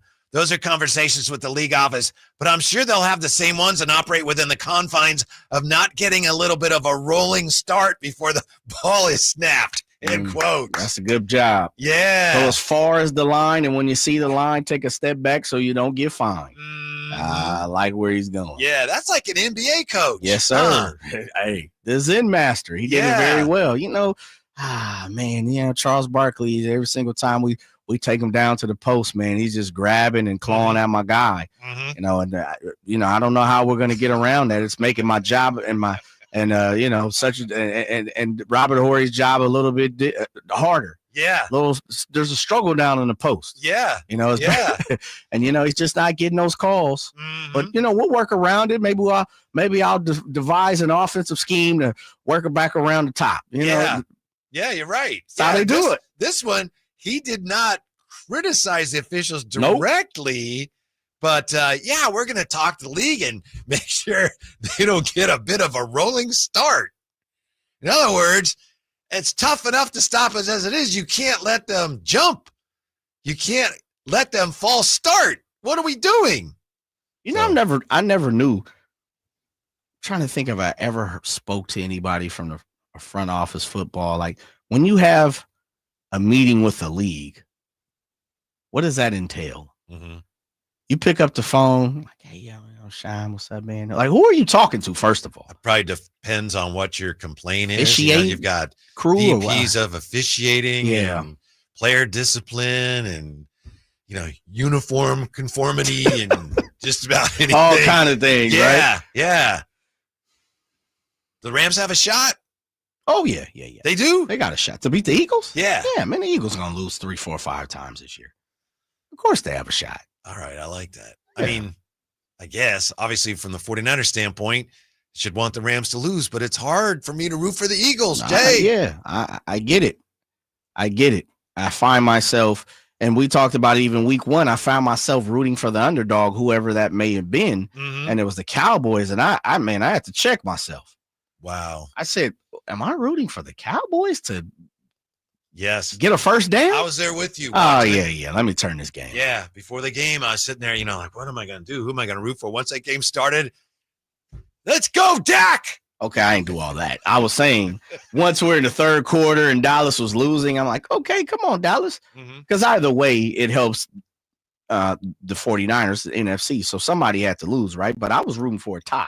Yeah, I don't think I can root for the Rams. That was my instinct because of my anti-Eagle sentiment. But I can't root for the Rams. So you're rooting for the Eagles? I'm just abstain. I'm Sweden. I'm neutral on that game. Neutral. Don't care. Coming up, it's one of the few mistakes the Brewers have made all year, but it's very cringe. Next, Sactown Sports. The Drive Guys. I think I have that right, Jay. Yeah, boy, I see you over there crooning. R&B album coming soon, huh? Mr. Gleason. I have too much respect for the genre. Dub G. To tarnish it with my own efforts. No. You play a part in it. Yeah. You can listen to the Drive Guys Monday through Friday from 2 p.m. to 6 p.m. on 1140 a.m. YouTube and the Sactown Sports app. Sacramento weather is brought to you by Elk Grove Honda. I'm Dirk Verdorn in the KCRA 3 Weather Center. It's going to be another warm evening tonight. Temperatures eventually dropping off into the upper 50s to lower 60s by Wednesday morning. Lots of sunshine on Wednesday with temperatures warming into the upper 90s, close to 100 degrees. Get the latest forecast on the KCRA 3 News and the KCRA 3 app. At Elk Grove Honda, we've acquired some of the best pre-owned cars we can find. Whether you purchase a new Honda or a like-new pre-owned Honda, Elk Grove Honda has the right Honda at the right price. In the Elk Grove Auto Mall, Highway 99 and Elk Grove Boulevard, or elkgrovehonda.com. I gotta get an Elk Grove Honda. If you're 55 or older and into that whole saving money thing, T-Mobile has an exclusive phone and internet bundle just for you. Right now, get 2 unlimited phone lines plus 5G home internet for just $30 each per month with autopay, plus taxes and fees. And with 5G home internet, setup is easy with just one cord and no technician needed, which is great if you're also into that whole keeping it simple thing. Switch now and experience the best mobile network in the U.S. Visit your local store to start saving. T-Mobile, it's better over here. Based on analysis by Ookla Speed Test Intelligence data Q4 2024 to Q1 2025. Ookla trademarks used under license. Unlimited on our network. Customers on voice plan may notice speeds lower than other customers and further reduction if using more than 50 gigs a month due to data prioritization. Video streams and SD on this plan. Home internet pricing after $20 a monthly bill credit plus $5 per line without autopay. Debit or bank account required. See 5G device coverage and access details at T-Mobile.com. Carmichael Dave here for my friends at American Energy Heating and Air. Yes, I always tell you they are a family-owned operation, been in business since 81, A-plus Better Business Bureau, but it is hot. We are in those Sacramento hot months. I want to focus on them being your second opinion partner. What does that mean? Maybe you've got somebody you're working with or you've worked with in the past in the HVAC world. Guess what? They want to give you a second opinion. How much does it cost? Nothing. You call them up and say, hey, can I get a second opinion on this deal? They come out and they either say, wow, that's a great deal, you should feel better about that. Or they say, we can beat that price. And usually they're going to beat it by a lot. Guess what? You just saved money and it didn't cost you anything to find out. It's a no-lose situation. Go with a trusted company. American Energy, 916-520-9990. That's 916-520-9990 or AmericanEnergyAir.com. Jingle Singers, take it away. Call 916-520-9990 now. When I was a kid, I remember my dad, a lineman, leaving in the middle of the night. Families were depending on him to get their power back on to keep them safe and warm. Watching him taught me that this work isn't just about wires and circuits. It's about people and the trust they place in us when the lights go out. That's why I started Maverick Electric Heating and Air, to carry on that same promise of showing up, doing it right, and protecting families when they need us most. Visit callamaverick.com. The deals are on now at the model year-end sales event at Folsom Lake Honda, your one-stop Honda shop. Looking to own or lease? Save on year-end models and drive a brand new Accord or Civic. Visit us today at folsomlakehonda.com, your one-stop Honda shop. As a family-owned and operated dealership since 2009, customer service is our #1 priority. Our customers love doing business with us, and you will too. Folsom Lake Honda. Go to folsomlakehonda.com. Your one-stop Honda shop.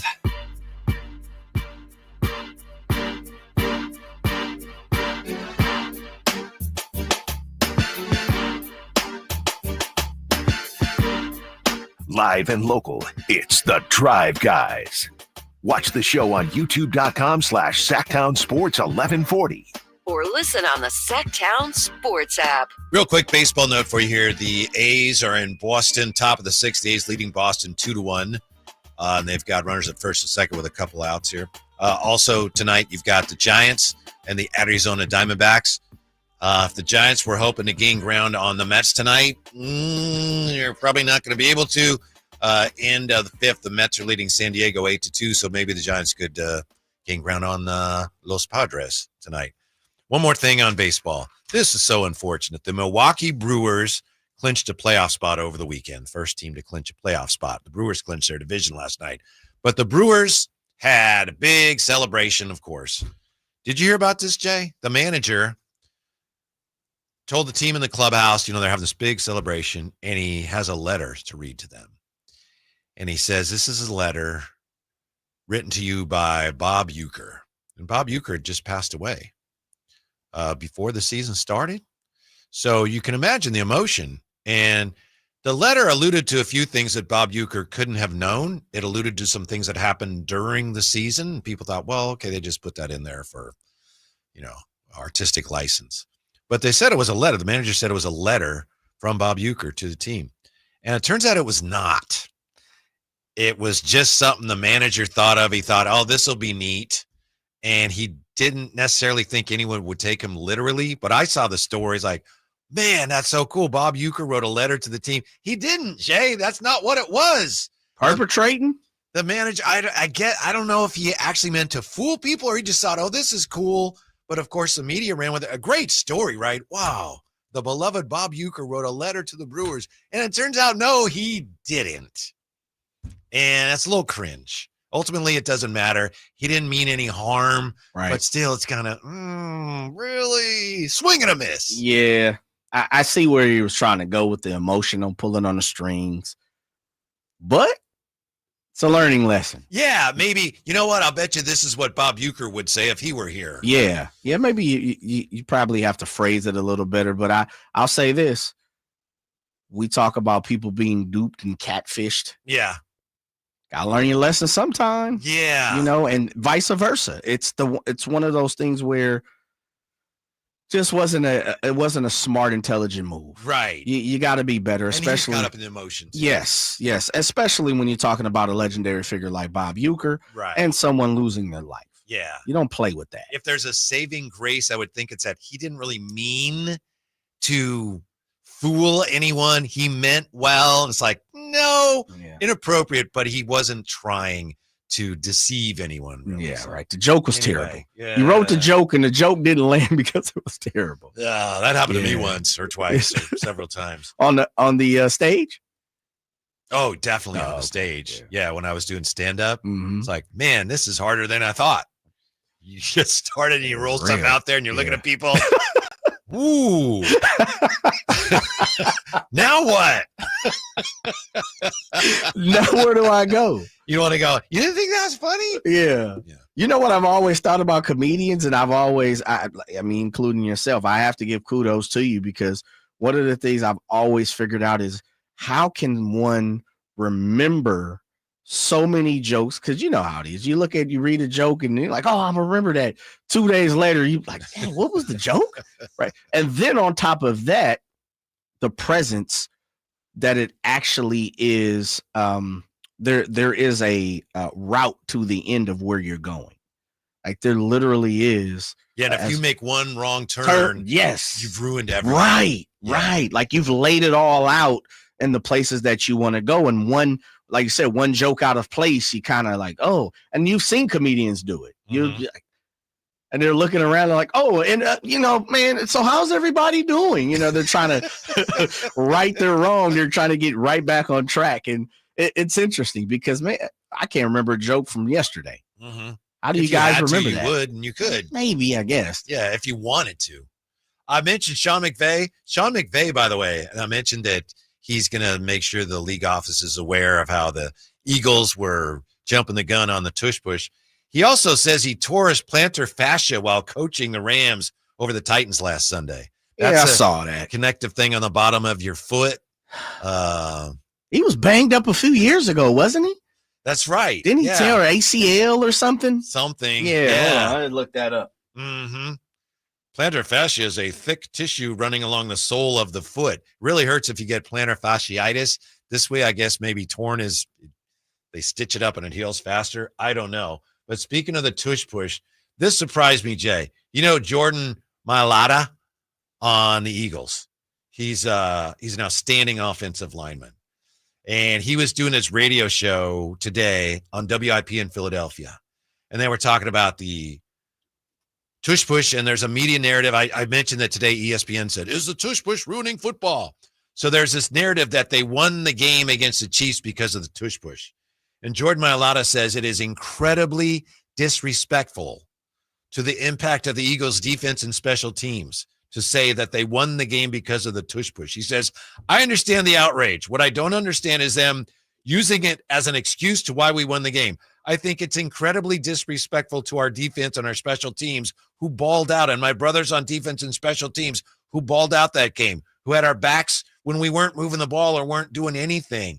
That annoys me because we give so much of this game and to kind of base off a short yardage play, and that is football. And they say we won the game off that, and he got really agitated. But not how our defense played, not how our special teams have played, putting us in those positions. I think it's bull crap. So he's upset about this.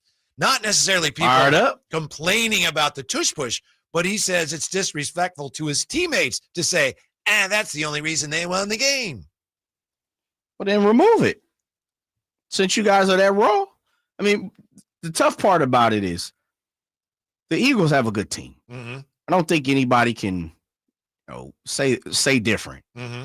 But when they get into certain situations, it's not like that defense and or the offense goes away from the tush push. It's an integral part of who they are, their makeup, their physical makeup when it comes to a squad. And so, well, if you're that good, change it, figure it out. But I'm also on this form. Somebody got to learn to stop it too. You got to do a better job in stopping it. So you want them to go away from it, you stop it. Now, my big deal is you're cheating with the O-line and the way that it's structured, then that's a problem. But if you got 5 guys that's lined up properly, somebody's got to stop it. But I've also, on top of that, last thing to go with this is, I've also said the NFL has to allow defenses a different route to get to the quarterback which they don't allow people jumping over, using someone to springboard. Yeah, leverage. Leverage. Yeah. You can't clip anyone, so the NFL has to allow the defense to do something a little different because as we see, just no one's stopping it. Yeah, the one argument I think in favor of letting the Eagles continue to do it, and it looks like there's really now a lot of momentum towards it going away next time the owners vote. But if it's so simple, why don't other teams do it? Since 2022, other teams have had lots of opportunities, as ESPN points out. Only the Bills have used it with any regularity. They've converted 51 out of 57 tush-push attempts, 89.5% success rate. The Bears are the next closest team with 16, and I think the Eagles have tried it, 116 times or something during that period? So it's interesting. You look at it like, okay, if it's so easy, why doesn't everyone else just do it? And it has to do with the makeup of their line. Shane Steichen, by the way, who now coaches the Colts and is from this area, he apparently is the one who dreamed it up when he was calling plays for the Colts. Mm-hmm. Excuse me, when he was calling plays for the Eagles before he went to the Colts. Yeah, Whitey, I'm with you. I think it goes bye-bye soon. Mm-hmm. And I was very surprised it didn't go bye-bye this year. Yeah, and it got a majority votes, but still not enough. Yeah, I thought they would get rid of it. But there is more, leverage, as we, no pun intended, more leverage to get rid of it because I think now we're finding out, and bird's eye view, you're seeing a lot of clips, you're seeing a lot of highlights, you're seeing still pictures of how the Eagles take advantage of the line and how they manipulate this play. And sooner or later, the league will get fed up with it and they'll get rid of it. Yeah, the Eagles have attempted it 116 times since 2022, including 6 times in Sunday's win over the Chiefs. That's 6 times. Yeah, that if I were an Eagles fan, where did I go wrong if I was an Eagles fan? But I would say, well, wait a minute, do away with it. Why don't other teams just do it? If they can't do it, then you have to give the Eagles some credit, which I am loath to do. But in this case, I guess we have to give them some credit. Yeah, that's why I say somebody's got to learn to stop it. If you stop it, they won't run it against you. Someone's got to figure out a way to do it. I don't think you can. Well, maybe not legally, and that's why I say the NFL may have to pull some restrict. If you're going to allow it to happen, and you're going to allow the line to jump, you're going to allow the line to be the V formation, then I think you have to pull a restriction or two away from the defense. Yeah, and allow them to do something different. Let's see. The league average success rate for a 4th and 1 non-tush play, 67% since 2022. League average for the tush push is 84.8%, and the Eagles rate is nearly 12 points higher than that. You think about it.